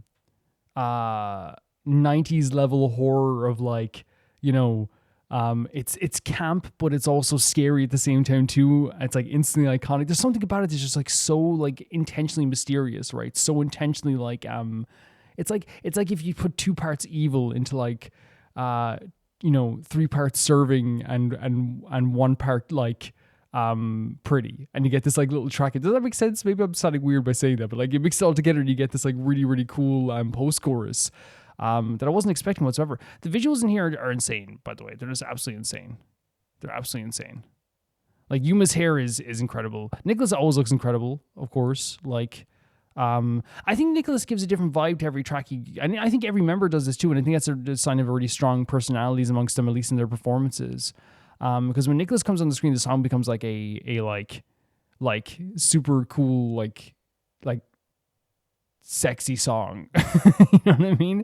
And then like when Yuma, for example, comes on the screen, there's like a drama to it. Like he's really good with these facial expressions.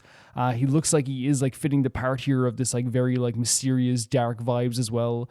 When Maki comes on the screen, I like stand to attention like in this very serious manner. When Haru's on the screen, I have this kind of like concern. Like they do a really good job of like, you know, showing different personalities and making the same song feel different ways, I feel like, you know.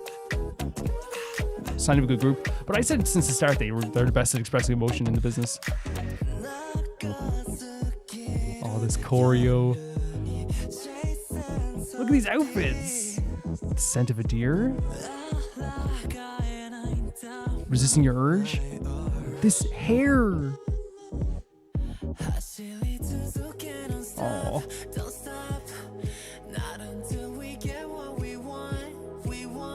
It seems like it is like very much more. Oh my god! Oh, look at this choreo. That's so fun. That visual as well. Or back into this as well. This is such a crazy chorus. Get it, DJ. Just wasn't expecting it. Hara. Always so good at facing the camera. Oh my god, Nicholas. That's what I'm talking about, Maki. He makes everything so serious almost instantly. Okay.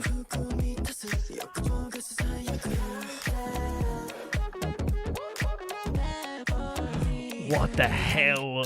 Oh my god, K.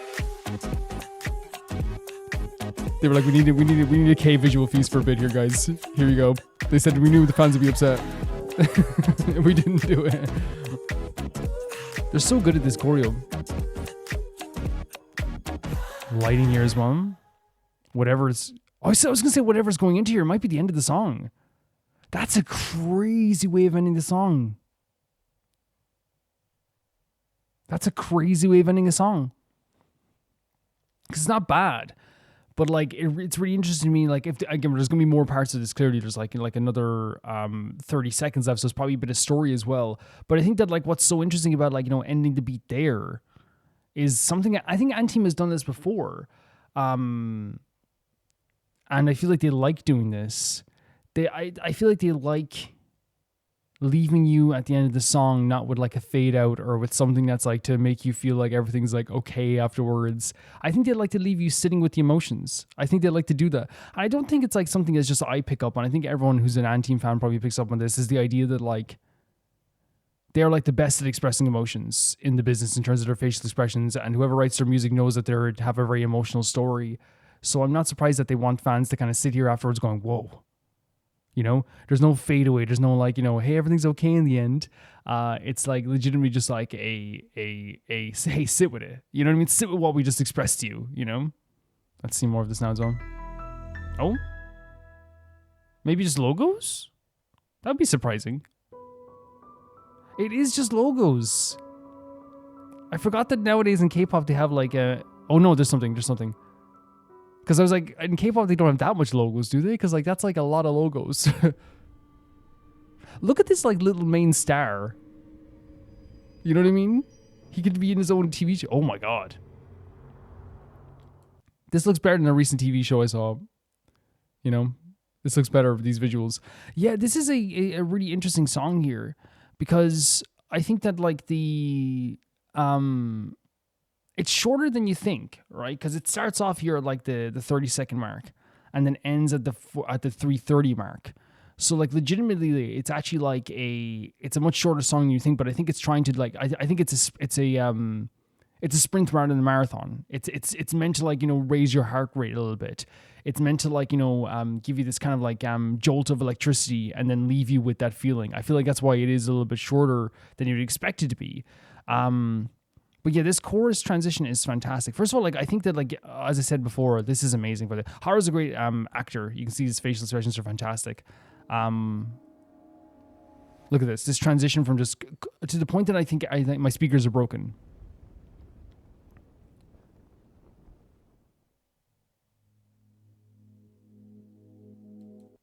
A little bit of a wavy sound, a droning sound, but they don't let you rest on. Look at this visual here as well, by the way.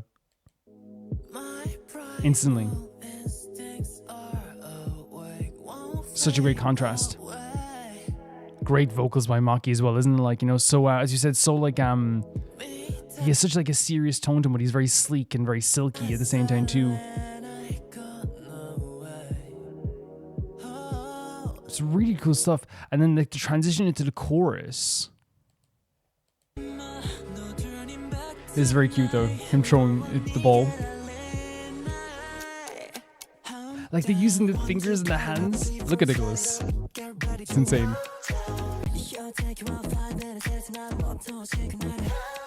One more. Yeah, I can't get over Yuma's hair here. It's fantastic.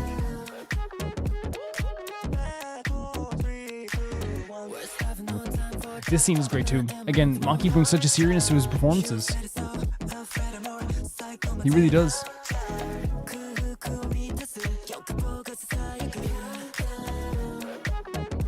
Yeah. I think it's super important to note that for me, this, again, as I said, it was a sprint. There's so many like emotions going through the song, but it's like very quick.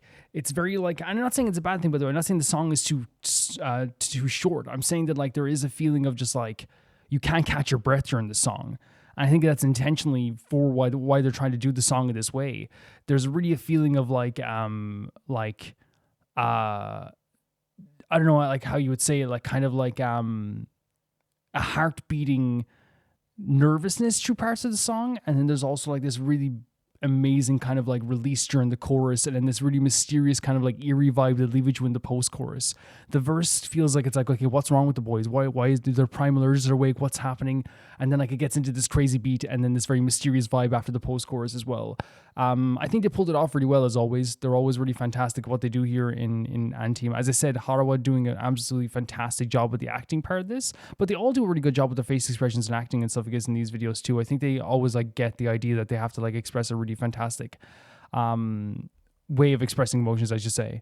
They're talking about the unsatisfied hunger that they have, the prey, they want it all. They're trying to like, hold these feelings in. They're bearing their fangs. I wonder if it is like just like as in terms of like lore, we talk about how it's not like really a lore heavy song. And I wonder if it is just trying to like, do a really cool and dangerous song to the vibe of like what a werewolf is. The idea of like what a werewolf feels, the idea of the primal hunger. It's been a story with werewolves since the beginning of time, where it's like, even if your werewolf is your best friend, even if a werewolf, even if you're in love with a werewolf, they have like an anger to them and a frustration to them. They can't resist because they have the primal urge in them. And the more they hunt, the more they want to, as they say in the song, satisfy this hunger. They even talk about how they have like whispers to them about like what's happening here too. So like I do think it is like a song just like about werewolves in that end. The idea of like how much of a struggle this can be. They're chasing after a deer in some ways. I'm trying to think of like other things that they like, cause it's all about like not being able to like, hold back this like urge they have to like hunt. And I think it's like very, I don't want to say like, I hope it doesn't sound like I'm saying, oh, it's basic. It's just like AndTeam songs are usually like very chocked full of like emotions, but I think that this is still chocked full of emotions, but they wanted to express it in a different way. They didn't want to do something that was desperately sad this time.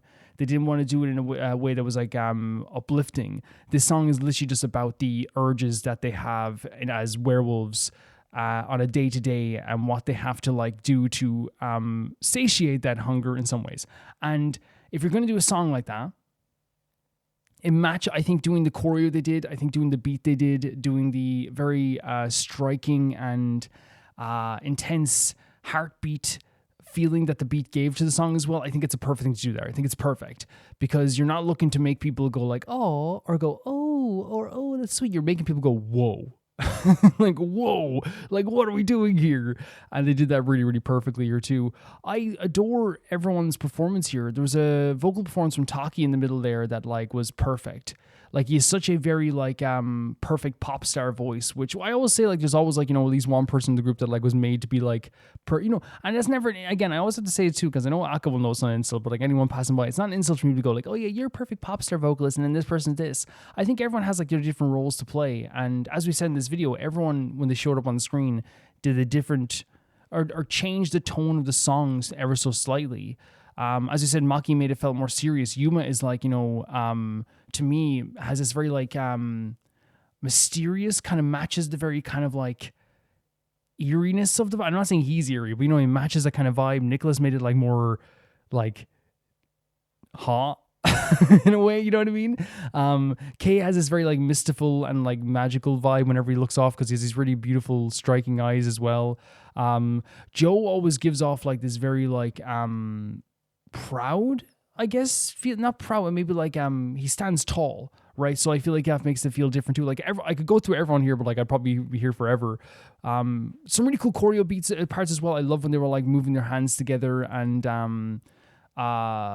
like are holding hands together and there was someone moving underneath them. The movement with their hands, like the way they moved it like a clock, was a really cool idea as well. like a really cool idea. They use their hands a lot. They use their fingers quite a bit here too. The costumes are really cool too. They started off with just like, you know, kind of like more pure black outfits. Joe's outfit was great. He had like the hanging thing down over his chest. He had like the really cool silver things on his finger. But then they went into more like of a primal fur and all this kind of hunting outfits. And I think the reason they did that was to showcase like this thing of like, you know, a transition where like they have these kind of like very it's like the dark urges inside them represent the outfits that they had first, and then them letting it out is them wearing these hunting outfits, because it's kind of like trying to express the idea of a werewolf hunting through like humans hunting. And humans hunt traditionally by wearing animal pelts in the cold and all this stuff too, because not only does it keep them warm, but it also is camouflage. So it is trying to express, I think, hunting there as well. When I said like there's like really great visuals in here too, like there's moments here like where they were like, you know, I think they were going through a building there and Joe was like looking down at the camera and it looked absolutely fantastic in that sense. There was parts here where like they were standing, it was like an ice block of some kind, and everyone had their like turns to be like absolutely incredible here and look incredible. Haro was standing in front of a fire, and again you can see the emotion like just, you know, radiating off his eyes. He's so good at this stuff as well. Like the acting in this is like really incredible. It's really incredible. Because I think it's like, it's a music video, so you don't need to do something that's like too crazy. But I feel like, you know, that happens all the time where like with AndTeam, where it's like, hey, AndTeam, you know, we're making a music video. You don't need to do anything too crazy. It's not a movie or anything. And then they go like, hey, here's our performance. Because I think they always do a really good job of that too. Nicholas had a moment in the tree where he looked absolutely sweet as heck. Taki was sitting in front of like a worn out bed at one point, like showing like the exhaustion maybe of this journey that's taken them on as well. There's moments where like they weren't even like looking at each other, which made it feel like, again, they're trying to like overcome this kind of urge too. Nicholas was running through this building at one point, like, you know, trying to like overcome this too. And I feel like even the choreo was like showing like people trying to like not overcome it, but like trying to like resist the urge in some ways for a while, where like the beat is like they'll dance very loose and then they'll lock in with their bodies. It's like a loose movement, then a lock-in. I think it's intentional also. Yeah, so my summary of thoughts on this, the choreo is absolutely amazing. The beat is super dangerous, and I feel like it is like trying to make your heart beat fast throughout the whole video. They all did amazing performances here. Before I should say anything as well, like I think the vocal performances are all great. I really always think they have really great vocal performances in AndTeam. To the point that like it's either emotional, they have striking vocals, they have really great pop vocals, they have everything in between in these performances as well. But I can't really like say anything bad about this because it's expressed exactly what they're trying to express, and you get those emotions from it. So thank you for sending this in, Naka. This was so cool. So cool. Wasn't expecting this. The next video is sent in by Juliana, who says, it's one of my favorite times of year over here, Carnival. So this is a little bit of one of my favorite street party groups. I was actually there when they filmed this. Put on auto-translated subtitles. I will do. Put on auto-translated subtitles. This is super interesting. Okay, so this is going to be probably very like cultural. I'm already looking at a screen here now that has some very pretty, I'll show you now, some very pretty imagery. So let's check this out. Let's go. Oh, it's on mute. That would be the worst thing when it's Brazilian culture and it's on mute, because from the videos I've seen before, there's lots of like beautiful sounds and beautiful music, you know? Can you imagine we had on mute? Oh my god!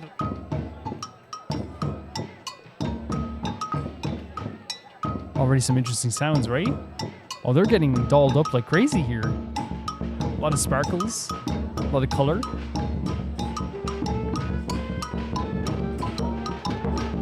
It looks like it's a very, very community-based, as usual, when I see stuff with Brazil.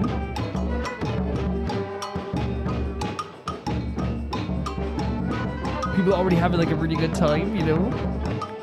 Like the energy of this is already instantly just like, oh, I want to be there. You know what I mean? It's always instantly just like, oh, this is really, really pretty.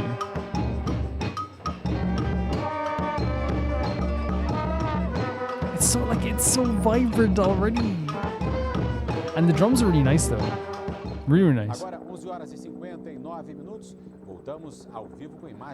Should it be auto-translated for English? Is probably what you mean. For English, yeah. Sorry, I mean, I just never do this, so it's my bad. There we go. Calango, careta. Agora a gente vai pro meio da galera. Rayane Sena já está Look at this. jogando na folia. Conta pra gente, Rayane. So many colors already, right? Aí também acompanhando o Calango. Como é que tá a festa aí por baixo?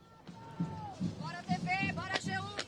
aqui na 310 Sul, porque o bloquinho, ó, ele vai andando. O Calão Careta já iniciou, né? Teve a concentração na 710 e agora tá saindo aqui, ó, descendo pelas quadras com as figuras que ele sempre vem acompanhando o bloco. O brasiliense já tá acostumado, né? Já conhece essa festa. It's so interesting to me because like we don't have like a lot of like festivals in Ireland. But like you see like how much like this instantly changes people's moods, right? This like to me this is like energy giving. Like if I was in this crowd and I got to do this day and I went home after this day, like the feeling that you get from this, and I'm imagining this is true, maybe Julian can like correct me, but like imagine the feeling I would get from this is I would sit down after this day and sigh a sigh of like happiness, and you probably go to bed like tired, but you go to bed like super happy because of how vibrant and how fun this looks. Como uma tradição mesmo. É uma Look grande at this. brincadeira. Porque nós somos o bloco! We are the block? Oh my god.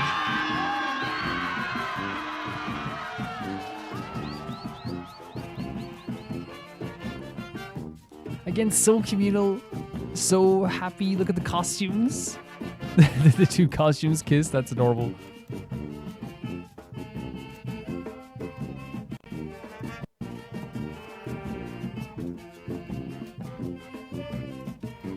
And it looks like such a nice day as well. This is so like nice to see. You know? For sure.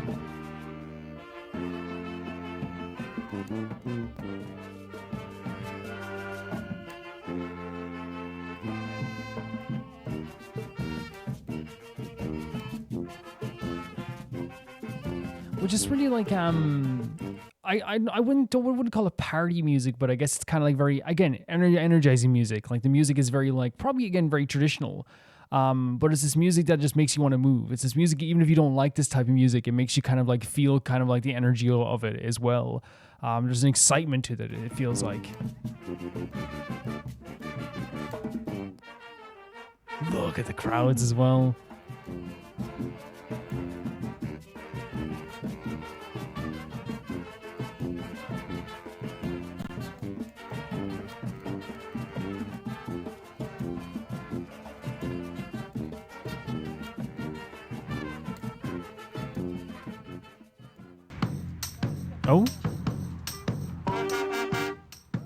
Oh, and a different sound here as well. Again, noticing all the colors as usual. Oh, Britney Spears Toxic? Is that it? Great track. Great track.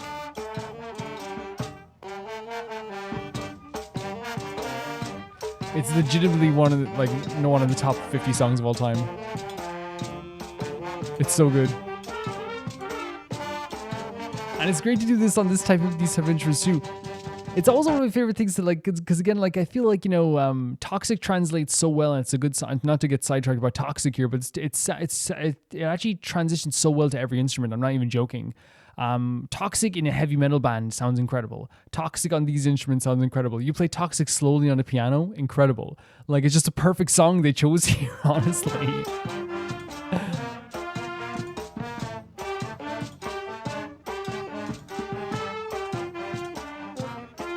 Man, I just want to be here.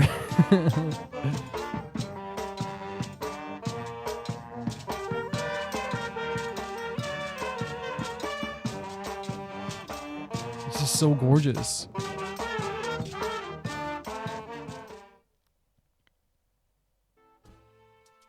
Yeah, it's hard not to just get excited about this and like I don't know, for me, like we have some festivals in Ireland where like they're not like huge, but like again, like I said, like once you go to one of those festivals, even in Ireland, like there's something so, the communal aspect about it is like, because I think sometimes like I'm like, I don't like going to big parties, I don't like going to this stuff too, but it's for some reason when I'm in a big crowd, like at a food festival or something like that as well, like there's like this feeling of like togetherness, even if you're not talking to everybody. There's a feeling of everyone's on the same wavelength, you know, even if you're not like friends with everybody.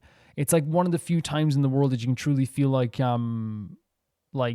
together with strangers, you know?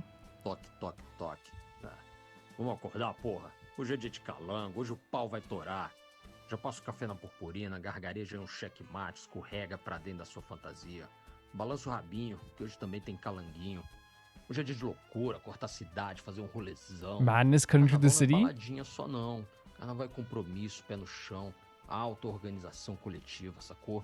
Bora acordar a calangada. Antes de começar, ó, dá uma olhada pra quem tá do seu lado.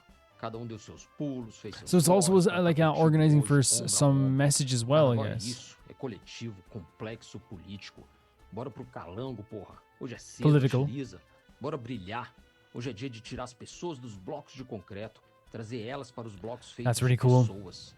Toque, toque, toque. Vamos cortejar. O carnaval The idea of taking people out of the concrete blocks, taking people out of their usual cages, right? And letting them kind of just be humans. tem passaporte para toda direção. Bora assinar um contrato, lançar no espaço eterno. E ó, lembra do que importa. Só um sim claro e consciente é um sim. O resto é não. Só uma rua que acolhe as pessoas nos interessa nesse carnaval. Cada um tem o seu direito de fazer o seu carnaval. E cuide disso, se responsabilize com isso. Hoje é o livre alívio coletivo. Really cool. Really cool. Yeah, I love the idea of just like people just being like, you know, being able to express themselves outside of like their usual comfort zones. Making people feel like together, communal. And they said like just kind of like it's also like a movement. It's also like sending a message, which is also really neat also, you know? I like the expression quite a bit.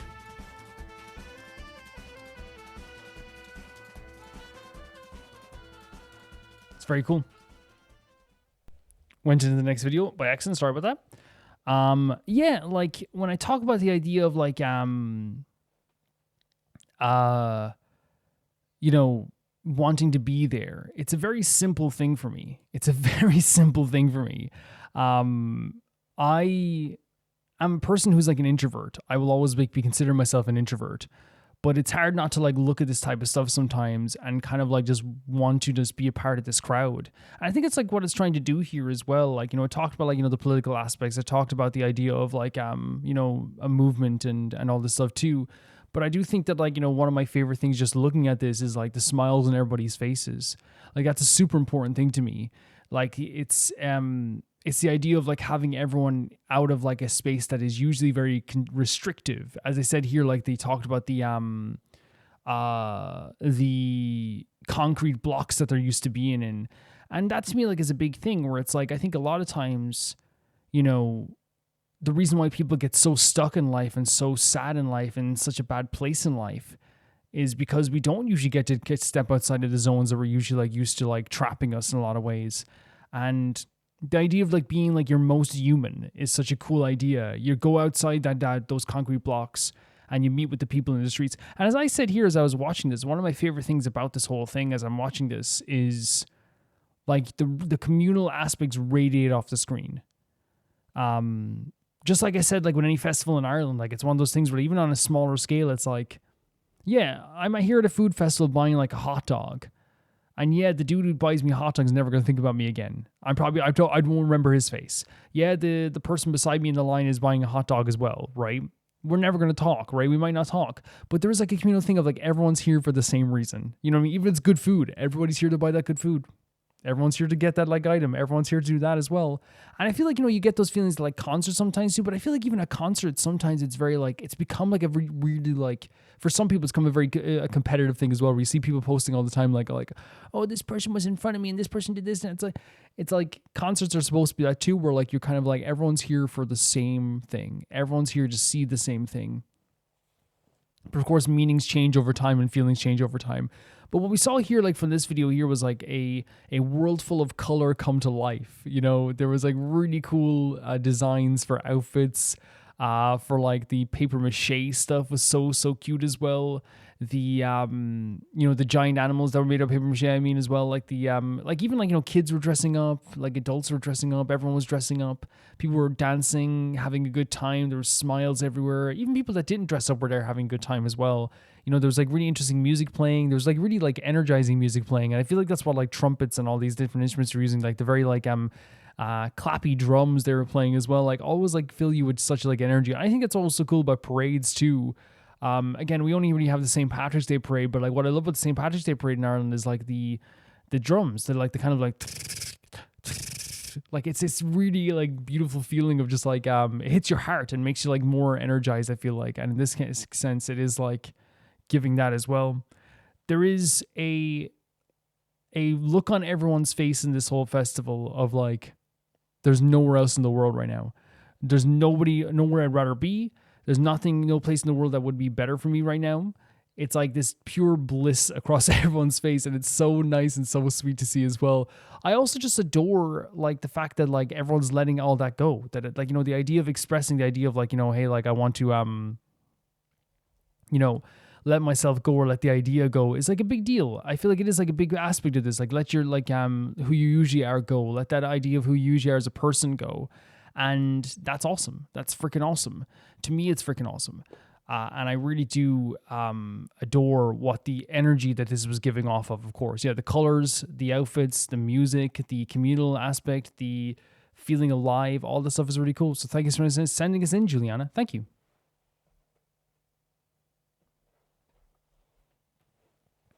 The next video is sent in by Kurilu.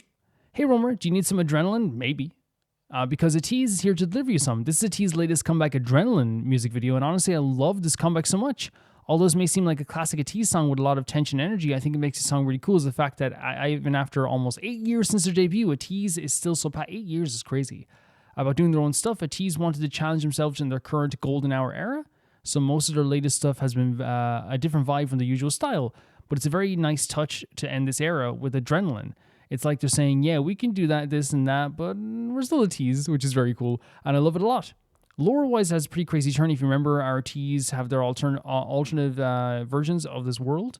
Z called Halateez, or Black Pirates, and it was them who started the revolution in the world Z, but some things happened and Halateez couldn't do it anymore. So Halateez and Hongjon found a way to travel our world, and then he met our Hongjon, and he left him a Chromer, a special hourglass that helped our Ateez to travel to the world Z.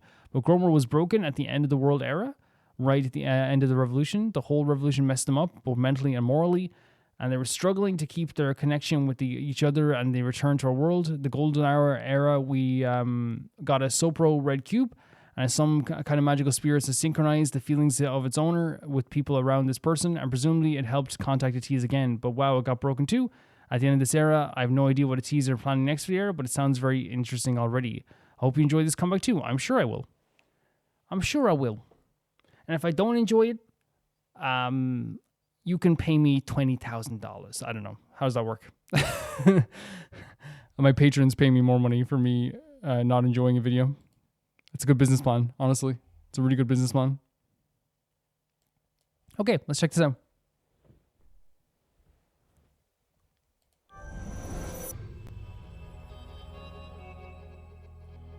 This interesting logo at the start as well. I want to say last week, if anyone was watching the video, they saw the last one got claimed. It wasn't Ateez's fault, and it wasn't anyone's fault that got claimed. It was a company that claimed it was the live version of the video performed in Japan. So it was clear that there was just a false copyright. Very, very frustrating. But yeah, it's very, very frustrating. Not Ateez's fault, not this company's fault even. Look at this visual to start. Oh, and also the names, again, I will get better with the names. I promise you that. I know like people are saying, don't worry about the names too much. I will get better with the names 110%. It's a situation where like, you know, sometimes I'm like, oh, I'll check out the names. And now I'm like, well, I can do that at some point. But then I always like, you know, with so many groups and I always like kind of like don't get around to it. But don't worry. I will get to a point where like I will know the names of these guys as well, 110%. And it always happens to every group. I want to make it clear. It's not just Ateez. The AndTeam fans can tell you that it took me a bit of time to know the names. It took me time to learn the names of the Idol Gals. It took me time to learn the names of the Zero Base One guys. You know what I mean? It was like 4 music videos in before like I really knew all of them, you know? So it will take a bit of time, 110%. And hopefully we'll get around to that as well. Yeah, 100%. It's a really crazy cool visual to start off though, isn't it? Pull up the bass. Oh, this rising beat. What? What? This is a crazy star. Looks fantastic, by the way. This is a crazy star. This is so crazy. And I think it's just crazy because like the visuals are so intentionally abstract while also like being very dangerous and cool. So we have like these, you know, the guys kind of standing in place for the start of it and having everyone dancing and the world moving around them, and giving these really great facial expressions. It's a really crazy start to this. Like, look at this. Like everything's moving around and they're kind of just doing like these like small facial expressions for the start of it. Not small, but you know what I mean. It's a crazy start.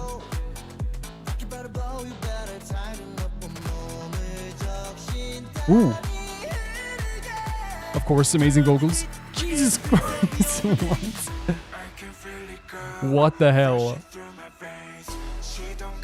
You look incredible. Love the deepness of the voice here. Great stuff. Elevating a little bit. Aggression here, right? You can feel, I felt it in my heart. Oh, oh, ooh. Crazy. And the visuals here as well. Incredible hair.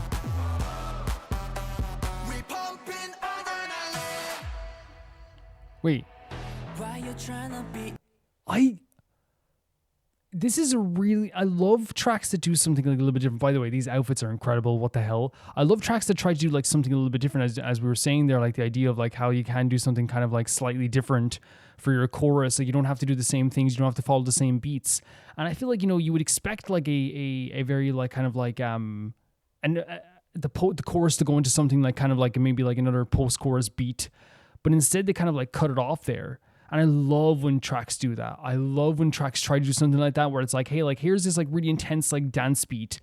You know, you're getting your adrenaline pump into the song Adrenaline, you know, and then it cuts it off. And I've said this like in previous songs too, where like that instantaneous feeling of like trying to come to terms with your feelings as you're listening to a song is so fun because my heart's beating as I'm listening to it. And I guess that is like the idea of adrenaline here as well.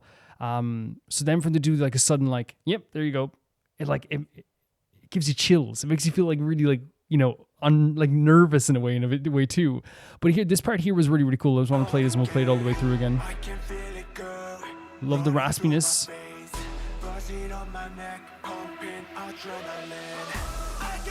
Listen to the aggression in this vocal. There's anger there. There's aggression. There's passion. It's a rising passion and tension. And then you go into this crazy dance beat with a bit of chanting in the background. Love this shot. It's really cool. Really cool stuff.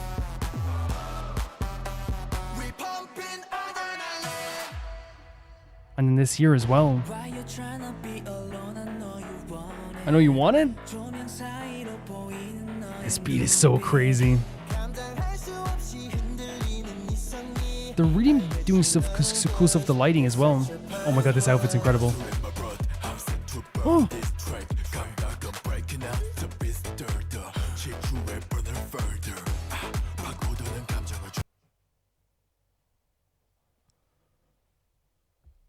Hold up. Hold up 1 second. The deepness, the kind of like, it's not even raspy, it's like this I don't know what word to use to describe. Would you say like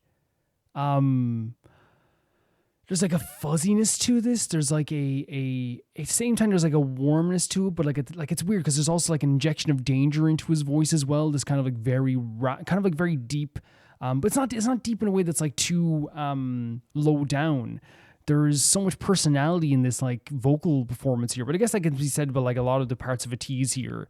It just like struck me almost instantly. Yeah, this shot is the way they use lighting here already incredible. You look amazing too, don't you?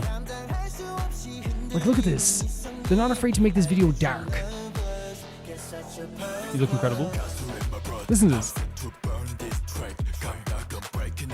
It sounds inhuman almost.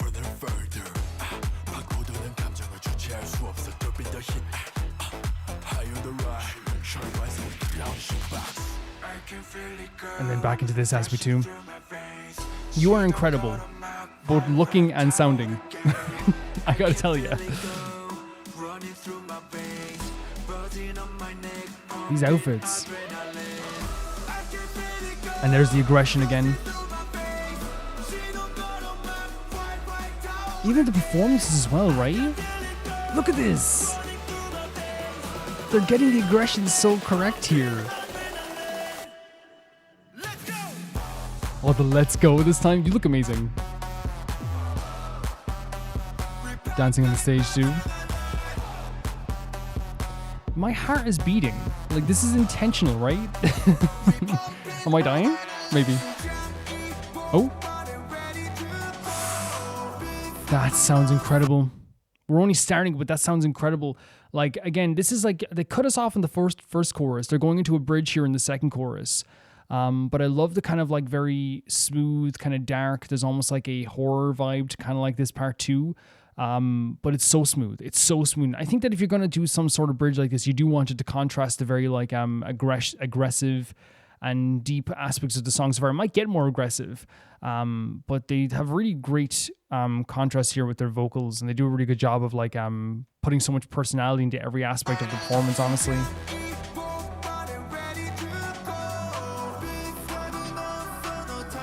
It keeps the dance vibe though, right? Look at these visuals. Here we go. We will build up. Gorgeous. He's an amazing singer. Just directly into the camera.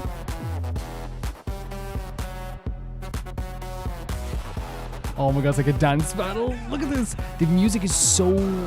Sorry, the choreo, I should say, is so expressive and aggressive and hard-hitting.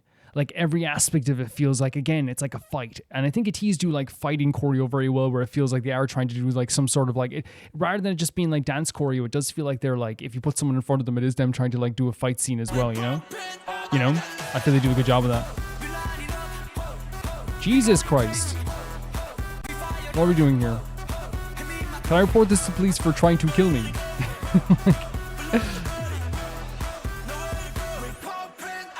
Great look as well.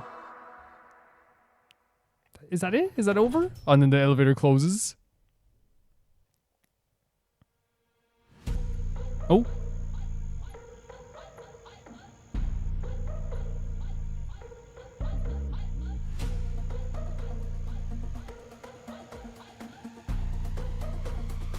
What is that? Oh my god. We're getting lower aspects too. Yeah, there's a reason this is probably like most replayed, I think. Again, as I said, like the choreo feels like it is like a fight, right? Look at the aggression that they have as well. They're so good at expressing this, right? I love this. Yeah, it's like someone fighting, like it's so like you're like fighting back, you know? This is just crazy, by the way. What the hell? Am I supposed to be normal? Like what? Like, did you?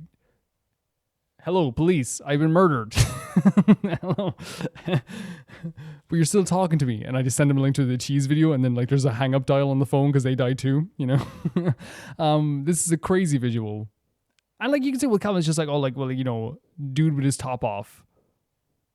Yeah. Sure. But I think it's also like the way that they designed it is like the fur coat over the bare skin is a really cool look.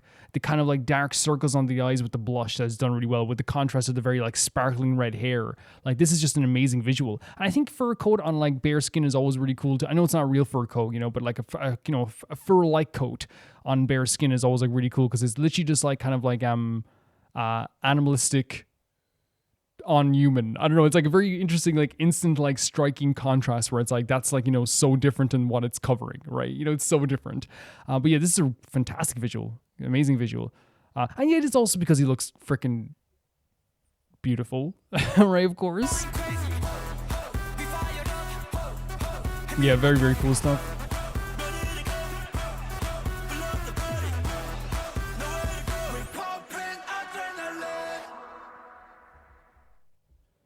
Yeah, so that was Ateez Adrenaline. My first thing I have to say just right away when we finish the song is that my heart is pounding. And I don't think it's a bad thing whatsoever. I think it's obviously an intentional thing for the song, for a song that is called, like, I feel like, you know, whoever composed and wrote this song, I feel like if I said to them, hey, yeah, I felt like a lot of adrenaline and my heart was pounding as I was watching your video and, you know, listening to your song, I'm pretty sure they wouldn't be like, oh man, I'm sorry. They'd be like, that's kind of like what we would want, you know, from your track, from our track. But they did such a really fantastic, amazing job at expressing aggression, at expressing passion, and, you know, getting across like this very like energetic, and yeah, use the word adrenaline, but like a very high octane feeling in this song. They kept like the dance vibes throughout the whole song, but also added like some flares to it as well, whether it be like the pre-choruses where like the raspy kind of like, you know, voices came in there that had like a little bit of softness to them too, which is nice too. And then like the other part of the pre-chorus where the vocals got so like passionate and aggressive and really like in your face, and you could feel them like almost like clawing at themselves through their vocals. And then like it goes into this crazy dance beat for the chorus. And the first chorus, as I said, it cut us off, and then we went into some really, you know, a pretty bridge. And then, of course, with the bridge, it didn't leave you like for too long. And I think I loved that. I love the idea of them calming us down for like 2 seconds, then being like, no, come back, come back, come back. It really feels like they were trying to go for that energy here in this track, and I freaking love that idea. I really do love that idea. It's really cool, and honestly, like, I think we will like learn some of the names here if you don't mind, because I want to make I want to do that actually now. I think we'll do that after as well, but like just to talk about the song first. The song itself seems to be like, you know, not as like crazy in terms of like, you know, understanding of a lore. By the way, it's not like, okay, we have to like, you know, really decipher every single thing in the song. But like the lyrics themselves is like, you know, talking about like how dopamine is like fully filled up, like, you know, they're not going to go to therapy. The idea of like how they can feel this like pumping through them, you know, there's not, like they said even like at one point, like, you know, they're charged to the max, it's hardcore, they're not like taking any like you know, prisoners with this stuff here as well, you know, everything's going crazy within them as well. It's flowing through their veins at one point too. Like it really is like a really cool track in that sense. In terms of the lyrics, like the idea of like how they don't have the rationality anymore, they can't control what's happening to them. They even say at one point to like, you know, to the person like, hey, like I know you're nervous, which I love too, because that's like, you know, kind of speaking to like the audience as well. It's like, hey, I know you're feeling a bit nervous, you know. But it's a really, really cool song in that sense, where it seems to be just about the idea of like the literally adrenaline, literally like this pumping up feeling of like how this is making us feel. I think it's like a really cool way of expressing that through not only the lyrics, but also through the music and the choreo and the facial expressions and the vocal performances. All this stuff like went together perfectly to really express like a very aggressive and high octane tone that they were definitely going for in this track as well. I also just like really desperately love the the visuals in this. I think that the outfits were all really inventive and creative and really pretty, and at some points like really like, you know, like there's one part here where like one of the dudes had like this general's outfit on, but it was very like kind of camp and cool as well. You know, it was very pretty in that sense. They had this kind of like dangerous kind of like road outfits on where they were like exploring that looked really cool too. That was more like but they made it still look kind of like, you know, modern and kind of sleek at the same time also. There was like, you know, wearing suits in this video that like, you know, perfectly designed for their bodies and who they are as well, and their faces. Everything like was so well dressed in this too, you know. And then of course we had the stuff at the end there with like the stuff with the fur coat and like all the guys looking amazing at the end there too. And I think it's like, you know, why people might think that's not important. To me it is important. Like to me, when I look at a music video, I look at how the outfits people are wearing, the facial expressions, the locations they're in. I think Ateez did this really well, because even like I think, you know, like people can say, oh, it's just a music video, but there's no doubt in my mind that they were utilizing the visuals in this to make you feel that adrenaline. Like whether it be, you know, them using quick camera shots or having the camera transition so quickly to different sections and never lingering on too many shots for 1 second is totally intentional, because they want you to kind of like, even the shots that they lingered on for a bit, like, you know, the I can that shot there, they lingered on a bit. They made sure to have like the person singing moving a lot and kind of like clawing at themselves or like being very aggressive with that stuff, which makes, again, it doesn't let you like calm down for too long. And that's 100% the intention. And that shows like a really good artistry, I think, when you're making a music video like this. And the guys got it too. You could see their facial expressions. They weren't just trying to be cool. And I love that, because like it's one thing to be cool, right? You can be cool, but the idea as well to also like express this, emotion of like something you can't control is important too. You can be cool, you can be awesome, you can be really awesome. And so I point this out here. I'll actually go into the frame now and show you this here, what I'm talking about. When I'm talking about emotions, right? Here, right? This isn't someone trying to be cool. This isn't someone trying to be you know, crazy for the moment. For the part of the song that they're in, which is it's kind of like a build-up. You can tell they're tired. There's a tired expression. There's a feeling of just like, it's coming. Like you can see in their eyes, it's like it's happening now, you know? And then they transition to, sorry, I have a muted here as well, but I can listen to this on muted now. No, wrong thing. No. But yeah, you have this expression. And you can see they're going for this kind of build-up. They can feel it. They're not trying to be too cool. And then you get this as well. Look at this. Expressing that, like, building up of, like, emotion in its face, you know? Yeah. Like the clawing as well. Really cool stuff. Okay, so I guess we can, like, for the last bit of this, we can probably, like, you know, look at people's... what I might do is... I'm going to look up Ateez members again. Ateez members. And I'm going to look up each of their names. So San. And I'm going to type in afterwards Adrenaline. So we can look at who these people are. So San and Adrenaline is... the guy in the really cool white outfit and kind of like the black sleeves, I guess. He's the person that is doing the really great emotions in the music video, right? That's really cool. Then you have Wooyoung, who is the guy who had his top off, I'm guessing. Right? Am I right? He's the guy who had his top off at the end with the fur coat. I might be wrong, but I'm definitely thinking that's who it is. Yeah, gorgeous, absolutely gorgeous. I didn't type in Wooyoung, is he single? Stop. That was Google who did that. Stop. You have Hongjeon, who I think is unbelievably talented in so many ways. Let me just type in Adrenaline here. He is the one with the eye patch, which again, incredible. Like we said, almost instantly had so much emotion as well. Okay. Then we have, we know Songhwa. We know Songhwa. But his looks in this, because again, I just want to see the, because everyone had very different looks, I feel like, in this video. You know? And his look was, yeah. Yeah, the one with the, the glasses, looked awesome. Looks so awesome. We have Hyo-sang. You know what's so funny? My whole Google is just going to be history, Adrenaline. He was the one with the pre-chorus who looked absolutely incredible as well, with a really great kind of raspy voice as well. He had the suit on there at one point also too, which is fantastic. We have Mingyi. Some of these, I'm like, yeah, I can definitely remember these guys 100%. Adrenaline.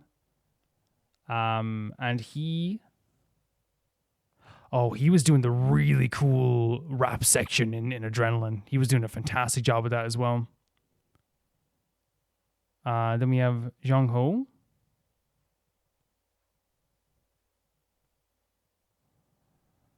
And he was... Oh, is he the stellar vocalist? I think so. I think he's the one that was like the really awesome, and they're all great vocals, but he's a really amazing belting vocalist. And then Young Ho, Adrenaline.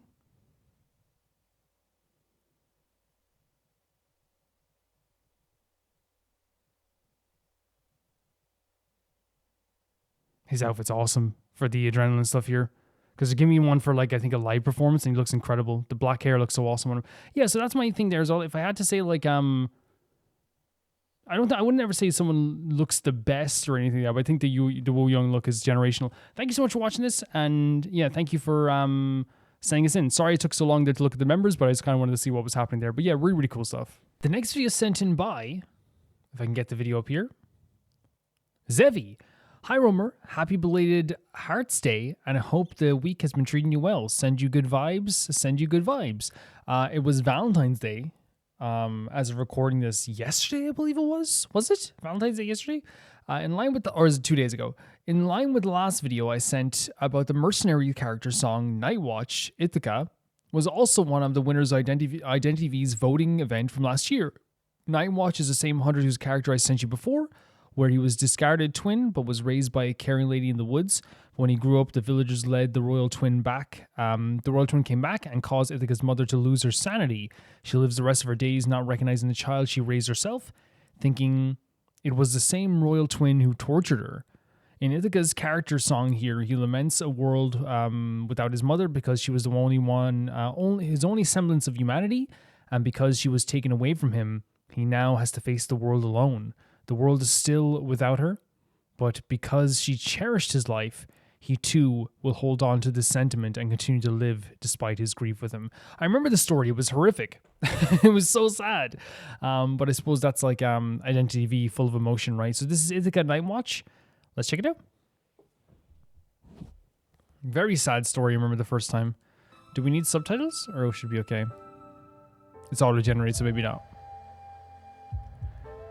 The last one was very well produced. Look at this. Very natural feeling, very mystical feeling, right? Oh, we're having like a passionate ballad here. Such a great design.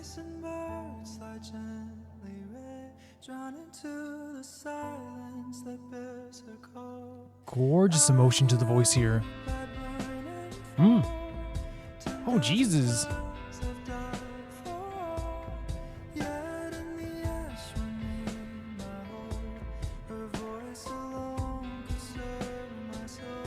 It's crazy because like it's not like if really look at this scene as well. It's not this crazy high note he's hitting or this crazy like, you know, right now anyway. I think it could change, but there's just something very like heartbreaking about the vocal performance. There's a raspiness. There's like almost like holding back tears within the song itself. It's very subtle in its performance, but it's very emotional.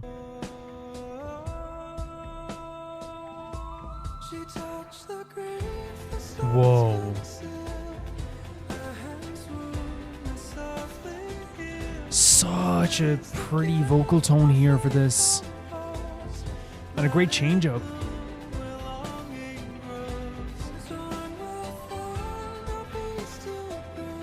The music's so beautiful in the background too. Look at this visual as well.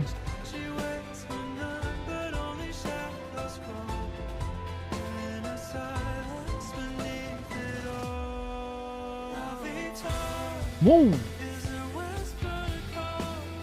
Hold on. I thought that was the chorus. But it seems like there's another aspect of the chorus too, because it's actually like a really pretty change up into this part here. Here.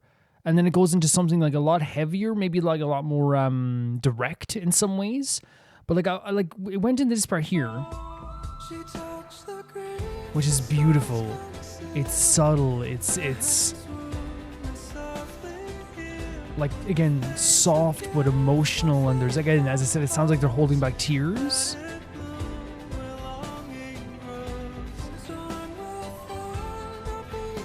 It's very emotional.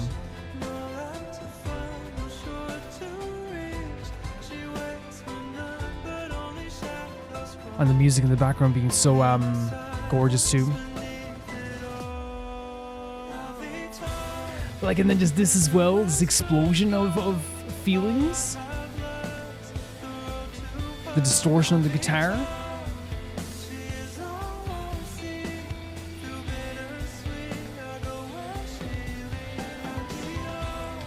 Adito. Oh, the drums as well.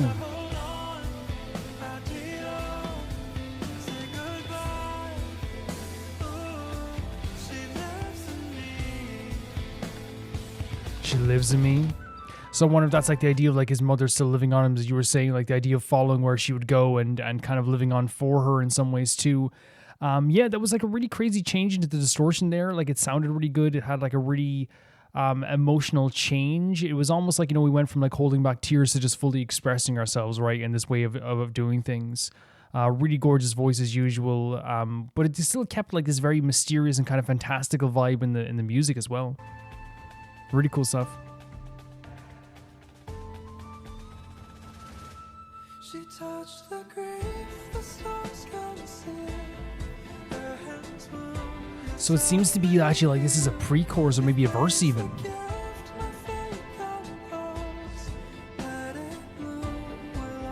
So it's like, let the pain happen if that's what my fate is.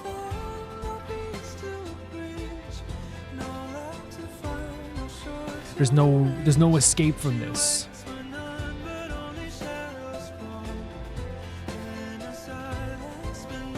So is that saying like she waits like in death? Because it's like, it really does feel like he's saying that like there's nothing to there's no escape from this. But if this is where I am, like then that's fine. This is my fate. That's fine. I'll accept this. You know.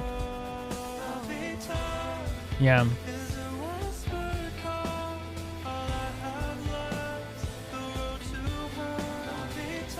It's really, really expressive.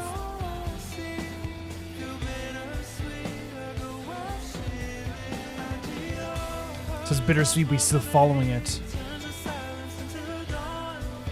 Gorgeous harmonies there.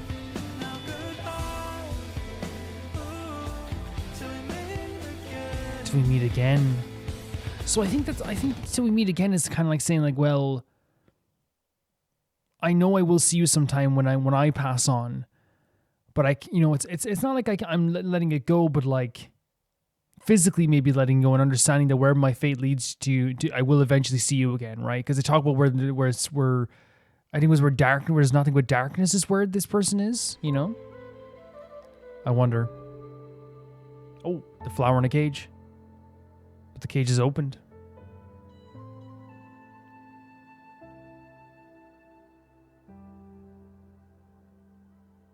All is silent.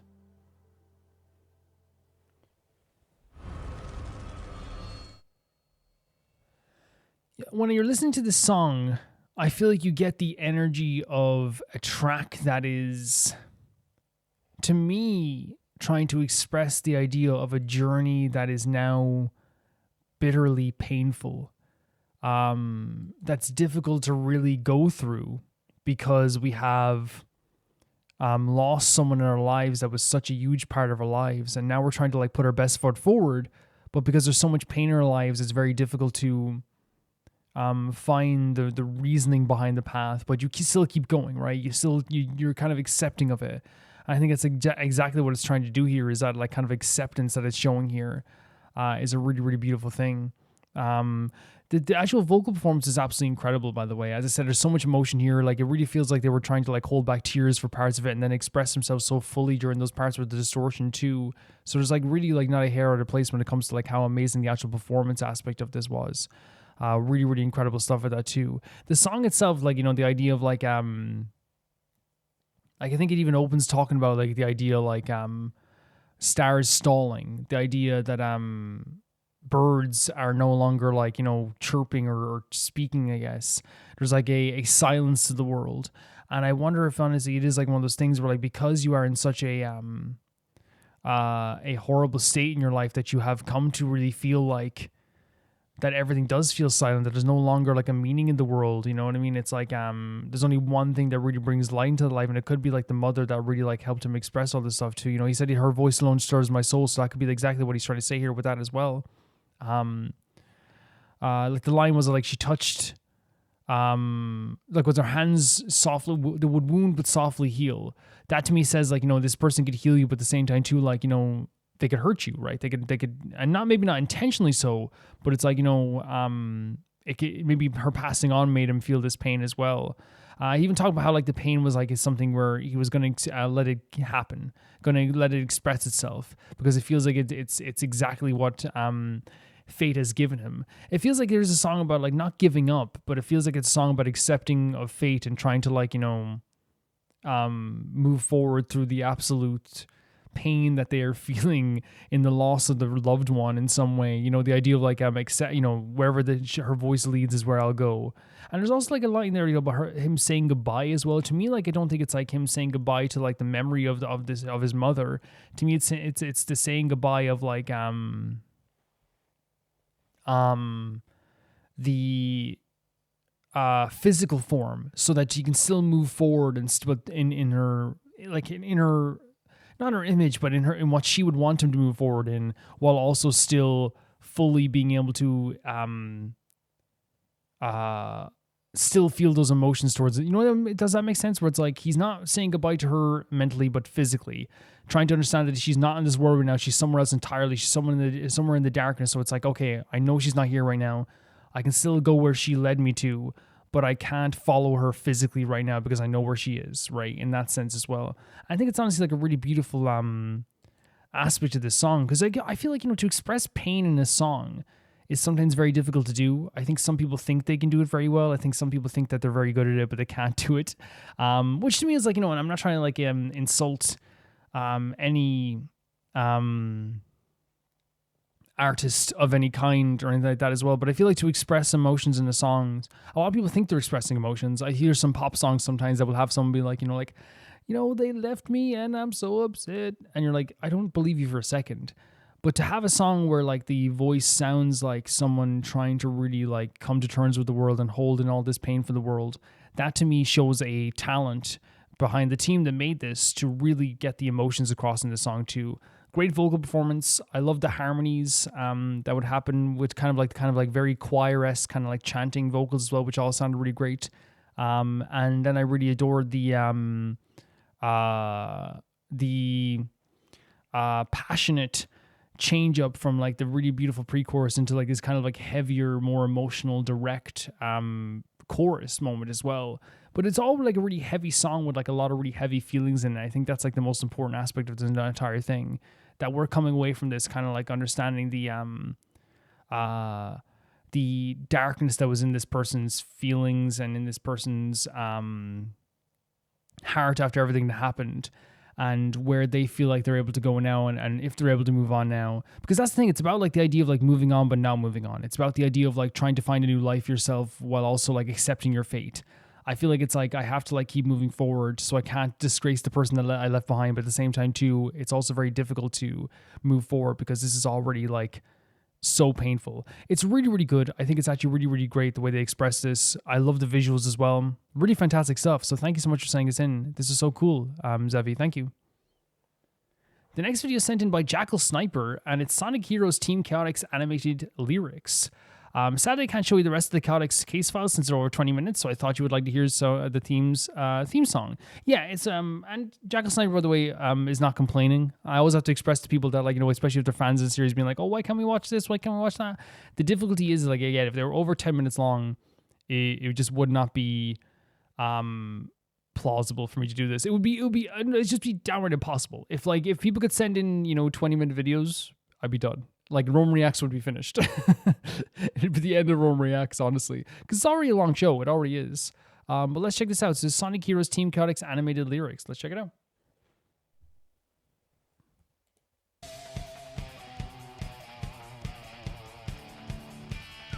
Bit of rock and roll coming in here.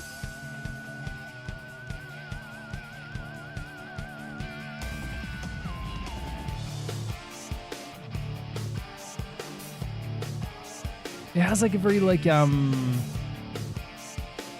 90s animated TV show kind of feel, right? Oh. Oh my god.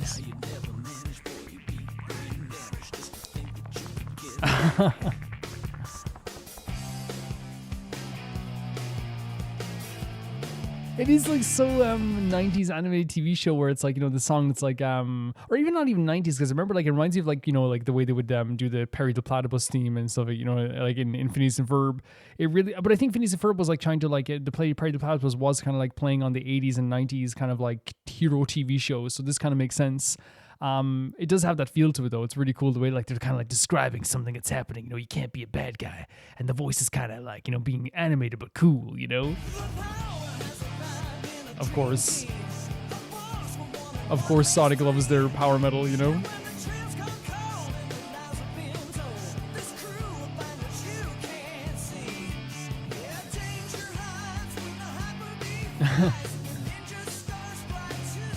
Of course. So he's the muscle. Vector is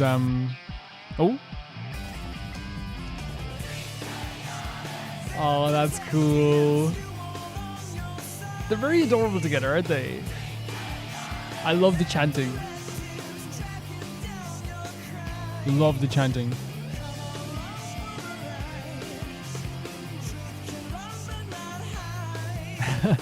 It's actually really fun. It's a really fun theme song. Or we're getting some stuff from maybe the games as well. Yeah, like I love the idea of the chanting thing because like again, it has that kind of like very as I said, 90s animated TV show of like a detective story, but like having like everyone chanting along shows like everyone's kind of like, you know, at least in their mind, everyone's like on their side. I love that they described what you know, maybe they're going to describe the other guys' parts as well, but like it's a really fun vibe for this track. You can see it being like the theme song for a TV show, right? It's really, really fun. Yeah, I love the kind of chanting in the chorus. That's cool. I love they have a little detective office as well. It's so charming. So charming. Oh, they're describing what you can't do anymore?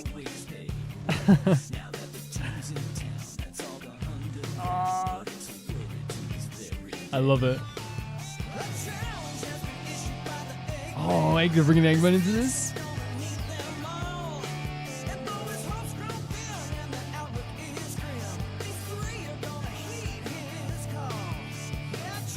Charmy, okay. So Charmy just dissed at the first sting? So is that saying he like is the one who just like is always like the fastest? It's so, because not even like really describing who they are, but in a way it's kind of fun anyway. It's like, hey, he's ready to go, you know? So maybe he's like always like, I'm ready for action. But I guess like they are kind of describing them in some ways. Like, you know, the first one was for like strength. The second one was like, you know, I was first into sting, and this one's ready to go. Like, it's very charming. It's a very charming idea, really, honestly.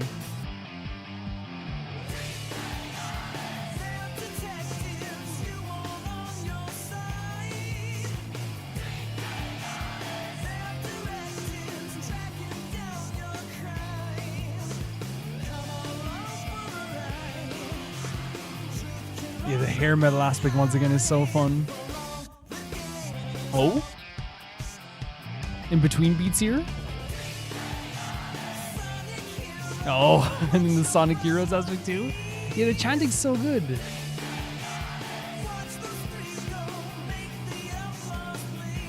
Bleed?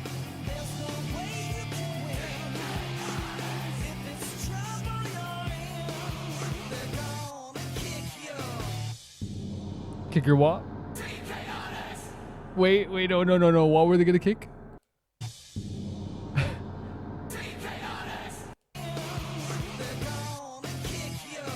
I love it they cut it off. That's very funny. Keeping it PG. Oh, the actual game looks awesome. No problem. The game itself looks awesome. But yeah, like I think what's so fun about this is like, again, it gives me this vibe of like I'm watching something from my childhood. I've talked about it before, how like I used to wake up in the morning on Saturday mornings and I would get to watch a it would always be this thing where I get to watch like these animated TV shows that would show up on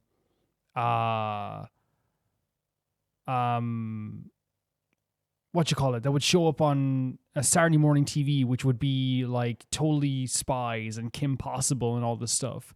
And the thing I loved so much about that was I got to like see and really have just such a good time, and just like such this very, you know, it's a nostalgic feeling where I would sit there with like a bunch of cookies, and I know like you're going to have it early in the morning. Yeah, no one else was awake. I used to have to wake up at 6. I knew I had to wake up because it wouldn't show those American cartoons they'd only show them at 6 a.m. sometimes, from 6 a.m. to like 8 a.m. So you had to get up. So I would literally wake up at 6 a.m. to watch these American cartoons because like there was the only way you could watch them. And I would watch a big marathon of them. And we always get them a year late because they weren't on like, they were on like Disney Channel and stuff, I guess. So we'd have to watch them on like our channel a year later almost. So I'm watching Kim Possible, I'm watching all these shows, and and Recess, and I'm loving it so much. And really, Jackal, like this gave me kind of like a very nostalgic vibe for those things I used to love, those tracks I used to love, because that's one of the things that like it's hard not to like be fully, you know, into the idea of this, because again it's the nostalgia I feel while watching this is golden.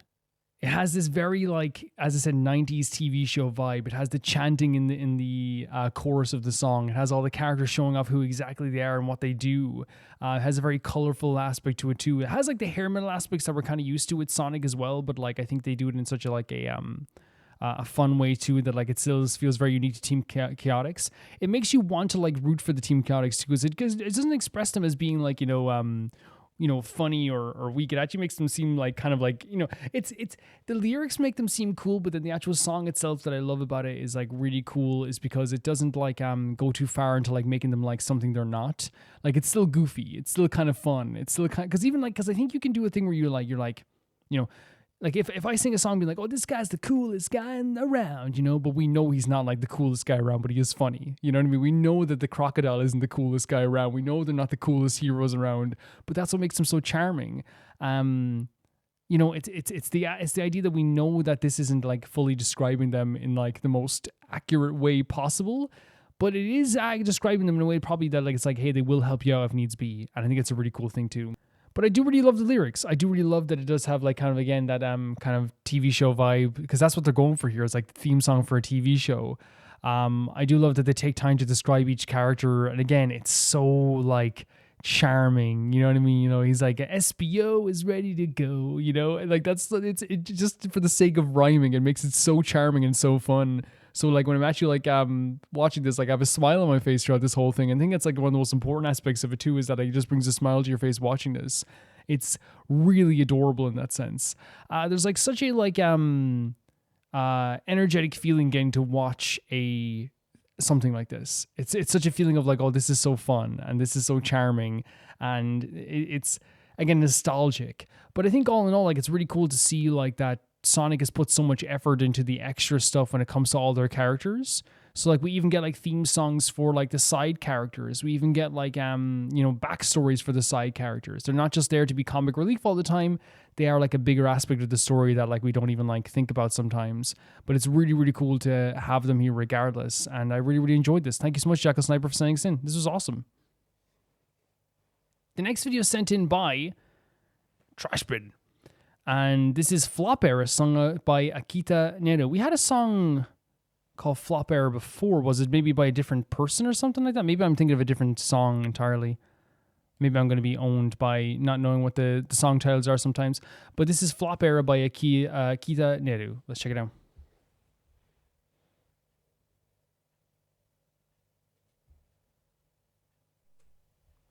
Takes me a bit longer to do the transition nowadays.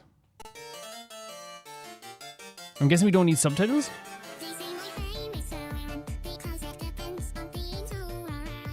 Okay, I love the colors.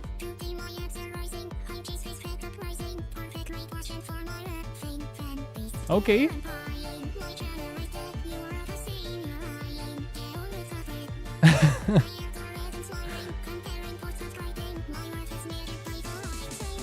This is so crazy. Before we get into anything else, I can say this as a creator. It is 110% like something that becomes very difficult to not look at, which is like likes and not likes, but I think like, you know, numbers and comparing numbers. And YouTube makes this even harder, by the way, because YouTube will do this thing where like they will have a ranking of your videos and they will tell you how good your video is doing compared to the other videos. And the reason why it's so awful is because YouTube will like now, like, if you all of a sudden like one of your series starts doing really well, YouTube will then take that series and compare it to every series, not compare it to like the series that usually you do. So it's like all of a sudden, like say like a series that would do really good, but not as well as the new series I'm doing.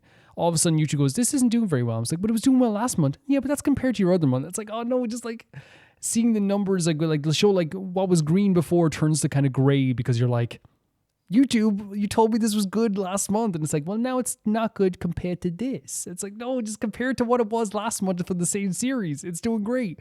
No. And then psychologically for a second, your brain will play tricks on you with that as well. But yeah, I just wanted to express it because I do think that like this song is expressing the idea of like, you know, tying your self-worth to likes and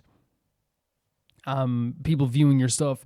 And it is an epidemic nowadays because it's not just like creators, it's everybody. A lot of people do feel like, you know, there is like a thing of like, hey, and it's hard not to feel that way too. Like I think we all like, I will 100% confess 100%. Like for me, like if I like post something like a piece of artwork and no one sees it or no one likes it, my first reaction after a few hours is just kind of like, Jesus, man.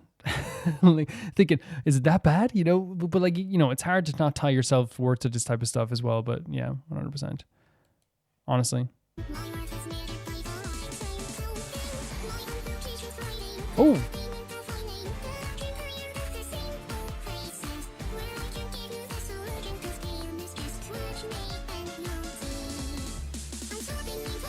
Oh my god. This is really a great beat though.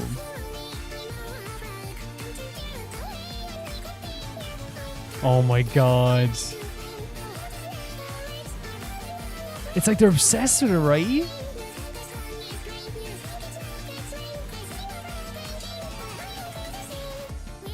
It's so interesting because, like, again, they like had this like it was almost manic in a way. I do like the rhythm and the way the vocals like went with the rhythm as well, but it's almost manic in the way that they were expressing it, right? Like, you know, like don't look away from this. I could be your idol, all this stuff too. It was hard to read the lyrics there sometimes with like the circular thing going around, but like it really did feel like manic. And again, that's like the world we kind of live in. Not for everybody, but like. I remember like specifically at the start of like TikTok and stuff like this, and I think it wasn't just TikTok, it was also like what was the other one called? Musical.ly? Is that what it was called? But I remember specifically seeing like people viral tweets going like, oh, look at this person, they're upset that someone surpassed them in likes, and it's like they were crying, they were bawling. And what's so crazy about this is that like you can't. I think it's okay to be like, hey, if that person was like, hey, like, you know, hey, I'm noticing that like there's like a dip. Is there anything I can do to this? Because like even like I will say that sometimes like, hey, I'm noticing that like this is like not as popular as before. Is there something that about the series I can improve? Right?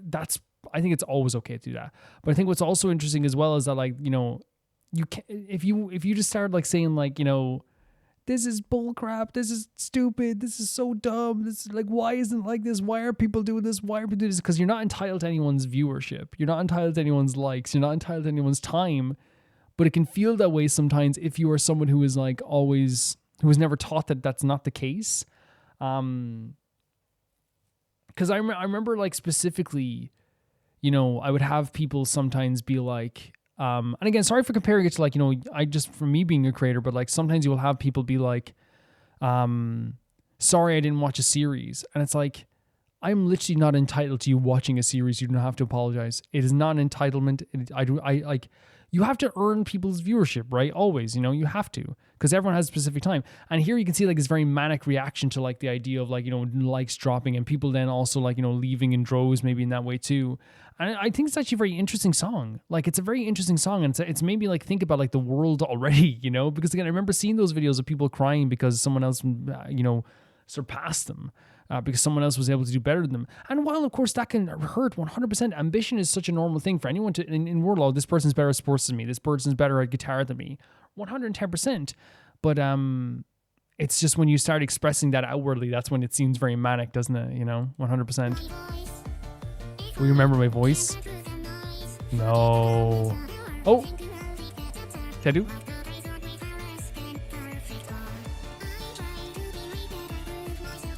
Oh, this is rough.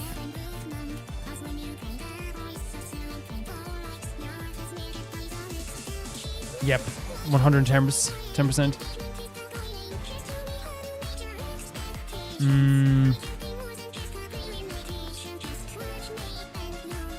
This is so rough in a way, isn't it? No. Oh, no. No, don't see it this way.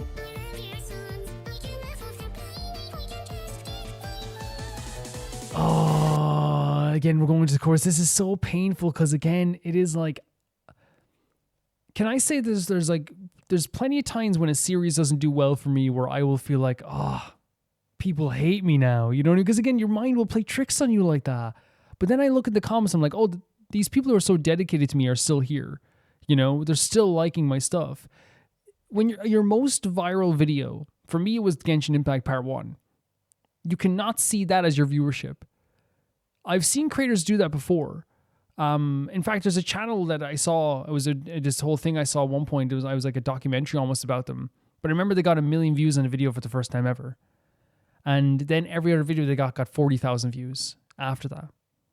And they called their channel unsuccessful because every video didn't get that same viewership as the other one. And they literally ended their channel after a while because they didn't want to do it because they had other stuff to do. They did streaming and stuff like that too. And like nowadays, people would kill to get a 40,000, and this was like back in 2018. People would, like, if you told someone back in 2018, anybody, hey, every video you do is going to get like 40K views. Would you want that? Yeah. You know, but there's that thing in your mind where you compare yourself to your last achievement, right? That's what this song is about as well. It's the idea of like you're comparing yourself constantly to how you did before. It feels like you're trying to self-improve, but at the same time too, you're just like instead dragging yourself down even more, you know? And this is what it can feel like. They're expressing this so well in a way that like is actually very painful, you know? Because again, as a creator, I know, I'm not saying I'm ever viral, but it's one of those things where like you tend to like, and YouTube wants you, I want to make it clear, websites want you to do this. Twitter sends you a notification every month of how many impressions you had compared to last month. YouTube tells you how well your video is doing compared to like the last episode all the time. And they make sure you see that front and center if you go into the studio tab. They want you to see this. You know what I mean? This isn't a thing where it's like, oh, like it's just playing on my mind. Websites want you to feel this way. Websites, and then it's like a thing where it's like, you know, like, how can I prove myself to you? Like, how can I really make you like my content again? And it's not that simple. Sometimes people just grow out of your stuff, you know? It's like, it's so difficult to like watch this, you know? And not in a bad way, by the way, Trash Bin.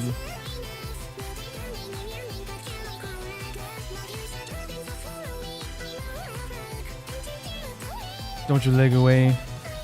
It's like I could be your idol.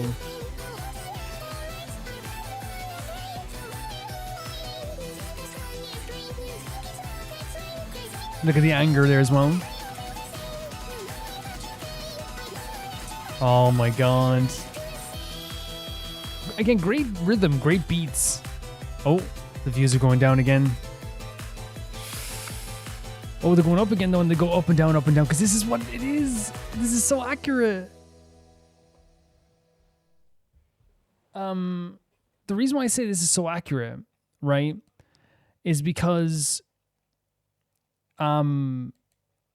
everything I said there, like, and I hope I expressed myself really well, because again, I don't know what it's like to have like TikTok followers and stuff like that too, because I don't do TikTok or anything. I just do YouTube. But this is what the internet is like now, right? You know, there's fleeting fame unless you can really carve a foothold, because there's some creators who are able to carve a foothold and they're there forever, 110%. But it's one of those situations where like I'm listening to this song and like it's the world we live in now. It's the world we live in at this point. It is the world that is created for us to live in if you become a creator. Now the thing is, like, and here's the thing, there's so many days where like when I'm doing that stuff, and like, you know, and as I said, I don't want to act like I'm better than anything. There's so many days where like you look at something that you've created and you're like, okay, I can't wait to bring this out. And I'll be like, man, like I don't even know why people don't like this video. but they liked a similar video last week, you know? But you can't predict that. Again, you can ask 100%, and I'll always do that, where I'll be like, hey, how can I improve this? Or is there a way I can improve this? Is there a reason why this is this? Or, you know, something like that as well. It's always like good to do that. But like, I think when you get to this point here, and it's a very normal thing to feel, where it's like, hey, don't look away when I can be your idol. That is when it becomes manic. That's when it becomes unhealthy.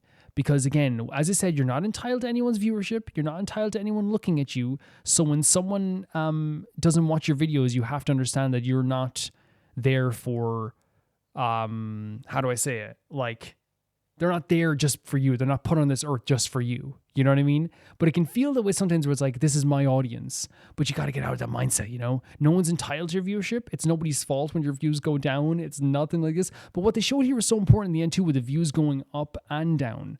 Because you'll have times when you're doing good, you'll have times you're doing bad. That's what's happening, you know? Like, they talk about in this video about like, the idea of like following trends, following fads, doing it just for the fan base, and then, you know, someone calling the channel dead. And after this as well, it's like the idea of like, hey, like, you know, I'm doing all this stuff. I'm doing stuff that I wouldn't even want to do. I'm following these fads and still it's not working, you know? Which again, I can imagine that can be frustrating when like you're doing what everyone else is doing and you're like, this should work, and then it doesn't work. Because sometimes the algorithm is kind of like, it doesn't work like that. You know, the idea of like, she said in this video, my worth is like measured by like all my likes I get as well. That's disgusting to think about, you know what I mean? Because like it's and again, as I said, the world is built like that now. It's literally like, it's literally built for that. It's not just for creators. Like, I have cousins who are like, man, I used to post my vacation trips, but it's like, oh, people just like, you know, didn't like them as much. And I'm like, you are like 13 and you can just post a picture of your vacation. You don't have to worry about likes. But they think everyone, it's like, I don't know, the world is crazy. It's really crazy what it's become in that sense too. Because like it's and you see in the chorus as well, what they did so well with this too is like they had the character crying, smiling, angry, laughing. Because again, the internet can change your emotions. Following likes can change your emotions. Following all this stuff can change your emotions. The idea of like you know, the line, as I said, you know, like it's like thinking that, you know, you are entitled to people's viewership and you're entitled to people's views and like they should be watching you and stuff, I guess, as well, can be incredibly difficult. They even showed at one point her looking at other creators, which again is another thing again that I want to say this too. I feel like this is like me talking about like how crazy, you know, internet stuff can be, but like you can look at other creators and be like, okay, they did a similar thing to me and did well. So what is about them that they did well that I didn't do well? You know what I mean?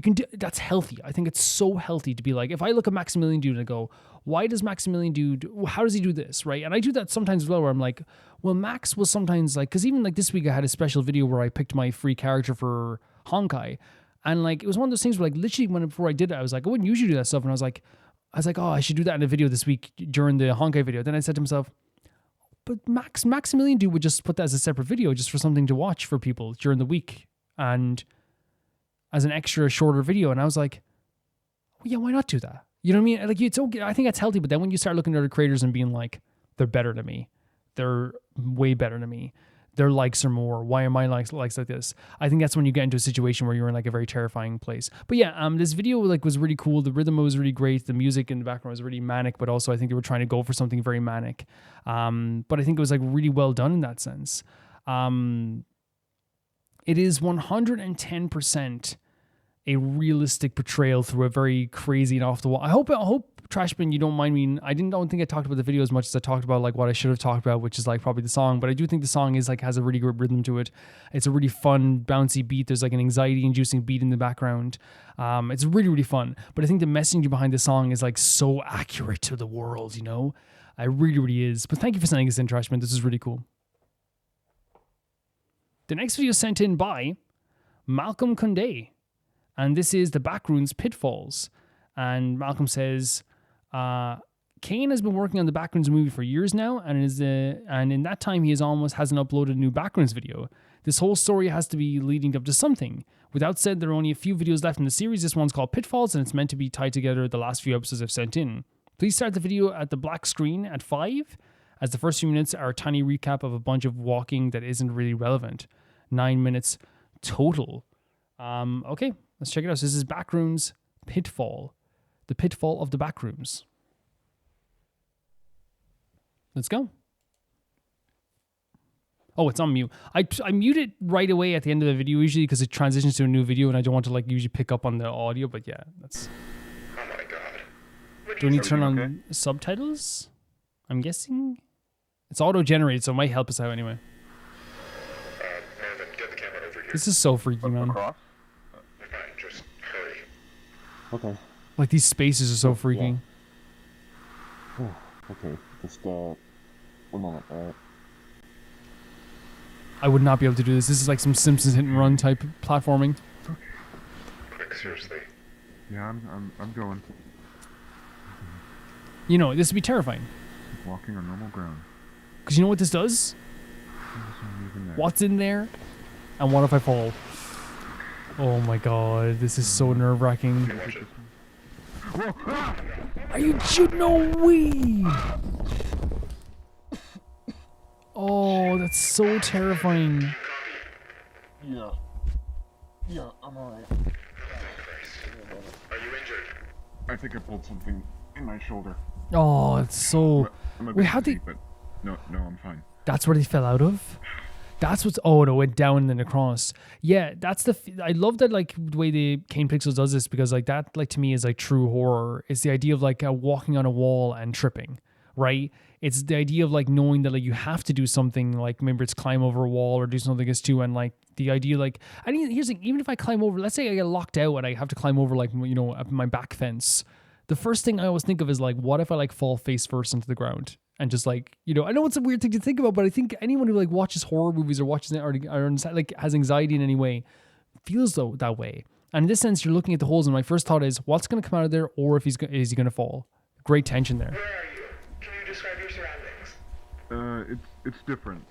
Like a room up there, but the architecture's the same, but the wallpaper is different. It's a bit greener. The wallpaper's greener, okay. Hold on, I need to see if... He tried to hop up? Because that's what the first thing anyone would say, right? The opening comes out through the wall, but it's too high. Okay, just stand by. Oh my god, the camera zoom. Got it. Masterful horror happening here. Is the camera intact? Seems to be fine. I'm recording, but who knows what the output will be like. Mark, make your way back over to this side. Carefully. Do we have another camera? I need to get this. It has to wait. This takes precedence. So this takes precedence. Look at this, man. Even that shot there is terrifying. Just throw down the guideline with the weight attached. I can use it to climb up. Just tried that. There won't be enough length to reach you. George, go run back to standard moving. I think what they're doing a really good job here as well is like erasing any avenue for escape early. This is traditional horror. Get rid of the people's phones. Get rid of the people's cars. Get rid of them away from civilization. Make them lost. These are ways of like making the horror all that scarier. It's something so simple, but it works so well. You know, getting rid of someone's phone in a horror movie is one-on-one. You know, in this case, erasing every avenue for them to like just climb back up. Right? It's very, very smart. Hang in there, Marv. So the tension rises. Oh, he can't get out there? What's he gonna do? What was that? What? I don't know. I didn't hear anything up here. Sounded like... It sounded like cheering to me. That's terrifying. If you're yelling, like a person is yelling. Wait, a person? Yeah. Look at the red over there. This is so scary. Don't go down there. Not just hearing us. It sounded like Goofy.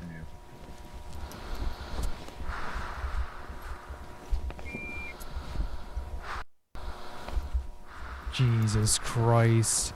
I'd be cowering in a corner. Oh no, stop. Let's not do that, I think. That'd be a good idea. What the... Wait, what? It's like a... Are those street lights? Yeah, it's like a street. With a tunnel. The left hallway, and it's right there, under the gap in the wall. You need to stay at the hole. George will be back any minute, then we can assess the situation. Yeah, I would say too.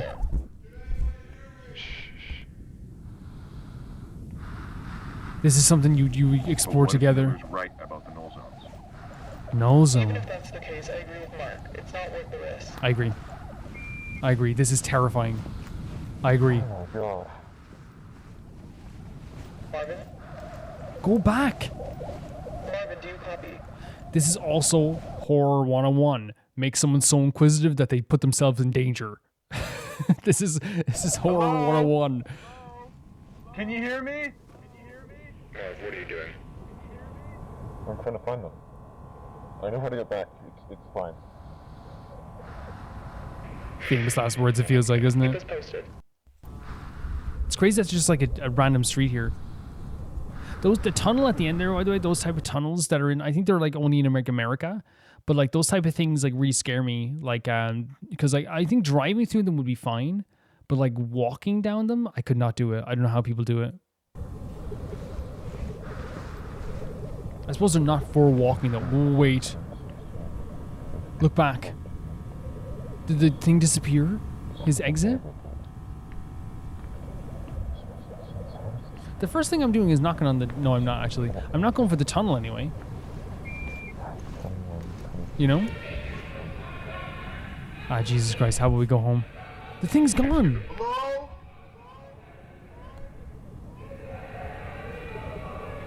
Ah, Jesus Christ. This is so scary. At least it's broad daylight where I am right now. Can you hear me? I don't record at night.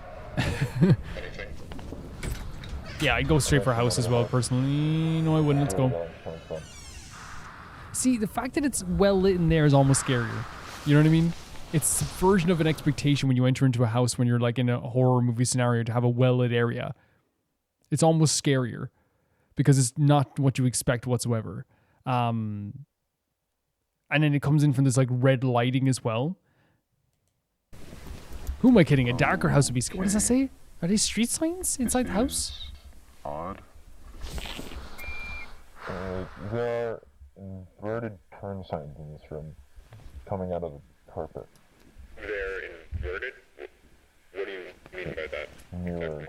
They're not oriented properly. Ah, Jesus Christ. Leave. Leave. Leave and go back. Please. Don't listen to Yodeler down here. This is just a masterpiece in tension, though, isn't it? Jesus Christ.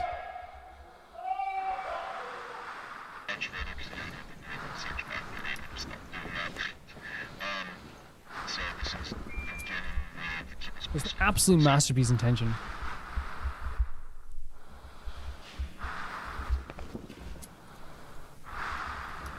And he just walks down here, by the way. Here's the thing, right? Just being completely honest, like, I'm brave when it comes to, like, last stand stuff. If I hear someone in my home, right, and nobody else is around, I will pick up, like, a piece off my microphone stand and go around and check the house, right? Because I know that it's better off if I go in first rather than waiting for someone to come upstairs and kill me, right? But in these situations where I don't have to enter places, nah, it's not happening. Not happening whatsoever. I think I'm losing you. Just stand by. Okay, no, the house is even beating. Go back.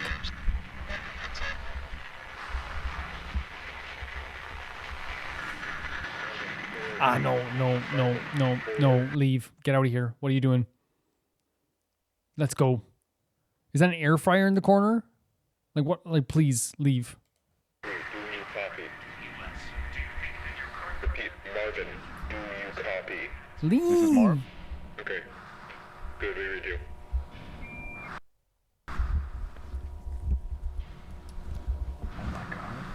What? I understand it's scientific discovery, but... living down here. Living down there? That's not possible. Marv, listen to me, buddy. Get the fuck out of there right now. Marv.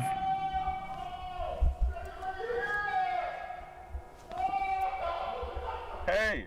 There's more backrooms. Can you hear me? Marv. I think I found them. Are you demented? Sorry, can you repeat that? Marvin? What's that? What is that? What is that? That is not a fucking person! What the hell, Marv? What was that? Oh, he fell. Oh, no, he got back up, he got back up. Marv, run. You should have listened to everybody. Oh, this is so scary. Don't go, Marv. You can feel the weight of his outfit, by the way, as he's running away. Don't look behind you, for my sake. Is he still there? Oh my god, this is the worst. Oh no, it's still there. The exit's still there. You need to roll under there.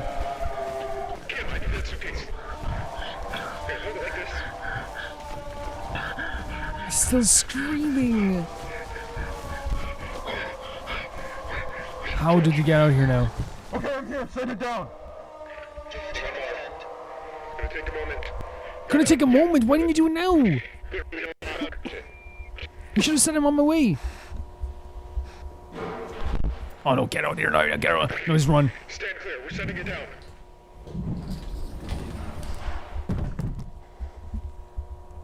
Get on now and go.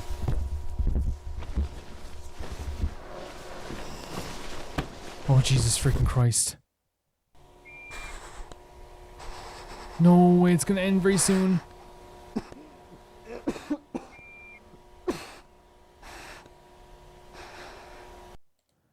And it just ends. That is fantastic. What a fantastic ending. What a fantastic ending. Can you see this? Like, and I'll talk about why it's a fantastic ending in a second, but look at this. Sorry, can you repeat that? What is that? I think it's almost scary that I can barely make out what it is. What is that?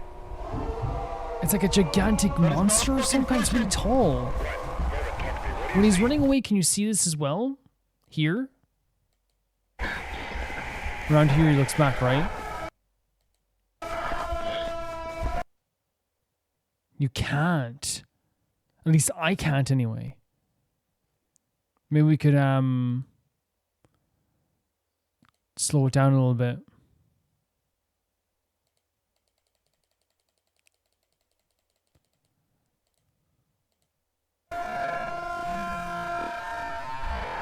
Around here. Because I don't think we... You can you? No, that was the house.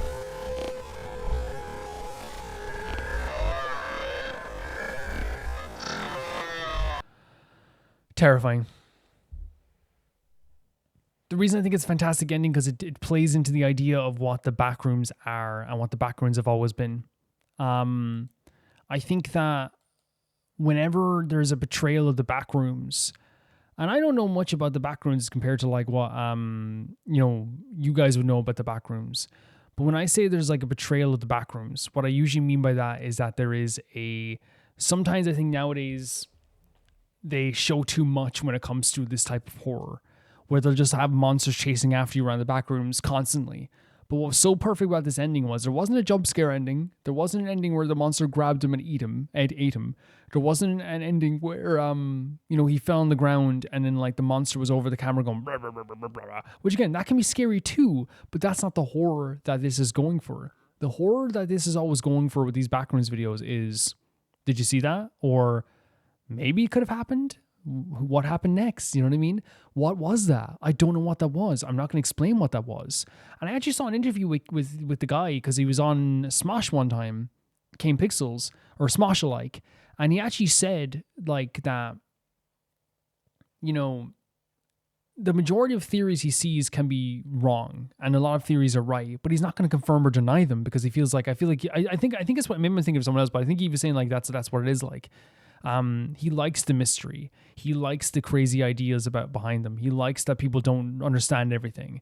And I think it's fantastic. And it's fantastic that he stayed true to that. Because here's the thing. This is one of the most terrifying Kane Pixel videos I've seen because at the end of this, it almost plays on the fact of the other backrooms videos I've seen, if that makes sense.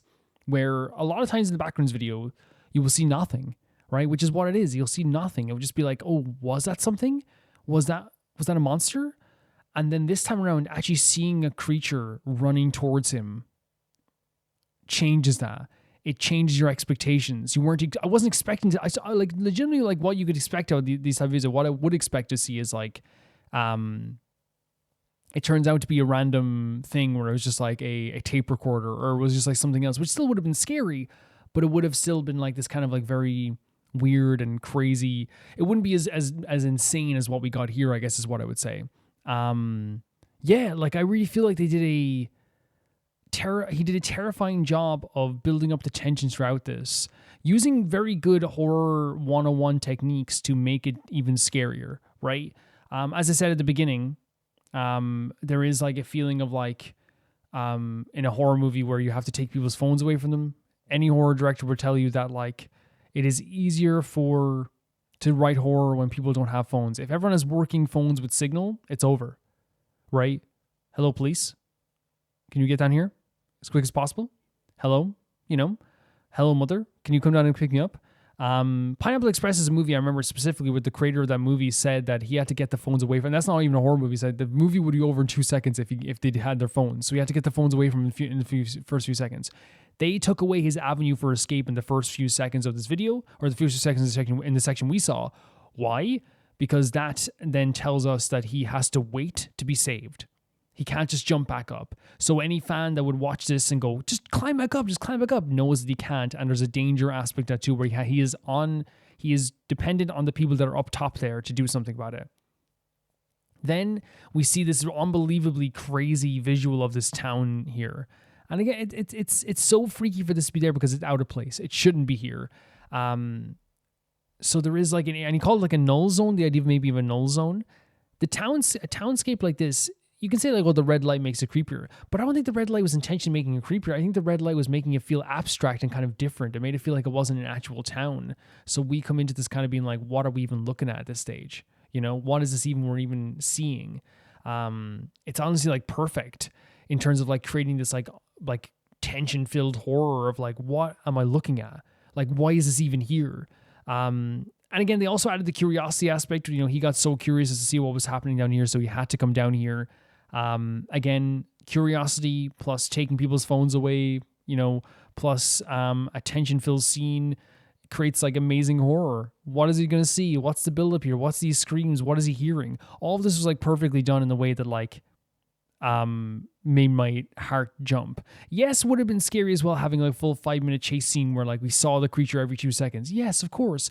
But it's even scarier not knowing what exactly he saw. It's even scarier not understanding what he saw. And for the rest of his life, if he doesn't see that again, he's going to be thinking, what did I see down there? And that's scary too. It's like, this is a bad example. To finish on this is a bad example. But I mentioned this before, like 2 weeks ago in Rome Reacts, but like, there was a story a while back of like a drunk dude who used to go around and knock on people's doors randomly in the night. He was just a drunk dude, right? And here's the thing, right? It's like one of those situations where like you usually see him walking away if he doesn't. You're like, oh, there's the drunk dude, and he would do it like around the whole town. And he I think it was just like this weird aspect of him, like where he just like drunk people who were obviously like also, and I'm sad to say, also like kind of like mentally ill, probably have some sort of like problem as well. Also, technically, like would like not know what they're doing, and so he's knocking on all these doors, and like I always thought to myself, what if like one day he knocks on the door, and then you look outside and it's like 3 a.m. and you can't see him walking away. You know what I mean? And I always thought of that because I thought to myself, that's really scary, because then it's like, who knocked? And you'll never know, right? Who was the person who knocked? Who knocked and then left? Who was knocking at 3 a.m.? I didn't see him leave this time. Is he still there? All this stuff that creates these tension in your mind. Yeah, it's really, really amazing. Thank you for sending this in, Malcolm. The next video is sent in by Tyree, who says, I'm sending in something totally different this time. I don't know if you watched it. I'm sure you've heard of Heated Rivalry. I have heard of it. I've been obsessed for the past couple of months, so I'm submitting a video the two main actors did for Cosmopolitan. Aside from just the show, I've also been obsessed with these two, and their chemistry is so natural, and they formed a genuine and deep friendship during filming. I actually have heard of Heated Rivalry. I don't watch a lot of TV. I watch some K-dramas, but I don't watch a lot of TV, so I actually haven't like seen it. But of course I've heard of Heated Rivalry, of course. Let's check this out. So this is Heated Rivalry's Connor, Story, and Hudson Williams answer rapid fire questions. Cosmo goes deep. Let's check it out. That you are part of my soul. Is the quality low sometimes with these videos? 480p. Why would it be naturally 480p? That's really weird. I hope it wasn't that from other videos. I really hope it wasn't that from other videos. That you are part of my soul family. I wish I was on the same page. So what did you say there?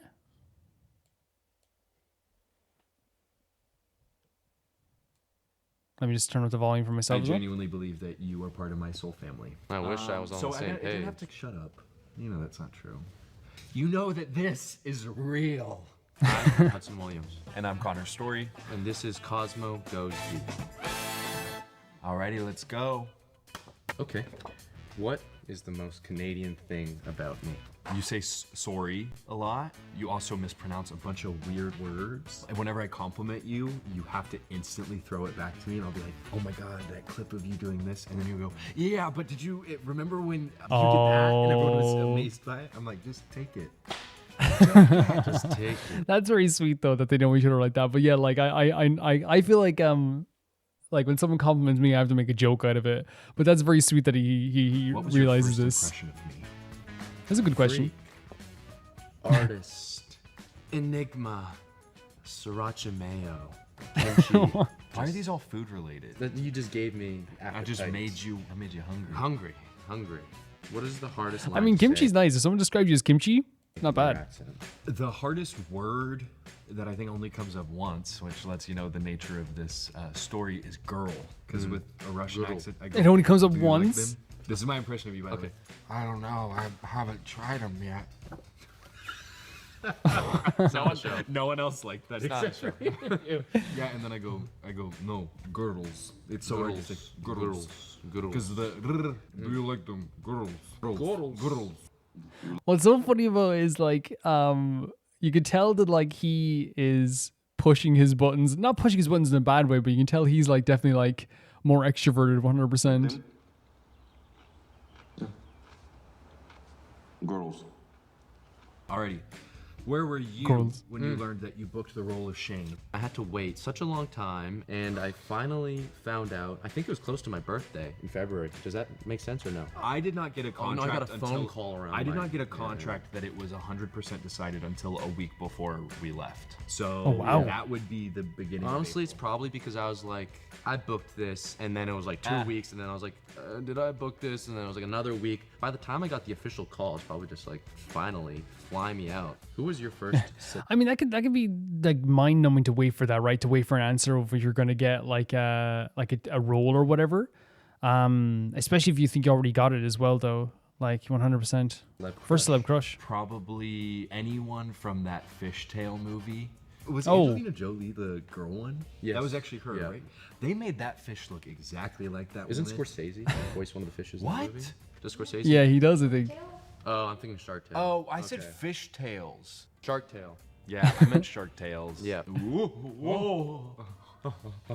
When did you first? Shark Tale. First of all, saying your first crush is the fish from Shark Tale is very, very funny. But like, yeah, it's a really good movie. I like the movie a lot. Get recognized. I was in Montreal. I was coming out of assignments to buy clothes, and a girl grabs me. I'm dragging her by my leg, and she's holding onto my ankle, and I pick her up, and I say, "Get yourself together, woman." And then she goes, "Are you Shane from Heated Rivalry?" And I said, "Oh my yes." God. She showed me her lock screen and said, "Is this you?" Did she actually? No, she didn't.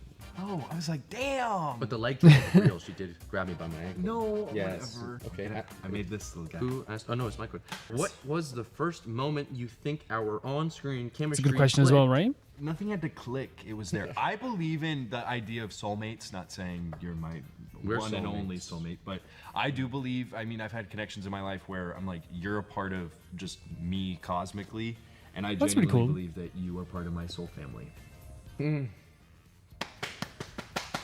I wish I was on the same I page. have to shut up. You know that. There's definitely like one of them is definitely more extroverted 100%, but I think like it's not a bad thing, right? There's always those type of relationships where one's more extroverted than the other one, I suppose. You know that this is real. If we got another matching tattoo, what would we get? I think we would get one of those wheels, like the Price is Right wheels, and we would put like Bugs Bunny.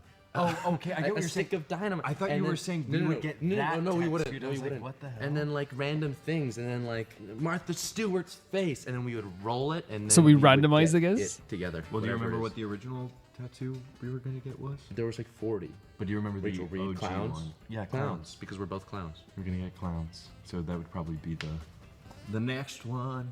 This is my favorite part of this entire video, is being able to do this. It's so fun. These cards fly really well. Which sport is more physically? I like the idea of like because again it says something about their personalities as well, that they would kind of randomize what tattoos they'd want to get. Like it seems like they do like a bit of spontaneity between the two of them as well, you know. Demanding. Gymnastics or hockey? Gymnasts are in better shape than hockey players. That's but very true. Also, I think hockey is like kind of more interesting now, because gymnastics is just like you're a freak of nature. How do you think gymnastics prepared you for this role? We gave him that ass. Yeah, give me the butt that. Just casually saying it like that as well, like it's nothing. Yeah, just give me the butt, you know. But I do think that, like, you know, they're right about the gymnast stuff, because being a gymnast is insane. Like, it is like you are defying logic. On Twitter, I don't know if you've heard of it or not. I have 45 photos on my camera roll right now. No, you don't. Of different angles of your ass. No, you don't. The album's called Connie Baby. Connie Baby, Butt Baby. Which character's relationship advice are you least likely to follow? Either one of us. I mean, neither of our characters have their shit together. Yeah. They're lost. So they are like competitors, I guess, in hockey. Is that what it is? Or gymnastics? I'm guessing it's hockey. Okay. Do you have a favorite fan edit on Book Talk? I have these really embarrassing YouTube videos up from when I'm like 11 years old. And I have this squeaky little pubescent voice and a Bieber cut. It's me, Connor Story, and my username is Actorboy222 because I want to be an actor. Someone edited that. Oh, that's very sweet, though. On the red carpet. It's very Yeah, sweet. doing something, which is really cute. It made me tear up, and I haven't sent it to you. Yeah. But I should. What's one line of dialogue from the show you can't get out of your head? I'm sorry, like they're like practically joined at the hip. You can see it in this interview. They are like 100% joint at the hip at this stage, or at least very comfortable around each other, which is very sweet to see. An episode you haven't seen. Tell me it, and then they'll bleep it out. This one's not a spoiler though. What color? That's a funny one. What color? What scene were you most nervous to film with? This is a good question, because again, it seems like this from what I heard, this is a gay story. So it's obviously like also like, you know, they're probably in love, I'm guessing. I've only seen like, you know, a few clips here or there. I've only seen like people talk about it, so I don't know. But you're talking about films that probably have like are scenes that have a lot of intimacy with them, right? 100%. I mean, it doesn't really involve you, but the phone call, just because that's like a 4-minute Russian monologue. Oh, wow. It's a really beautiful moment, but it was just like, it was a lot of Russian. Uno mas. Uno mas. Did you see us do that? That would take a lot of effort, though. Do Illit and Shane. Like especially in a different language as well, like, you know, because like for me, like the idea of like I used to study French, and even getting like a few words out of that is freaking difficult, man. It's freaking difficult to speak in a different language, you know. It's so hard. Even astrological compatibility. They don't give a shit about that. Not those two. They don't live in LA. They're dumb. They don't live in Hollywood. They don't drink matcha. They don't know the truth about your moon rising, Pisces. They don't have Etsy. There's no Etsy. They don't have Etsy? Do we? Yes. I love his outfit, by the way. We'll see it again, but like. Alrighty, it's time for the lightning round. We'll have 30. Well, his outfit's nice too, but like the other outfit's really, really nice as well. But like, yeah, they're very charming together. They for sure are very charming together. As possible. Here we go. Okay, smoothie shop date or hockey rink rendezvous? Hockey. Share your location with your partner or keep it private. Share your location. Poutine or Tex-Mex? Poutine. Tex-Mex. One fan theory you secretly love. I like the weird fanfic that makes no sense, like that Svetlana and Rose like each other. Lesbians, we love them. Forgive and forget, or we love grudge. Forgive and forget. Duh. Forgiveness is realizing you're a prisoner and you have to let that prisoner free, and that prisoner is you. A dream job outside of acting. Cinematographer. Underwear model. We had one left. Thank you so much for watching. Make sure Yeah, they're they're very close to each other, 100%. Do the heart with this hand. Okay, I think it's a heart. Very cool, because I think this show blew up. I think this show legitimately like blew up in terms of like how many people watched it. They weren't expecting it as well, because they even said like, I think I saw the stuff I've seen is obviously like I've seen like people talk about it. I think even one of the creators at one point said that like the budget was like lower than people even think as well. Like it wasn't like something that was like, you know, this high budgeted thing. It was literally just at the time like I guess like it wasn't meant to be like this unbelievably the popularity it got doesn't match like but yeah, like it was one of those things that like they didn't expect it to be so big as it was, which I think is a very surprising and nice surprise to have. Like, hey, my show became bigger than I even ever thought it was. But it's really, really fun seeing these two actors together, and you know, you mentioned the idea of chemistry, and I definitely do think they have like a lot of chemistry together. You can tell that they've grown to become very comfortable with each other, which is like a very important thing with any actors. I feel like not just actors that are doing, you know, more intimate scenes and stuff like this as well. Because it seems here like they like can talk to each other about anything. They can, you know, they know each other's boundaries. They can go into each other's space, and like you can tell they're still comfortable when they do so, which is a really important part of any like relationship and any like, getting to know someone and really like understanding someone is like truly, you know, understanding those boundaries and understanding where you are with this person, understanding who they are as a person. I feel like you can feel that all there as well. They have like a really charming aspect to them as well, where like it does feel very natural. Like I don't feel as when I'm watching this, like this feeling of like, you know, they're putting it on, or they're putting on an idea, or they're trying to sell an idea to us like of like who they are, when in reality there's something different. You can tell they're just having a lot of fun with each other, which is like a really, really fun thing too. You can see even like when they're talking about like each other, like there is like of an appreciation for each other and a love for each other. The idea of like talking about the idea of like how he takes compliments, joking about them being like soulmates, and even like stuff like, you know, like when they, you know, they almost like can complete each other's sentences when they're talking about what scenes they're talking about. When they talk about the girls scene, for example, it says girls, like they both like kind of like were on the same wavelength with that as well. Really cool chemistry between the two of them, and I feel like that probably is why people got so attached to the show and got so attached to these characters. They're probably like having the best time in the world, because again, as I said, I just heard from like the creator of the show said like the budget wasn't crazy because they didn't know it was gonna be this big, and it blew up. So now you have the situation where like, you know, these guys went from being, hey, I'm gonna be acting in like a little TV show that will be kind of cool, you know what I mean? It maybe get some fans, to being like the most talked about thing for like 2 weeks straight. You know what I mean? That's where they went from. They went from being like, oh yeah, like I'm in this really cool show, to like I'm going to be talked about for quite a bit of time. It's really, really fun and exciting, I bet, for them as well, to like really get to get to this point in their careers so like out of nowhere as well, probably too, which is probably very fun for them also, but like a really, really fun thing here for them, I'm guessing. It is like a really charming interview. It's a really charming interview with some really charming questions, and even like at the end there, like you could tell like when they didn't get to ask the last question, they were having fun with each other. It was like a fun time for them. And you know, like I love seeing that with actors when like they're on the press circuit and they're having like the time of their lives with each other. They're actually having a good time. I love the channel Smosh, and one of the things I love about Smosh is looking how comfortable they are with each other. That's really important to me as well. So I imagine like Tyree, the reason why like a lot of this is super fun is not just, as you said, it's just their chemistry, but on and off the camera. It's a feeling of like I adore watching these guys have the time of their lives with who they are as people outside of this, while also loving the TV show too. And to me, like I understand how that feels, because I legit, like if I ever watch a big TV show or drama, I usually get into like the example I give is like I watched a show recently, Twinkling Watermelon, right? Or Week Hero is a good example. I watched Week Hero, and I straight away afterwards, I was like, I got to see these guys do interviews and talks and all this stuff afterwards. And you fall in love with the personalities as well. Some people don't like doing that, but I really, really love doing that. So I totally get that idea. Not only that, but like, I remember like TV shows in the past where I was like obsessed with that stuff. Behind the scenes, seeing people's chemistry on and off camera, seeing how people interacted off camera. It was always like a really, really fun and special thing for me too. So like, I totally understand, and I totally get the feeling. It 100% is so beautiful to get into something like that as well. I think it is, for me personally anyway, and I think you would agree as well. Really, really charming stuff. Really, really cool to see these guys have such a good time for each other and such a good space for each other.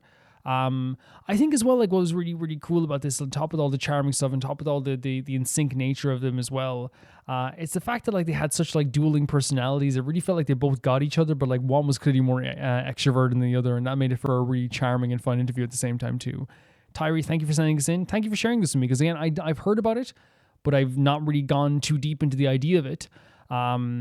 It's like, surprisingly enough, like I don't watch, people are gonna be very surprised, I don't watch a lot of like boy love stuff. I don't watch a lot of like gay stuff, which is, people are probably gonna be shocked. But it's like you know, it's just, I guess if you count Genshin, but like I know that's a different thing altogether. But yeah, thank you for sending this in. The next video is sent in by, I believe it is sent in by Katsith. The last Rome React, you seem to have enjoyed seeing the drum in different roles of music. It's almost Chinese New Year, and the percussion piece will probably be performed somewhere for the celebrations. It's a fun one for both audiences and performances. Its name means something like Tiger Sharpens Teeth. Really cool thing to call anything, right? The tiger sharpens its teeth. Very cool. So we're going to get to hear some more traditional music from China, which is always very fun. Let's check this out. The reason I like drums so much, by the way, is because it's the thing that hits your heart. It's the thing that grounds you and hits your heart. Cool space here. I don't have this on mute, do I? No. Is it low?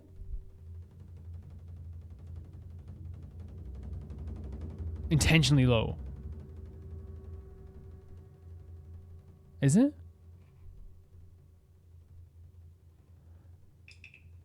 It's definitely going for like a rumbling feeling, I guess. Because I can hear that clearly.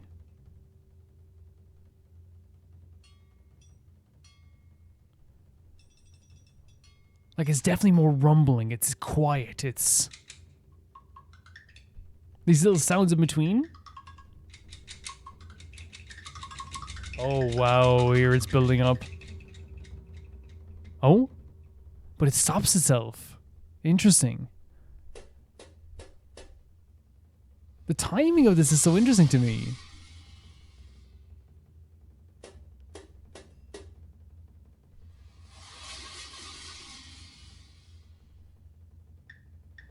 I guess like if you're talking about Tiger Sharpens his teeth, there is a tension to this, right? There is a feeling of like if you talk about like a tiger stalking someone, it does have this feeling of like, what's going to happen? Is this building up to something? There's like little moments of more like more fear and more drama when it comes to like the cymbals hitting each other. But there's more just like of a quiet like little like walk that we're hearing from like the slight rumbling and the hitting of the instruments over here as well on the left. Like there is this feeling of like, what is it? There's tension there. What is about to happen? You know, what could happen in this scene?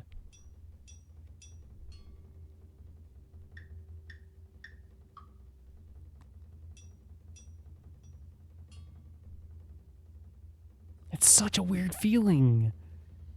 But that's intentional, I guess. The slight usage of the cymbals here on the side too.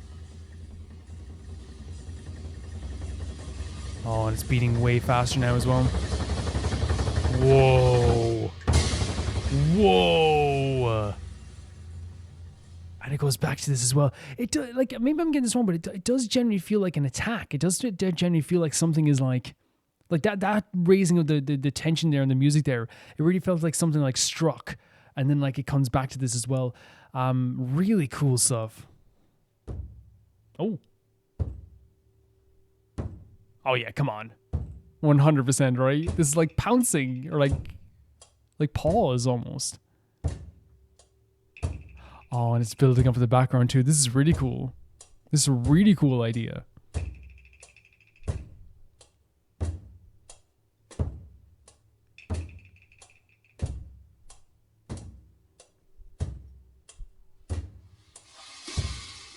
Oh, and there it is again. There is such a tension here.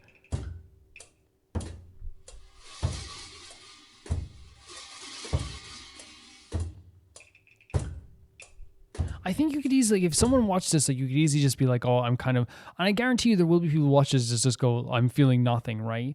But I think that like, if you just, because again, like most people in the world like won't be interested in just seeing just drums. Like I'm not a person that's always like, I would love to see some drums here all the time. But I do think that what it is trying to express here as well is also like, again, this tension, this feeling of drama rising. It's not just about like listening to the music and going, ooh, this is my favorite song, you know? It's like it's trying to make you feel something in like a very dramatic way. Whoa. They're using the crashing cymbals so, oh my god. The drama is really raising now. That's so cool.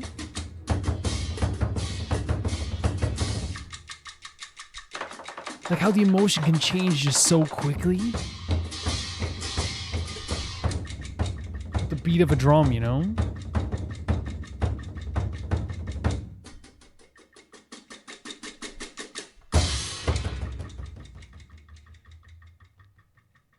It's quieter again. Like it's like these sudden jumps, right? They're doing tension so freaking well because it makes me go, oh, oh, like just these quick changes, right? Oh, the scraping, that's really cool. Like it's creating a full environmental song, right?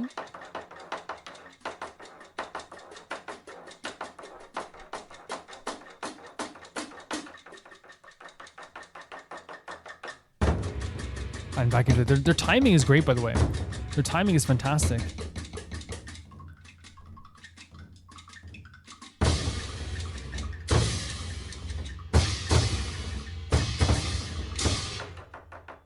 Like they're doing the timing matters. Like there, like it matters so much, because like it's the difference between like something like, you know, being like if one sound is out of place, it changes the rhythm, it changes the feeling behind it, because then like it's one of those things, if you hear like the drum hit and the cymbal hits after when it's supposed to hit with the drum, it lags then, you know, but it's not lagging here. It's really cool stuff.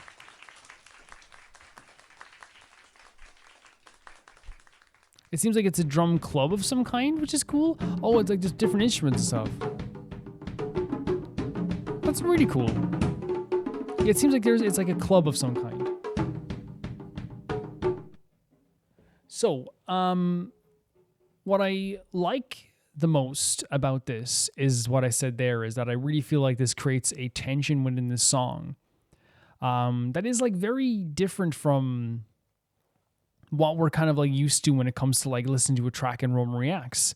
We usually have some like melody to go along with it. We usually have some like kind of beautiful flute in the background, some string instrument.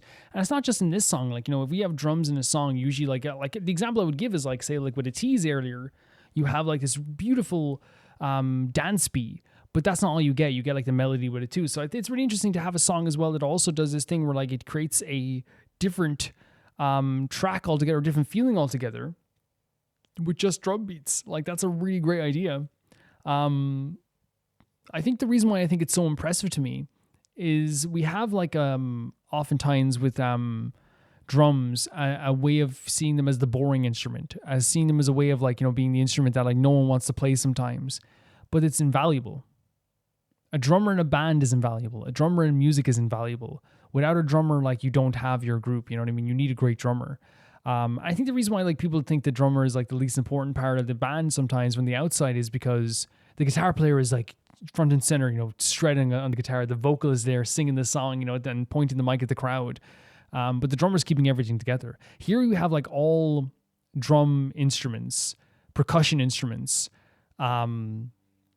carrying attention in a song that is difficult to do. It is so difficult to do because the reason we have so many instruments is to, you know, create like passion and music and emotion, you know. So to actually do this without all those instruments, actually pretty freaking fantastic. It's a really fantastic idea. And I think that like that's one of the things with this is that we have this feeling. You talk about like the idea of this tiger sharpening his teeth. I then get the energy for me of like, you know, like do you ever see those videos of like animals, right? Cats, tigers, you know, wolves, anything like that as well.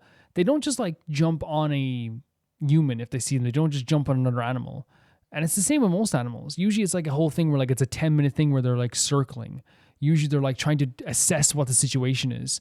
And sometimes then they'll do a strike and then they'll move back and be like, okay, let's reassess, right? In fact, I think that, like, you know, like even two cats. Have you ever seen two cats fighting on like a random street? They'll fight each other and they'll move back and then they'll like look at each other and try kind of be like, what should I do now? And I feel like that really expressed that tension of like an animal kind of like ready to strike in a way, because it had like the whole like low murmur of like, it's watching you, you know, it's watching you, you know, and then every once in a while it would like move a bit faster, you know, like, and they really expressed that in the music very well. How like sometimes it will turn into a full-blown fight, then it will calm down again. And I feel like they did that such a good job of that. Like, to be able to express that in such a way is like really impressive to me, because like it's again, it's drums, it's all drums. And I always say like the point of a drum in a band is to ground you and to hit your heart, right? Where like I always say you know, the Coheed and Cambria is an amazing group, but they will sometimes have some very progressive and crazy stuff they do in their songs. So to have then a drummer to be like, okay, let's bring it back down again is super, super important, and they always say that. But here it's the drummer carrying everything. It's the percussion instruments carrying everything. So it's a whole different idea and a whole different feel. But that's the whole point of it. It's a fun idea for this in general. It's really, really, really cool. And I think you can see the passion in the faces of these drummers. You can see that the passion they have for this, the love they have for this, the timing they have in this is like shows a passion as well, that they have like really worked hard to get to this point where they're able to do this in such a fantastic way. Because it's one of those things where like you can say, well, like how most people have passion for music, but I think some people don't get this like type of like feeling. They don't get this type of like, I don't know. They don't always get it. They don't always understand it. They don't always express themselves. They don't always have the timing. They don't always have the passion for it. And here you could tell there was like a lot of passion to show off this instrumentation and what it can do here. And they did a fantastic job. It was really, really cool. Thank you so much for sending us in. And I love this as well, like, you know, using, we see all the time the lighter touches versus bigger touches, using different parts of the drum as well to make a different sound, using different ways of using cymbals, not just hitting them together, sliding them, rushing them off each other. Really cool stuff. Really cool stuff. Thank you for sending us in. The next video is sent to my Cosmic Catloaf, and it's called They Did the Bat Scene Live, Phainons and Mydei's VA live performance at AX25. Guys, let's check this out. We love Phainons and Mydei, don't we? Congratulations, everyone!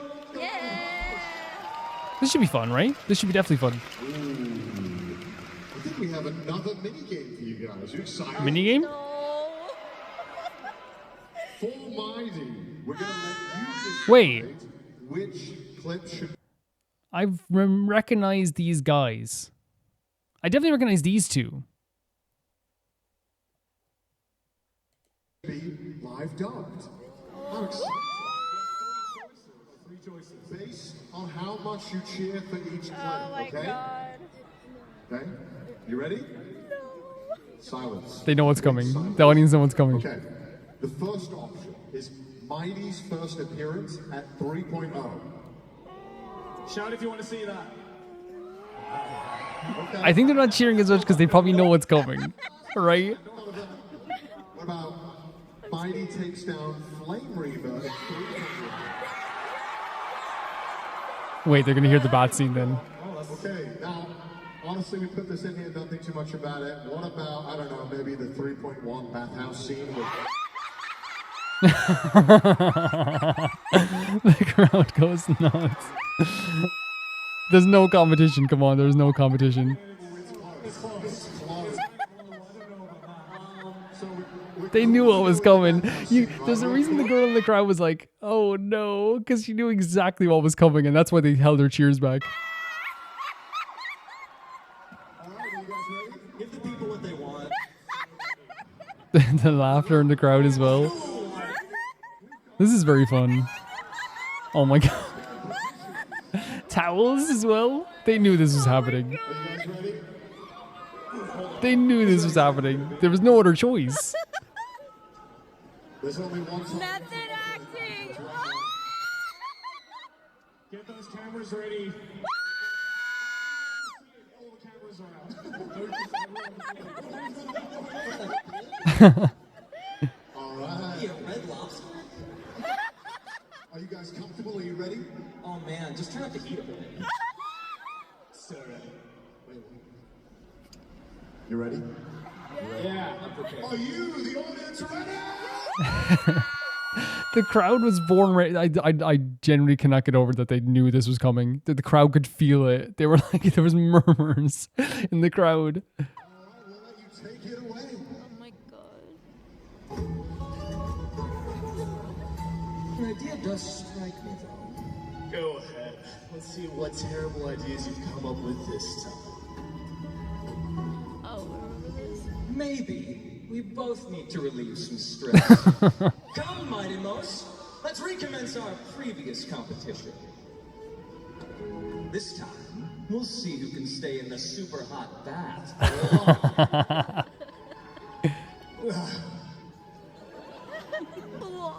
What? Are you chickening out? The phrase chickening out does not exist in the Kremnoan language. Just find the situation absurd, that's all.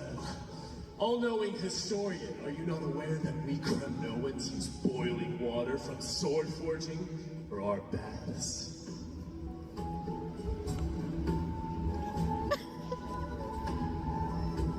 Looks like I'll have to teach you some royal etiquette today. Honestly, that line, I didn't realize how freaking like crazy that line is as well. You know, I'm gonna have to teach you some royal etiquette. You know what I mean? Their voices are great, by the way. They sound so great live. Oh my god.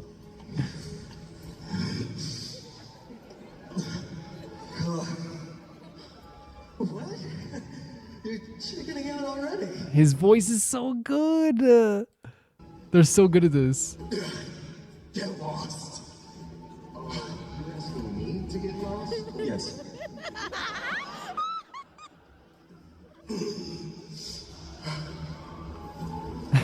He's even laughing as well.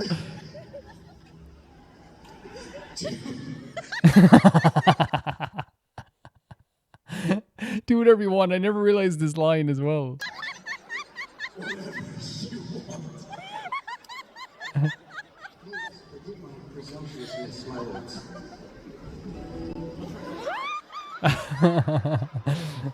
And he falls to the floor. This is what you get for daring to challenge a Kremnoan without understanding your own place. Your little game dragged down quite a few innocent souls alongside. So they did not do the grunting part? I guess they probably skipped that part, maybe because there's a long, in fairness, there's a long piece of dialogue in between that, maybe.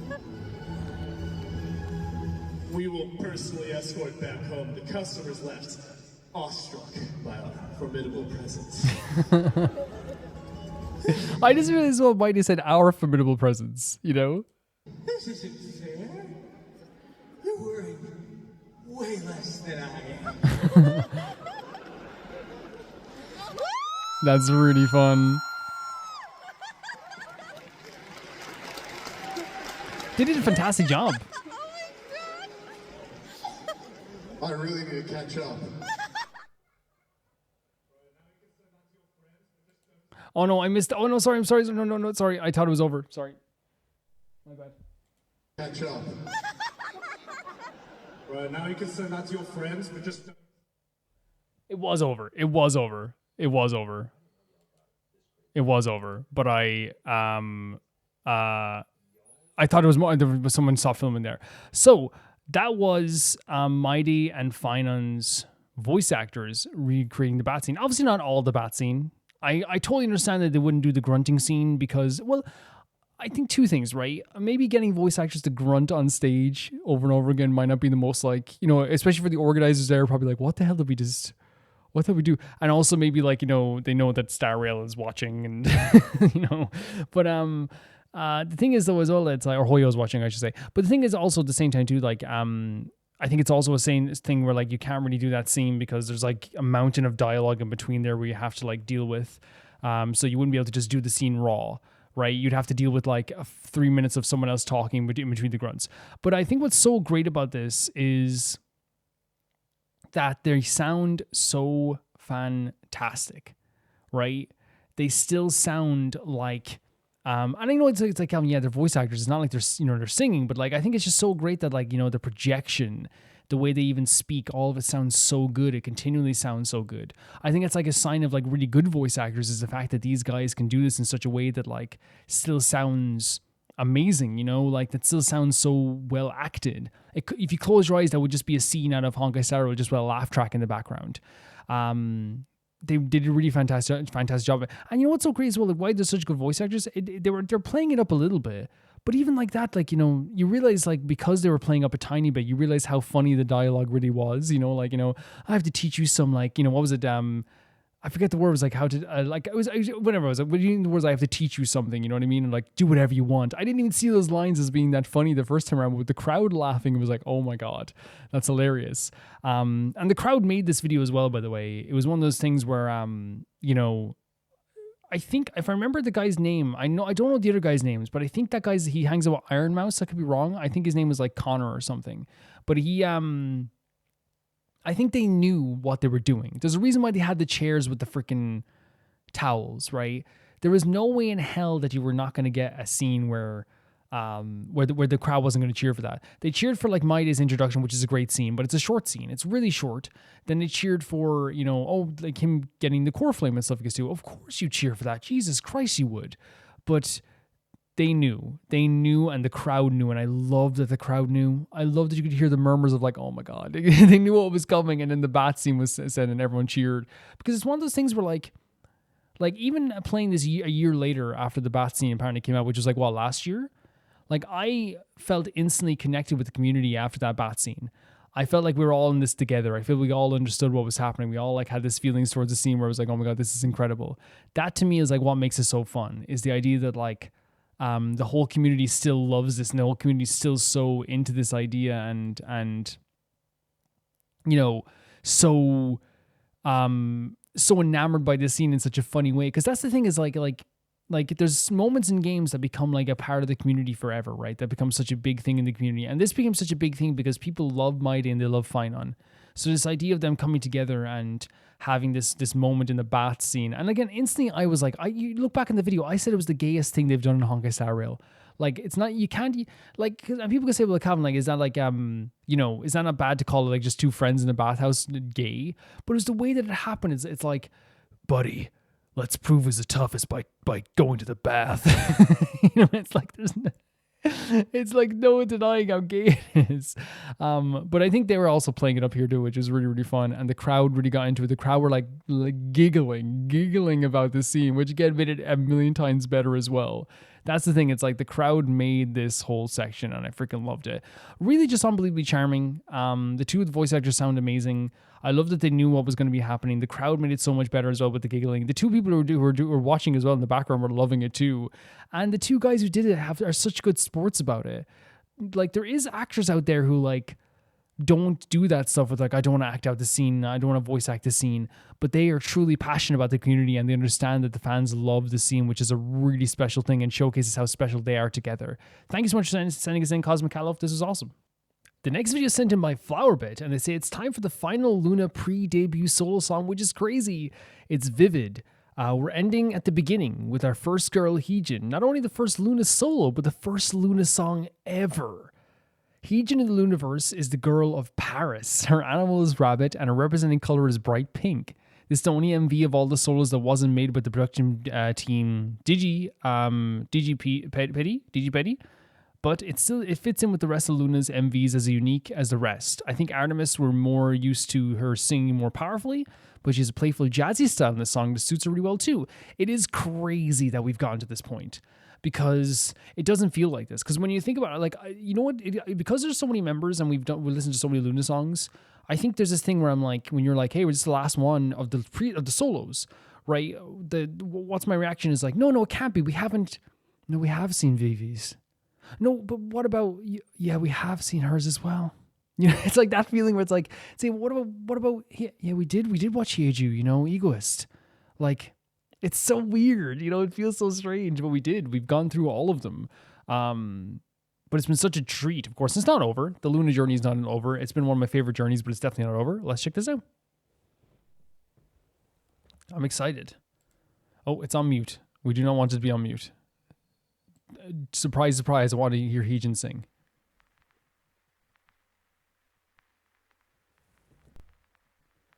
Oh. Interesting visuals here already. Excuse me? Excuse me? What?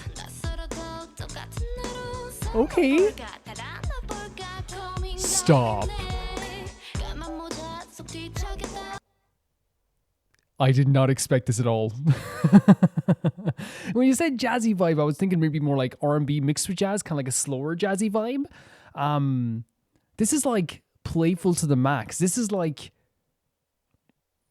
almost like eccentric. It's really out there. It's kind of like has this very bouncy kind of, I think it's bouncy for a rabbit as well, but it has this vibe of like being very eccentric. Like it's like really energetic, and I just wasn't expecting it. Like especially like the music in the background, her doing these little ad libs in between it. Like it's really, really interesting.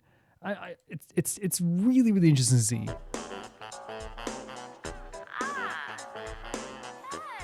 Like you can hear that. Is that her saying "hey" in the background? Her voice is great. Oh my god, that part there is so interesting to me. Get grabbed as always. Look at these visuals. Whoa. Her voice is so incredible. Oh my god, she's so good.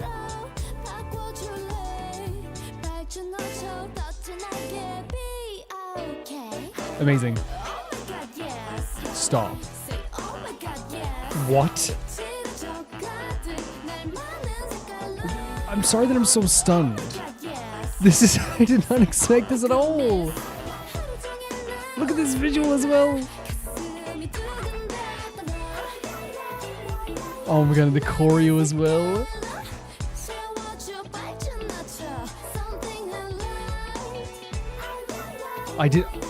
I'm so sorry that I'm so like stunned. That outfit's amazing, Heejin.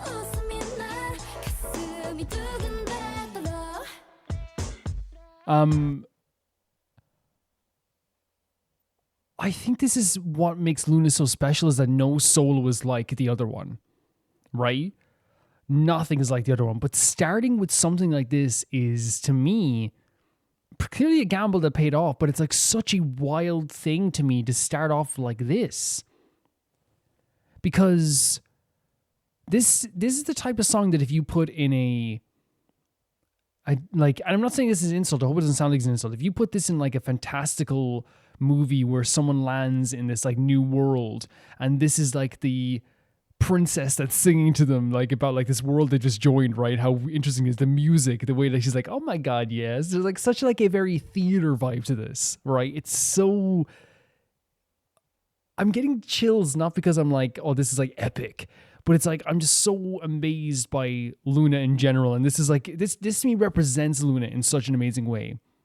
Vastly different talents, vastly different visuals, vastly different styles across 12 different solo debuts, and no, I know some of them aren't vastly, you know what I mean? Like it's such a it's every single video we see is refreshing, and the fact that this was the first one to be so theater-like, to be so eccentric, to be so out there, to be so risk-taking is such an interesting thing. And when I say risk-taking, I'm talking about like the ad-libs, you know, oh my god, yes, and like the jazziness and the kind of like rhythm of the chorus and the verse there as well. We had some really beautiful vocals that, like, obviously going throughout it, and that's Heejin, right? Heejin's always a really great vocalist. The fact that 16 she sounded like this is insane, like it is. And people might say, well, 16-year-olds that can sing really well, 100%, but like to have this like tone and this like vocal range, and here's the thing, I know it's like a recorded track, but I've heard Heejin sing, so I'm gonna vouch for her and say that like to have this control as well is pretty freaking incredible.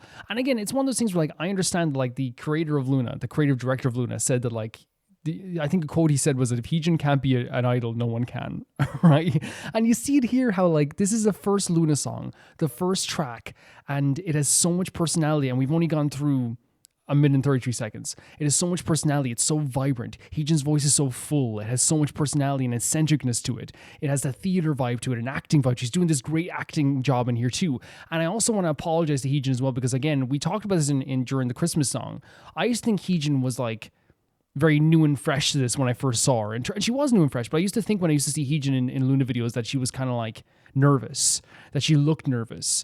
It's very clear to me, it's from this video in general, right, that she is so good at putting on the cute vibes, the adorable vibes, and just like she's really good at doing this like deer in the headlights look, but it's intentional. Like it's intense, this whole new world, this crazy thing around her.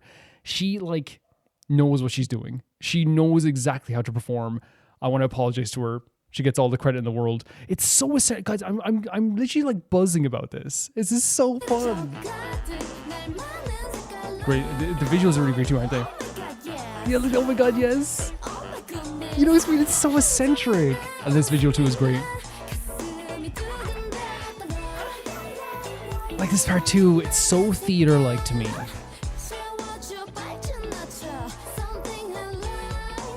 Like her voice there as well, the elevation's so good.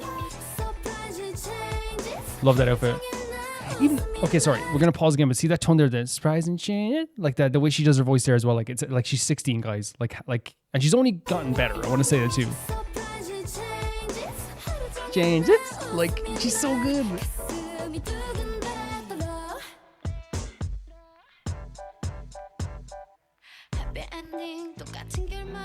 So it seems like everything's repeating, or everything feels the same. Oh my god. See, there's what it's like. She's rapping, but it's more like, oh my god, look at these visuals as well. It's like she's rapping, but it's actually more just like this very like personality driven, eccentric like ad lib.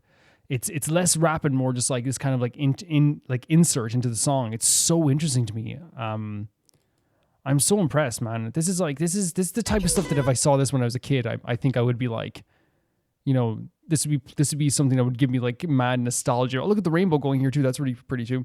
It would give me mad nostalgia forever for this song, you know?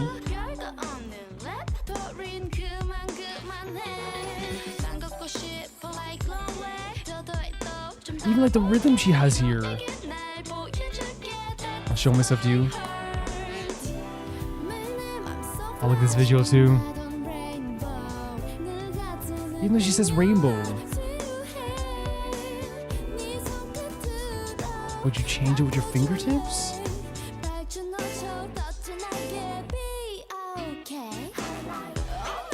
It's so crazy, this chorus.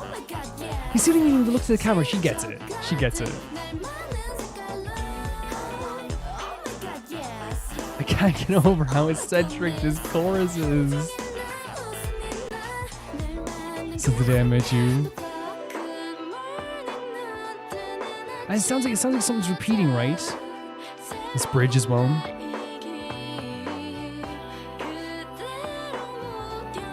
I don't want to become numb towards myself. Oh wow. Oh my god, the tone in her voice there. And like the song to me so far seems like it is about the idea of like things becoming numb without this person in their life, and maybe the person is like coloring their life more often than not. Maybe like some, like, cause it says like, this is my heart, I'm showing you my heart. Maybe it's like, I'm gonna, because even the one which she says, I'm gonna show myself to you. But it seems like it's talking about how every day is the same. And I wonder, and here like the line that she said here as well. I wish for a new day each day I wake up.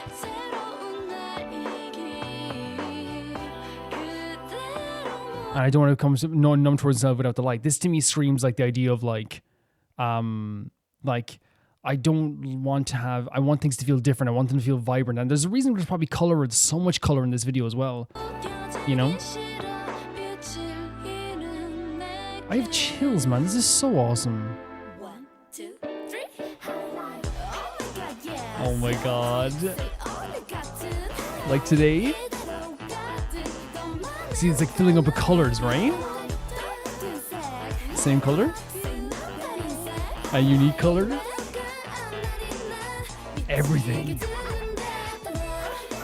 This part is so fun to me. Oh, look at this.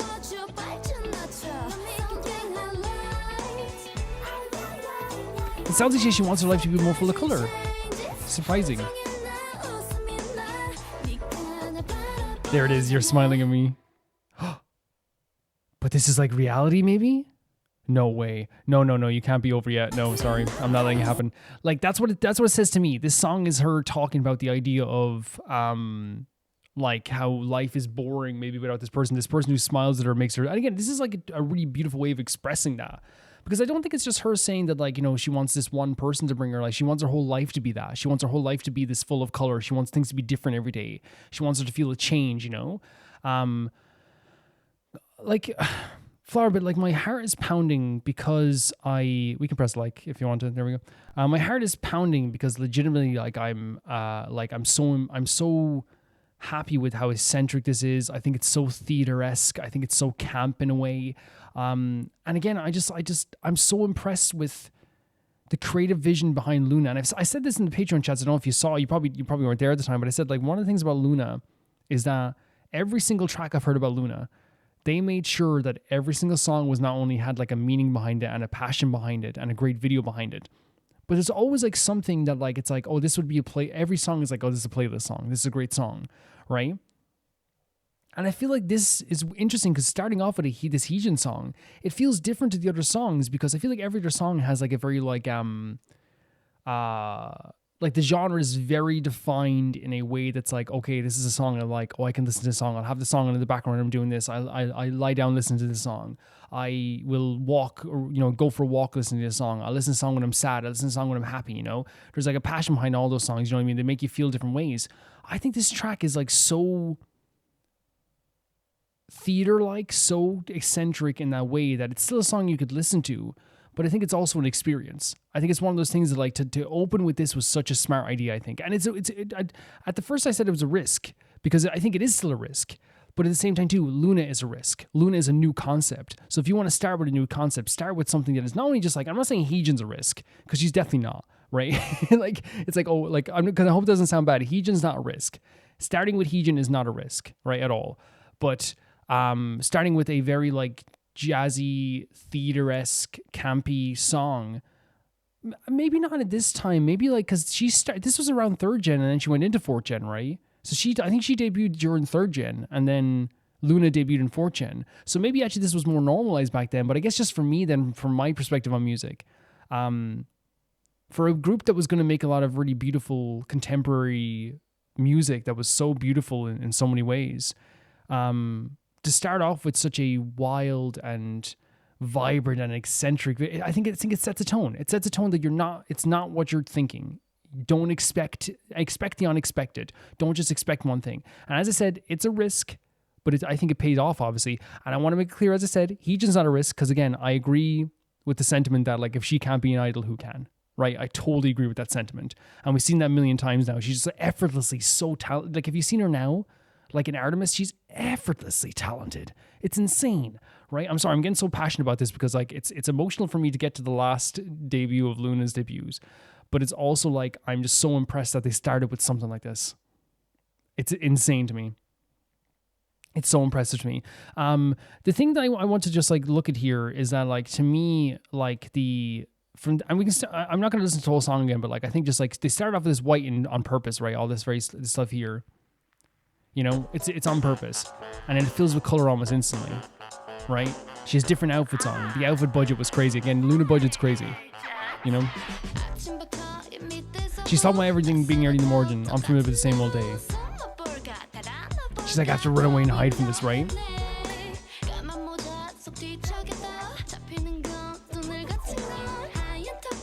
So I wonder if like that idea of her saying she gets grabbed as always, is that her saying like, I tried to like do the escape act, but I'm going to get grabbed back in anyway, Even the colors here are great too, you know what I mean? Again, Luna budget is insane, you know what I mean?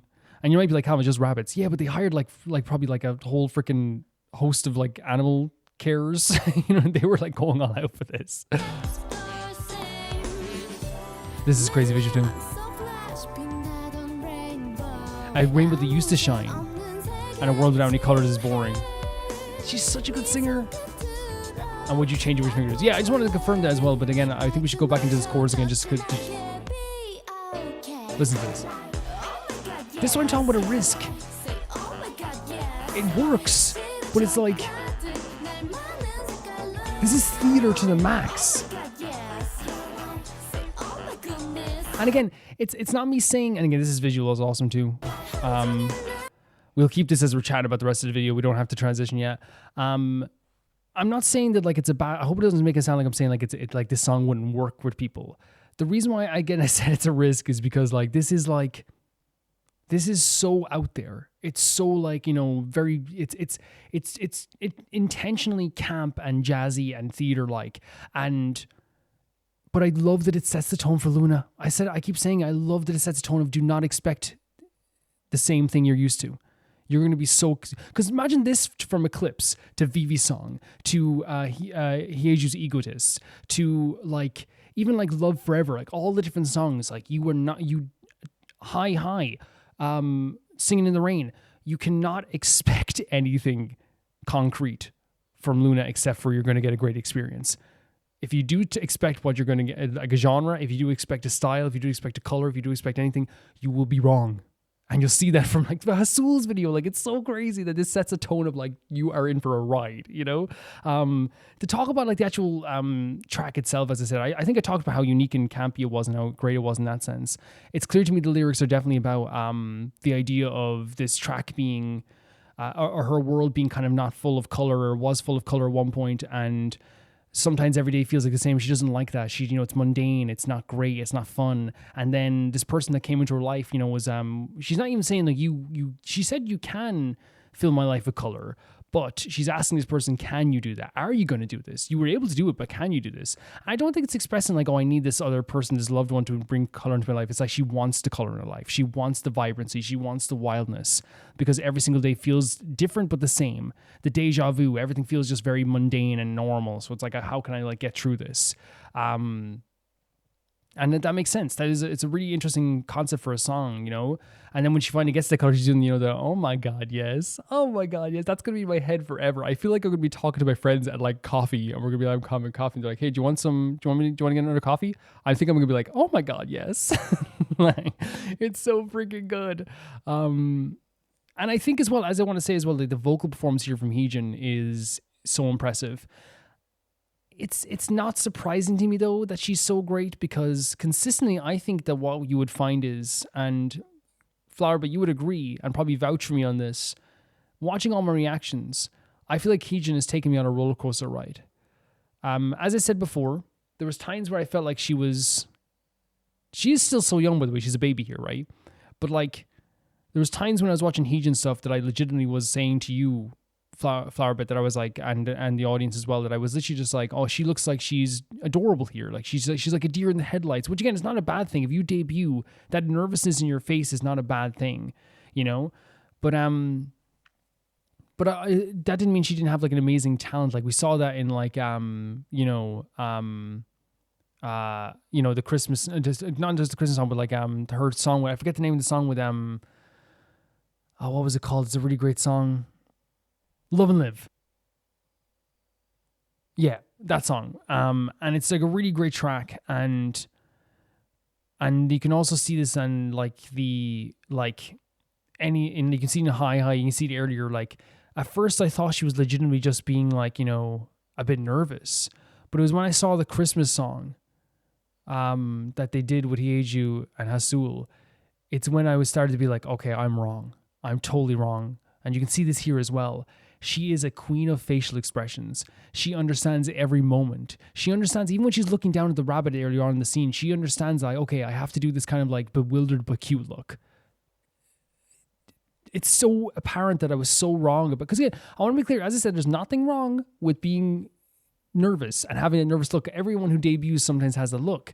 But she very clearly like knew what she was doing and knew that, and was such a star from the first second she did all this stuff too. A very intentional looks, very intentional cuteness. And I think it was the Christmas song when she started doing all the stuff with like the ears and like, doing the puffy cheeks thing she does where she puffs out her cheeks. I was like, okay, she intentionally knows that she's kind of adorable. But yeah, she did such a good job with the vocal performance in this video. The acting in this video was so fantastic. And in terms of the vocals, like her control was amazing. The way she elevated her voice sometimes and then lowered it down. The way she had such a fun time doing great ad-libs. Like it was just such a talented performance. I'm sorry if I'm so like excited right now because I'm just so impressed that they started with such a cool song like this. It's so cool. It's so cool. There was not just the ad, the part was like, oh my God, yes, but there's part where she would like raise and lower her voice like so quickly and make this sharp tone with her voice that sounded so good. When she had to lower it down and do something softer, she was really good at that also. And I know she's a fantastic singer now as well. Like, she's still such a great singer, but it's very clear that she was always like very, very good. The fact that like 16, she was this good is insane. It really is insane. I love the video as well. I love the vibrancy of the colors, the way this whole thing looks. I really adore the set pieces and the different animals roaming about the place, the colors, the locations. I love the contrast where at the end she's sweeping up, or even the start of the contrast with the bare room there as well. I think it's a really great concept, the idea of like bringing everything back into bringing color back into your life. And I think the reason why the rabbit is there is for that reason, which is I feel like she feels like she is I know her animal's rabbit, but I think if you talk about the idea of like what it's like going through it's like no matter what, she goes through the hat and she gets grabbed again, right? That is the phrasing that she said. And I think it is trying to say like, no matter what, I tried to do this escape act and I end up in the same place again. But even here, like this thing we're looking at right now, it's definitely like she feels like she is kind of like, doing the same thing maybe every single day, like, like a rabbit does as well. I don't know if that's like a way to like express it, but there is like a little bit there where it's like, I'm also like, relating to this rabbit in this scene too. But it is really, really cool. And even like the CG stuff is cool too. Like see like the stuff here, like as well with the door, like it's actually like really well done. Like, cause it doesn't look like a real door here, but you only notice that it doesn't look like a real door. Or maybe it is like, no, but you only notice because you pause in it. But like they've done such a good stuff with the artistry of this stuff, the video of the stuff. Yeah, I can't say good enough things about this. Heejin, absolutely fantastic. I'm saying that as if she's watching this. I'm sorry if like my commentary was so jumbled this week. I'm just so impressed that they started with something like this. It's so cool to me. It's so cool. She's fantastic. Heejin's just fantastic. She really is. Thank you so much, Flower, for sending this in. I actually have to transition eventually. But thank you so much for sending us in. Luna, legitimately, if I know 4 Luna fans kill me, if Luna was still like a fully formed group, they would be my favorite group today easily. They would be. Just it's just the way I look at it. I think they would be my favorite group 100%.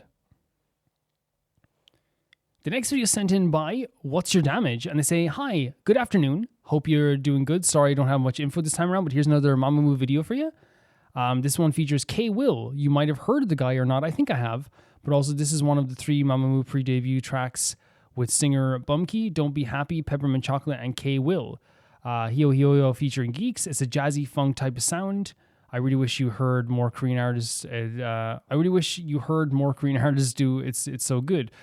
K-Will. I've heard the name K-Will. Can I just quickly look up on YouTube the term K-Will? Because I feel like I've heard that somewhere, right? Is that something we've heard of? Oh, wait. That's the gay video. I know K-Will. Is that the gay video? Oh, I know K-Will. That was one of the first things we ever saw in K-pop. The gay video. I know that. The really pretty gay video. I know that. See, I know that. I remember the name.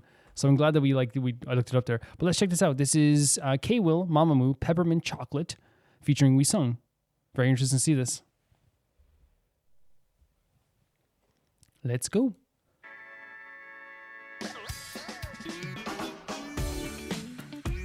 It is a very funky start. With kind of a hip-hop vibe in the background too. There's like a vibrancy to it as well though, right? Like it's not too deep into like a feeling of just like kind of like a kind of a smokier jazz. It's kind of like more of a vibrant kind of feel to it, kind of a vibrant funk. It feels very upbeat, is what I would say. Oh my god. Great vocals.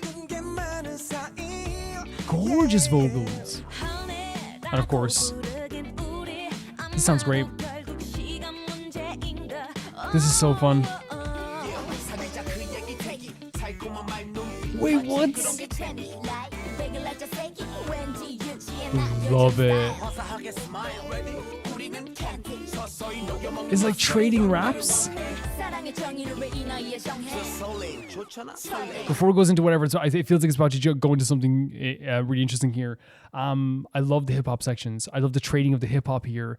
Her hip hop vocal, Moonbyul, is always so freaking good. And I feel like she's, maybe underrated in a way just because I haven't heard of her until you introduced her to me. And but I do think she's fantastic.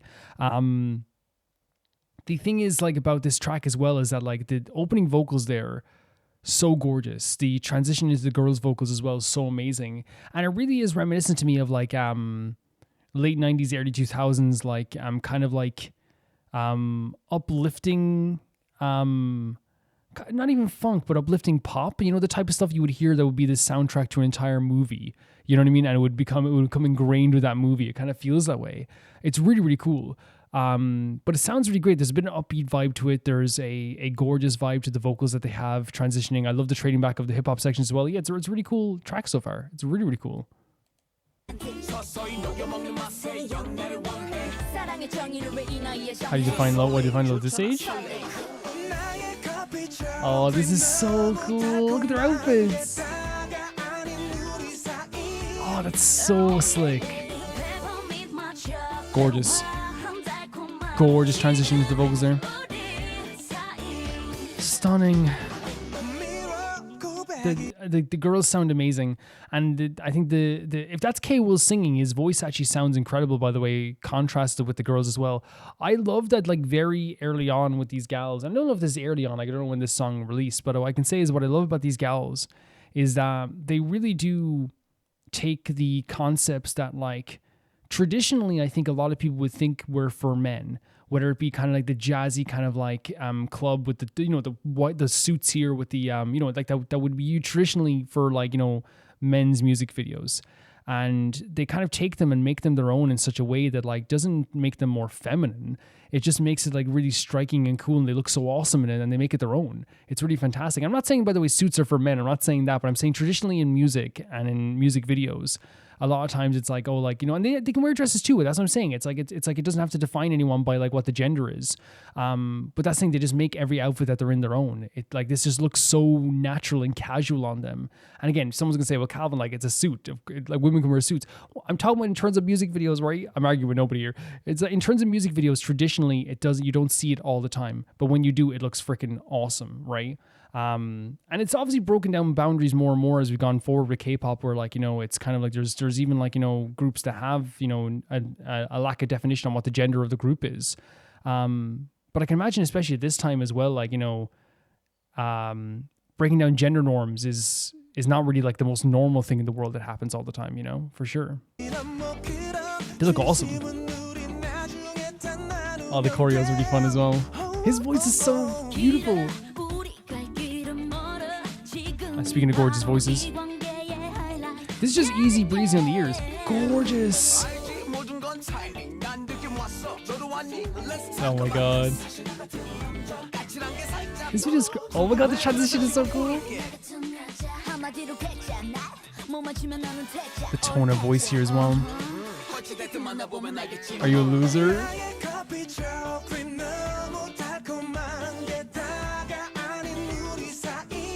It's a really fun video as well. Oh, when their voices come in. The harmonies as well. Oh my god, the brushing back of their hair. Do I stand out?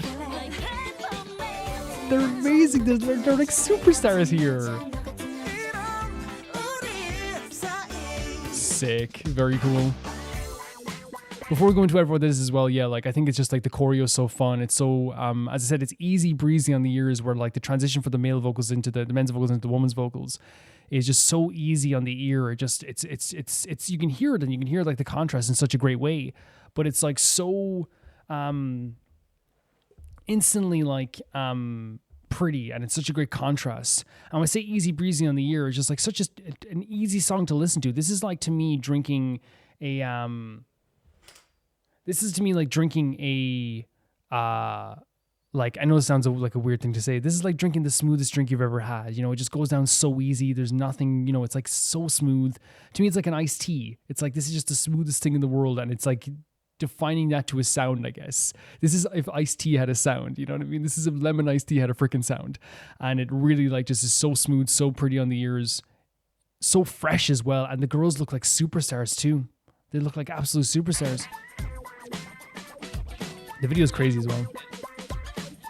Very abstract, very crazy. Who have I been waiting for? Gorgeous bridge here. That tone.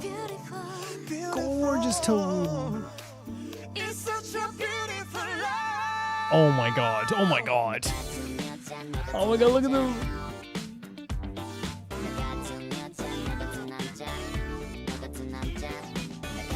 Look. With the electronic aspect too. God, I'm sorry I wasn't saying anything. I was literally just smiling because this is so great. It's so freaking cool. Like, and these vocals here are insane. I was literally just smiling from ear to ear when that was happening. Sorry I wasn't saying much, guys. It was really like, this bridge is gorgeous. That note. And this is beautiful. It's so charming, this part. And the gals all coming front and center each time. Oh my god, the leg movements. This is so fun. This is, I am charmed to death. I am charmed to death. Oh, that transition always gets me. I think these gals are just so talented. We're not escaping that easily, guys. It's not over that easily. Sorry.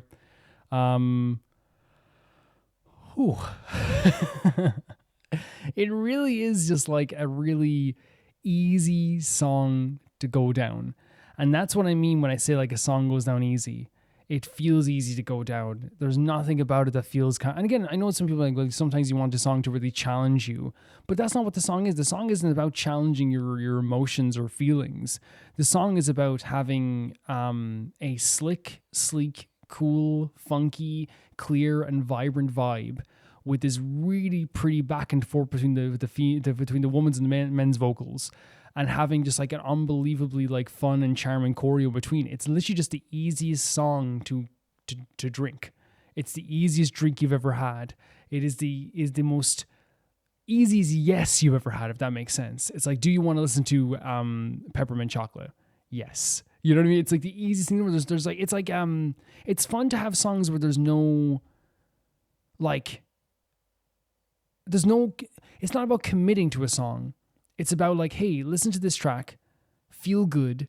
How beautiful is this? Listen to their amazing vocals, and that's it. That's what the song is. It's about just how freaking fun it is to listen to, how vibrant it is, and it doesn't fail in that sense at all. Like from the second it starts, by the way.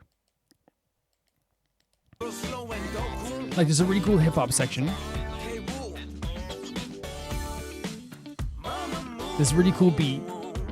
It's funky, you know? The gals are showing off their outfits. Like this vocal is great. And it's like we're not there yet. Maybe it's about an undefined love. Oh, she said it's gonna happen. And then this section's so good.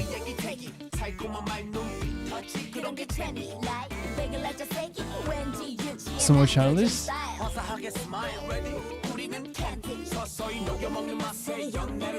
It keeps asking, are you ready? And I want you to define. So what if it is like a track where it's like, hey, we're not together yet, but are you ready to be together? It's only a matter of time till we're together. You know what I mean? How do you define this? Do we want to define this? Are you ready for this type of love? This type of love? You know what I mean? My coffee chocolate. I love this section. The gals are like absolutely amazing, by the way.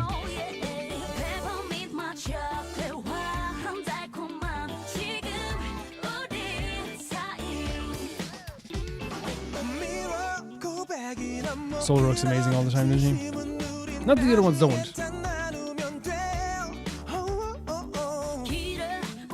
We have a long way to go. There you go as well. So it's like a relationship that like isn't defined yet fully. It's like, hey, like, you know, but like I feel like, you know, I think calling someone your peppermint chocolate to me is kind of, or your coffee chocolate is like, again, it's like this, we don't have to define it. It's just smooth. And I think that fits the idea of the song as well. It's like about timing. But I'm cynical, but I feel it.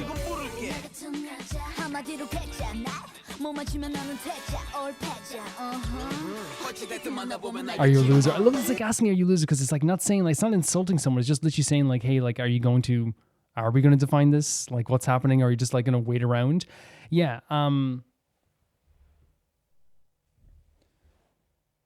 I adore this track, because I feel like the idea behind the song is actually ingrained with the actual meaning of the song and the actual song itself. And the way I would say that is kind of like, this is a song, as I said, that goes down easy like iced tea. It is iced tea on a summer day. It is the easiest track to listen to. And I don't mean that as like as a bad thing, by the way. I want to make that clear. It is a easy track to listen to that is not that's not a bad thing, because I think sometimes when people go, this is so easy listening, people go, that you're saying it's like simple. I'm not saying it's simple. It has so many different things in here that like work together so well, that are so well thought out.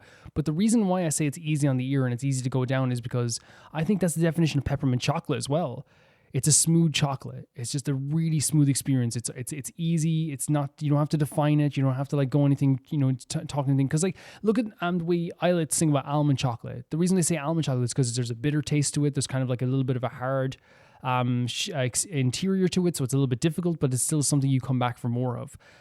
In this case, I do think peppermint chocolate's like, hey, we don't have to define this right away, but it's gonna happen eventually. I love peppermint chocolate. It's easy to drink, it's easy to eat, so don't worry about it. We will get there eventually, but we will get there, right? Because the song seems to be about two people being like, hey, I like you, you like me, but we don't really know what we're feeling yet. Let's work on this. Let's take our time, but what we are right now is fine too.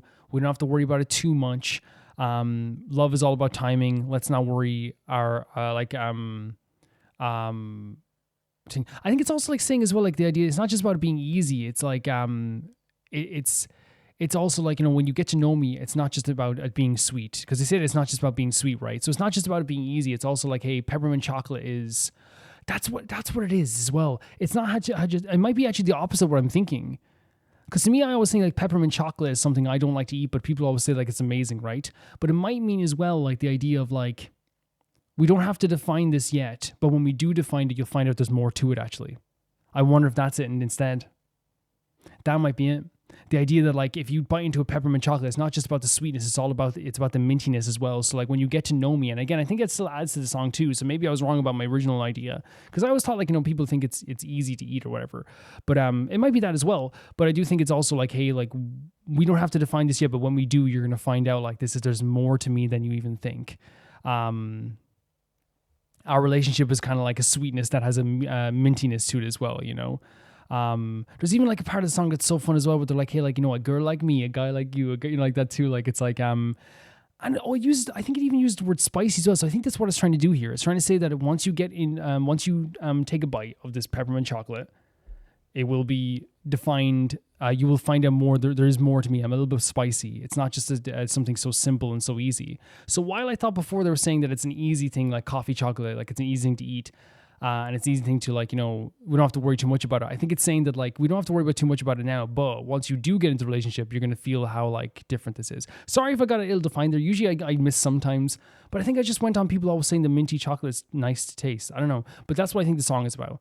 I actually think it is about what I originally said, two people that are like not together yet. They don't want to define themselves yet, but they know that eventually they will get together. But then they're also saying, hey, when you eventually do get with me, just understand that I'm not just a coffee chocolate. I'm a minty chocolate.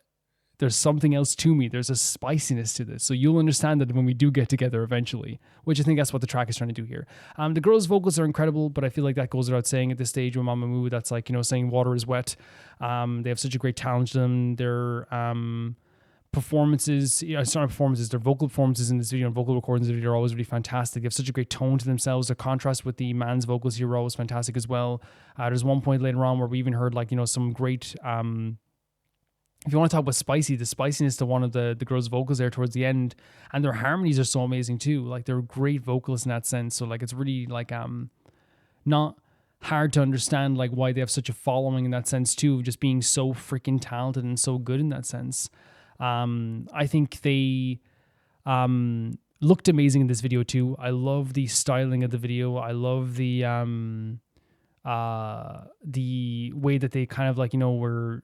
I think there's a reason why they're wearing dresses and then wearing the suits. Because I don't want to say that like you can't be spicy in a dress, but I do think it was trying to say like, hey, like I'm not just like wearing this dress, I'm also wearing the suit, I'm also doing this. Again, that adds to the kind of minty spiciness feeling where it's like, hey, like, you can't define me in one way. you may know me now and you may think we're going to get together and it's going to be easy, but like, wait till you know who I truly am. All the stuff that you know, define about this is not going to be something you know after this as well. At least that's what I'm getting from it. Because they literally, I think even at one point in the song, ask if they're spicy, you know what I mean? Like, do I stand out? And it's like even asking like, you know, I'm a girl like me? It's like, I am Peppermint. So yeah, I definitely got that original interpretation wrong, but I don't mind that because like sometimes you will get it wrong. But it makes sense that it would be kind of, maybe there's like a spiciness to peppermint chocolate. There's a kick to it, but I don't eat peppermint chocolate. I only go on people to find for me. But yeah, love the way the lyrics flowed so well. I feel like every aspect of the song kind of like flowed really well and like was a really like, as I said, easy breezy listen. Even when I wasn't reading the lyrics because obviously things were going by fast enough, there still was like a great rhythm to the rap vocals and all this stuff too, that it did make it fly by really well in a lot of senses too. So it wasn't really something that I found that it was hard to like really enjoy in a lot of ways also. It has a really cool vibe to it. Also, as I said, being very like energetic and vibrant and really fun to listen to also. And the gals do a good job with the facial expressions and like, you know, really performing the song in a way that like makes it really easy to listen to. It's really pretty. It's a really pretty track. It's a really pretty song. But it's a really fun song. And it's really cool to have a song that's so fun, but also shows off how talented the girls are in the end as well. Because the girls are really, really good in hip hop. They're really good in vocal ranges. They're really good with the outfits they had on. Everything like looked really good too. I thought the video was also really crazy too, with like all the different imagery of like, you know, they're almost like doing doctor experiments. They were like, you know, taking turns coming to the forefront of the video, which like is a really good idea too. The transitions between them and the dress and the suit like really did to me that was them showing like, hey, there's more to me. Again, I never want to be like, if you're wearing a dress, like that means like, you know, you're not as spicy as you're wearing a suit. That's not what I mean. I think they're trying to just use the change in visuals. It doesn't matter if they went dress to suit or suit to dress. It is a change in visuals that shows that there is more to me than meets the eye, and then you're going to understand that in the future. Thank you so much for sending this much your time. And sorry I misinterpreted it first of all. I think it was just because I was so mesmerized by the video, it was hard to really catch on to the lyrics, but I think that's what they're trying to say here. There's more to me. There's a spiciness to me. Love the vibrancy of the video, as I said. Love the craziness that was going on. Love the visual of Moonbyul on the TV, which is a really good idea. And even having, I think she was even mouthing some of like the dudes rap as well, which is really cool as well. The choreo's fun. The ending was really charming and like really charmed the hell out of me. Yeah, really cool stuff. Thank you. The next video is sent in by Pauline Grint. Last time I sent We Are Bulletproof the Eternal, that had a purple whale in the MV, and this is basically the origin of the whale. Holy hell. Okay. This is the Whalien 52 live performance BTS. I cannot wait to see that. I love seeing BTS live. They are so special to me now, man. They're so special to me. Anyone in the Patreon K-pop chats can see that like I talk endlessly about BTS now. So excited for their comeback. Oh, start with Suga. Oh man, there's so much passion off the crowd already. Look at Suga, he's so freaking gorgeous. Even when I did wrong pause, that's my fault, Suga. But here's the thing: this is just proof. This is just proof, right? This is proof for all of you, right? Even with his eyes closed, halfway down when he's taking a picture. You know when you take a picture of someone with their eyes closed and they hate it? Suga, you still look amazing. Still look incredible. Look at this set. Gorgeous vocals already. Suga, let's go. Stop. What? Stop. Oh my god, the tone. Oh my god. I don't mean to pause in the mid-flow of BTS because Suga's absolutely incredible. He's so incredible. But this tone that he has, you can tell that Suga is like a student of the game. He has, and I know he was always deep in, I've heard he was deep into the like, you know, the underground raps, and he was like really into hip-hop his whole life. But this is like, this flow and this tone and the inflections he's using every few words as well. Like he's so talented and it sounds so good and it's so nice to hear. It's so nice to hear. I'm going to put it right back to the exact start, guys. We're going to watch it all again. Sounds so freaking good. The middle of Vasi. He sounds so good.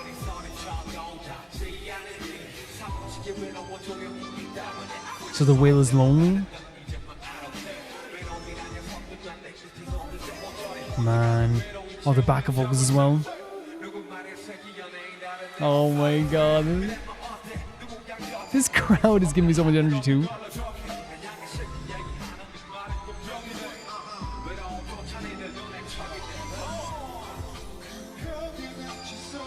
Oh my god.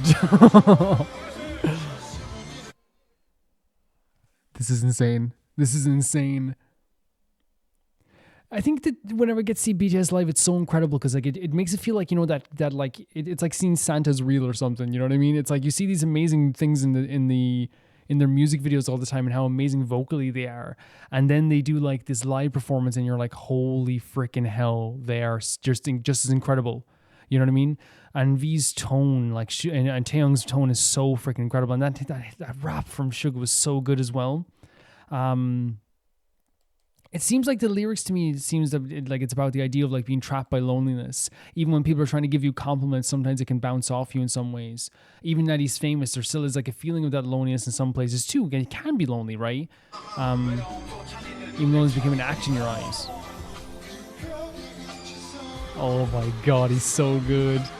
His caressing tone. Oh my. Whoa. He's such a perfect voice, isn't he? Oh my god.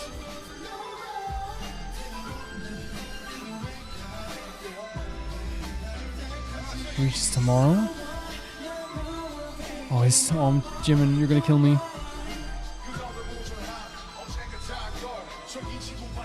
Love it. And the very direct and sacrilegious to pause on Jimin, I'm so sorry. The very direct and dangerous and grounded hip-hop vocals of RM coming in and cutting through that too is so good. But like, Jungkook has such an amazingly perfect voice. Taehyung's voice is so caressing. Jimin's voice so like gentle and angelic. Like, it's just, I'm sorry guys, I'm having like an outer body experience almost. It's like so beautiful to see any performance that these guys can do. It just means the world to me getting to see them live. And I don't think I'd ever get a chance to actually like see them live, right? 100%, because the ticket wars are crazy. You know what I mean? But like, I'm happy to see people do get to see them live. You know what I mean? Very happy. Asking, can I shine as well?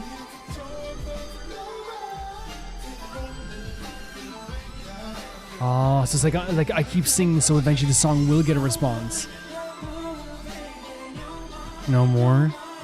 His voice. Yes, I'm talking about. RM cuts through a song, right, in the best way possible. Oh, and there's the perfect pop vocal. I love his tone so much. Oh my god, I have chills. Ah! So much energy all the time in his hip hop vocals.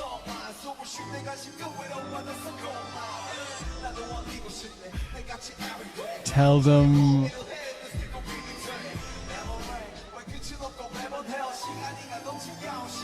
It's so good. Oh my god! Stop. I'm sorry, guys. Like, I get so. And anyone can like say who's in the K-pop chats and Patreon. I have a K-pop chat and Patreon if you want to join. Cheap advertisement, $1. But like, it's so, or $1.50. But it's so like I'm so always amazed by BTS, and I talk about them all the time now because I've gone from being like I like BTS to being like, these guys are incredible.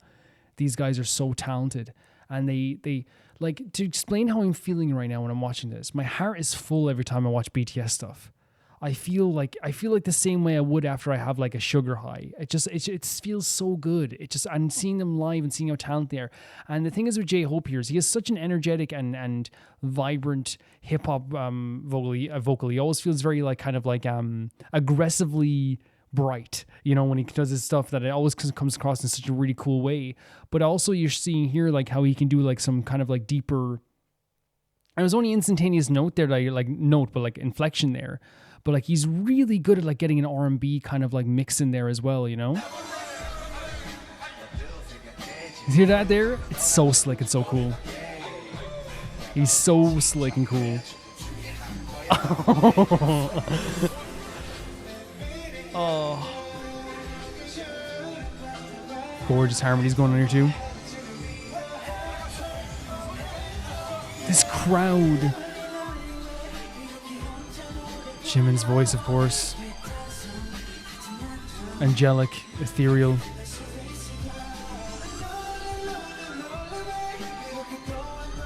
Again, just such an amazing vocal as well. His tone is always perfect though, isn't it? It's always perfect. Get it, RM. Oh, with the vocals in the back too. So much passion.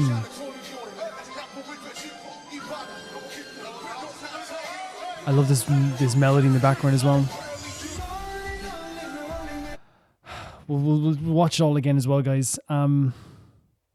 Again, I really just like think it's one of those things where, like, sometimes when you hear about an artist being like the number one on the charts, the number one here, and you're like, sometimes like this just doesn't make any sense to me, because me personally, I'm like, I'm not really into them. To me, I can't fathom anyone listening to a performance like this, hearing this beautiful melody in the background that has such a gorgeous R&B feel to it, hearing all their voices together harmonizing perfectly, the rap section that cut through in such a perfect way that still lands in such an emotional way. All this stuff together, it sounds amazing. So it's one of those things that, like, it's really like difficult for me if anyone ever questioned like, oh, I don't really get it, I'd just be like, man, like, you don't have to, but to me, like, it's just it makes my heart beat. It makes my like blood pump. Like, I'm not, and it sounds like I'm being like I'm exaggerating in some way, but I can't fathom how much, like, seeing live performances, hearing BTS songs has turned me from being like, oh, I love these guys are good, to being like, this is such a passion of mine. There's so much beauty to this. And to describe it, and what I mean here as well, like, you know, you hear Jimin's voice. If Jimin's voice is like a blanket, I think that, like, Taeyoung's voice is like a caressing touch almost. You know what I mean? I hope it doesn't sound weird, but you know what I mean? It's a very caressing voice. It's very surrounding. Jimin's voice is like a blanket because it's so comforting and gentle, but also it can, like, you know, I feel like he can hit those high notes all the time as well in these tracks too. But you see the passion in RM here, the passion in Suga, like the rap, like all this stuff here is just so freaking, like, everyone's so fantastic. You know, I don't think Jungkook has ever, like, heard what, I don't think Jungkook knows what, I think if you ask Jungkook, like, have you ever sung a flat note, he'd ask you what a flat note is. I think he'd ask you that. And with you know, with Jin, I always said that you could plop him in the 80s and he would kill. He would kill with that voice. Man, I'm so passionate about these guys now. I really am. I go to mad defense for these guys all the time too. I fight for them now online. I love the vocals in the background as well. It's like, oh, even though she told me to fight, it's so dark. Everyone's saying I can't, yeah.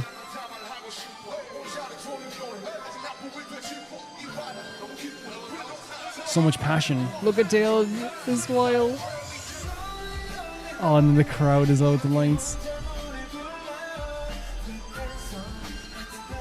Oh my god. Mr. Never heard of a flat note in his life.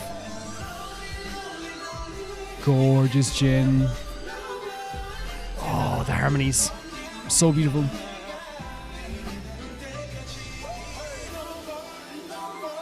Oh my god, they just know. And their voices are so perfect together as well.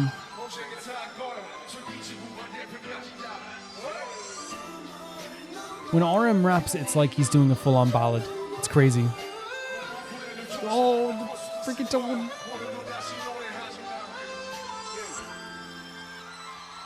The facial expression. I don't want that to end.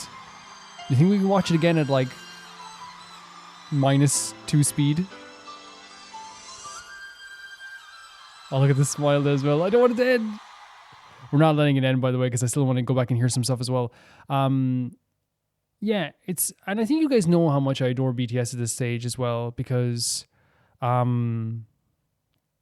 think it's one of those things where, like, and K-pop in general, because it's one of those things where, like, my was told at one point in the K-pop chats that some people get into K-pop because it's kind of lucrative or whatever, and you can make some money off of whatever. And to me, it's one of those situations where like anyone who's been in the K-pop chats knows that like this has become my personality. I have made K-pop my personality. You know what I mean? Which, you know, I think even I like legitimately. So if anyone knows me on Twitter, it literally I think killed my Twitter because like people followed me for game stuff, and I changed like my banner to K-pop stuff. I talk about K-pop every day. I think it's killed my Twitter even because it's become such a passion for me. But like BTS in general to me, like whenever BTS shares something on Twitter, I'm just so there. And like when I see the reason why I'm saying this is because like it makes me so freaking happy.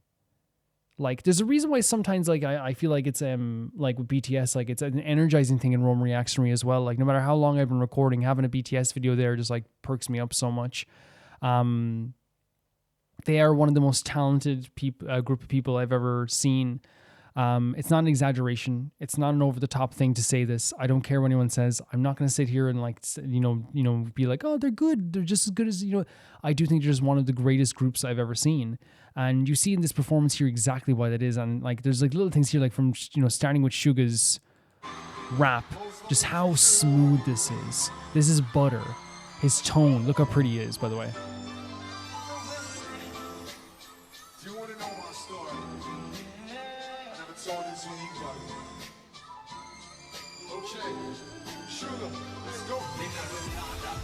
You see what I mean?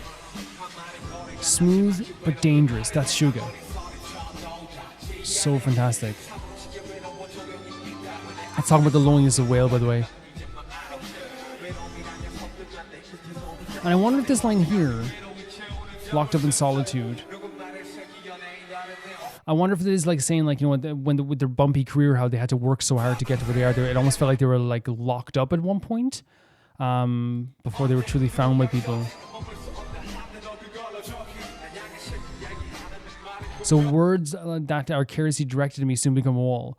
So it's like saying actually like I was the lonely woman. Like also like people can like insult me all they want, but like it's not actually like affecting me as much as they think it is anymore because I've taken so much of those hits now. And even my loneliness becomes an act in your eyes. That's like saying someone doesn't even believe that I'm lonely. Just because I'm famous now, you think I'm not, like, I can't be lonely, you know? Oh. You know, it's hard to breathe. That line there to me is like, say the idea, like you know, I'm trapped behind this wall. It's hard to breathe, which means like, you know, like I'm trying desperately to like, find a way out of this space here, even though it's very difficult, right? So gorgeous.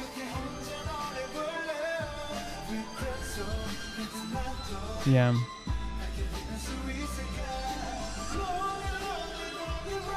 It's crazy how all of them contrast each other so well, right? There's I'm not going to listen to the full song again because I wouldn't really have time for that, but like, I think it's so great how they all contrast each other, right? Yeah.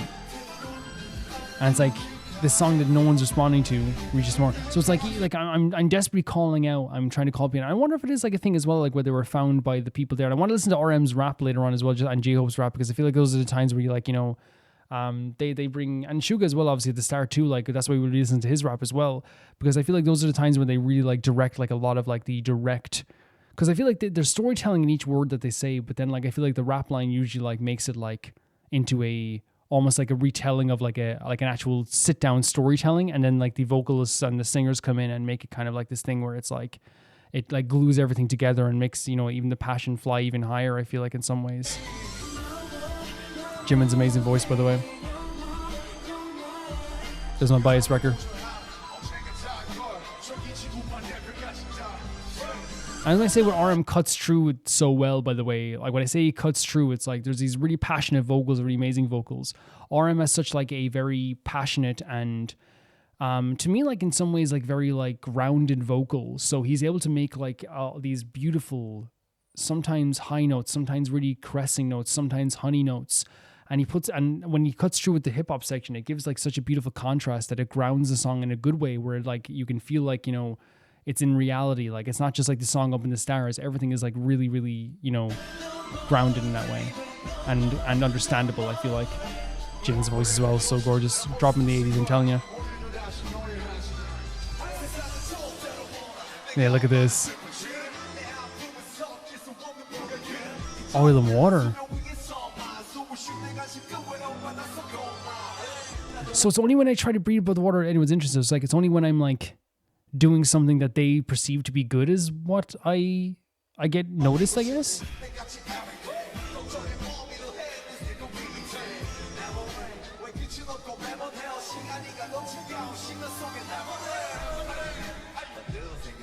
Love this part.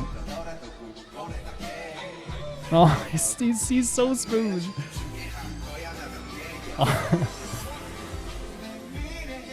Yeah, and I hope you don't mind. I'm not skipping Jungkook on purpose. I love Jungkook. Jeez, at this stage, I've listened to the full song again, haven't I? This is the first time I've ever done Storm Reacts. At this stage, I've listened to the full song. Gorgeous stuff. His voice to me is so, as I said, soft and ethereal and angelic that it's shocking that it even exists sometimes to me. You know, it really is shocking. Could I shine brightly too? To me is saying like the idea of like, could I even be could I even get to that point where I'm also like, you know, shining this bright? You know, could I get to a point where I'm not as lonely as I feel? You know, gorgeous voice.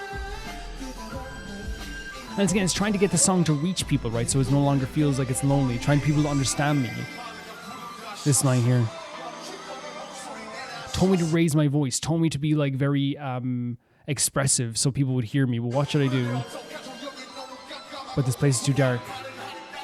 I think the full of whales speaking entirely different words. I think it's like these people who don't relate to me. And I wonder if this is pre-finding BTS. I think that's what it is. And finding armies. It's like, hey, like in this water, in this lonely whale, this place where I am, it feels like I can't even like express myself fully because everyone else feels like they're speaking completely different to me. Like I don't even understand what they're saying, you know?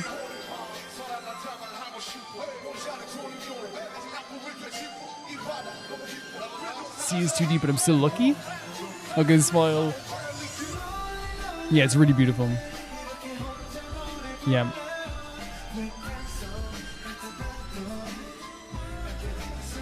Yeah, it's really gorgeous, guys. I know we're like really close to the end of the song again, by the way. I understand that.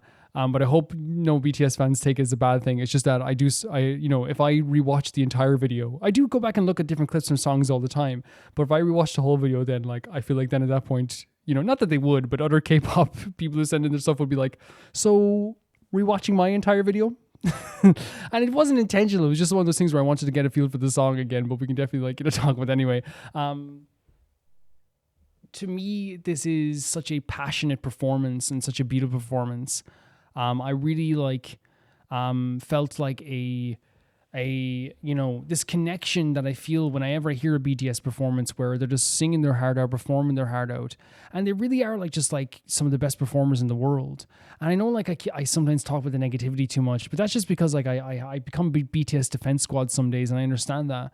But I intentionally will say that I do that for a reason, because I freaking love these guys now. And I see through these videos I've been sent and through these music videos and seeing clips on Twitter and seeing old clips through YouTube Shorts, seeing funny moments videos.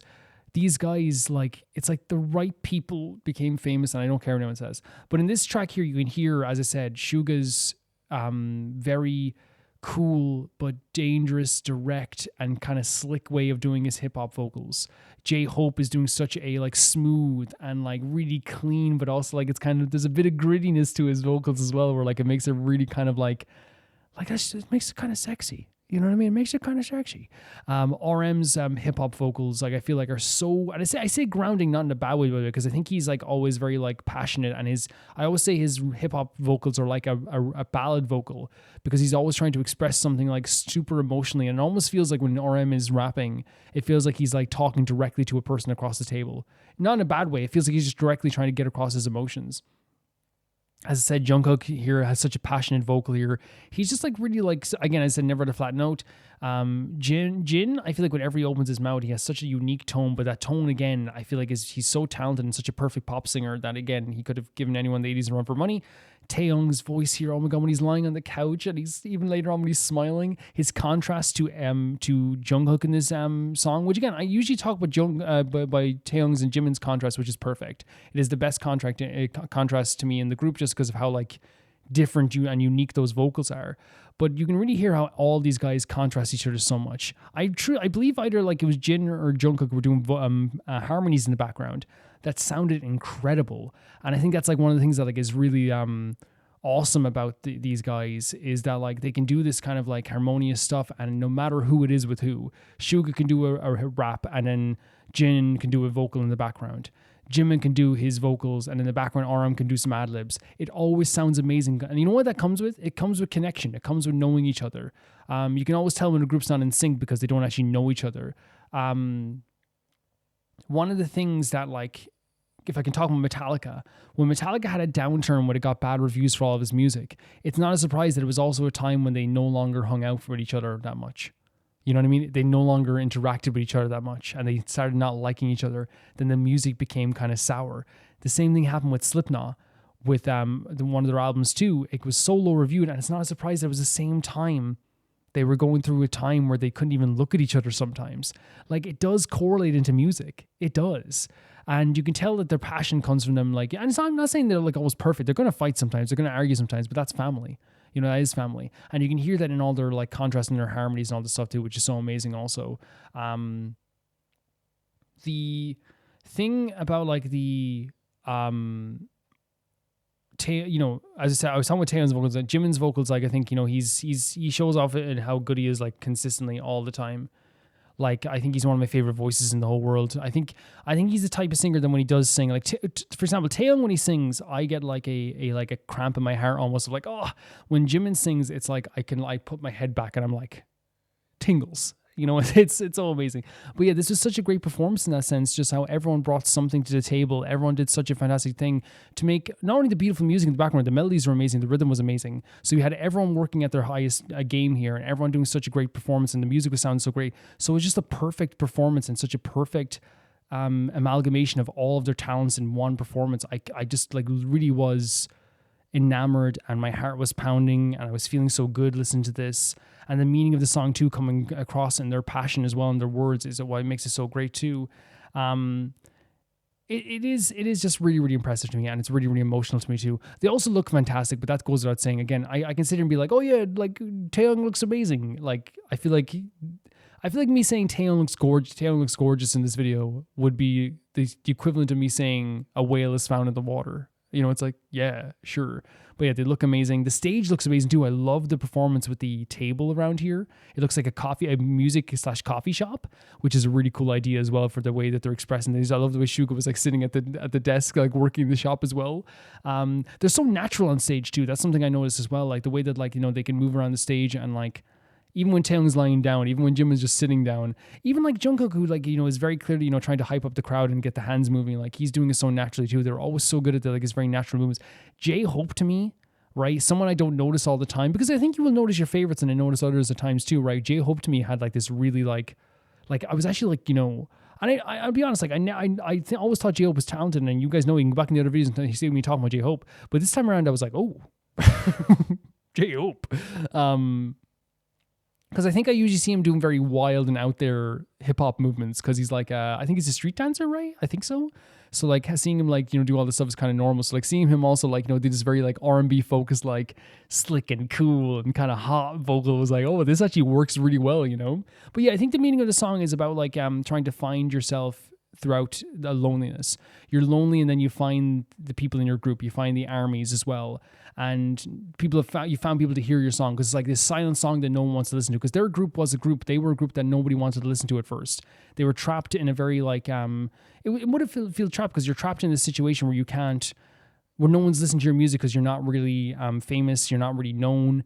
And now it's like this situation where they are well known, and it feels like now the lonely whale has found someone to sing the song. I'm going to keep singing this song, I'm going to keep performing, I'm going to keep doing all this stuff so someone can find me. So the whale in the music video from last week now means that the whale has found people to sing their song with. They can express their song. I love the way they talk about how their mother talked to them, and all like their family talked to them, and how like lost they felt, but how found they feel now, it feels like as well. It really is a beautiful message for the song too. Guys, I'm going to be here forever. I go and talk about this. So I love these guys. I really do. Thank you so much for sending us in. And that was Roma Reacts for this week, guys. Thank you so much for watching Roma Reacts. It really meant the world to me that you're always here. I had a really great time, as always, and I hope you guys had a really fantastic time too. To say thank you to my patrons of the highest tier, that would be Typhara2, Jamie Bull, Jana the Banana, The Ghost of Inazuma, Felicious Felix, Yuled, Anusta, Yassassin, True Peanut Butter, Peter Shelson, Leon, High Kasperian, Jared Beanham, Neo Sharite, and at the highest tier of my YouTube, Royal Gamer 7, Blasco, and Lucinagi. I'll see you guys very, very soon. Bye-bye. Typhire02, Jamie Bull, Jana the Banana, The Ghost of Inazuma, Felicious Felix, Yuled, Anusta, Yassassin, True Peanut Butter, Peter Shelson, Leon, High Kasperian, Jared Beanham, Neo Sharite. Typhire02, Typhire02, Typhire02, Jamie Bull, Typhire02, Jamie Bull, Jana the Banana, The Ghost of Inazuma, Felicious Felix, Yuled, Anusta, Yassassin, True Peanut Butter, Peter Shelson, Leon, High Kasperian, Jared Beanham, Neo Sharite, and the highest tier of my YouTube, Royal Gamer 7, Blasco, and Lucinagi. See you guys soon. Bye bye.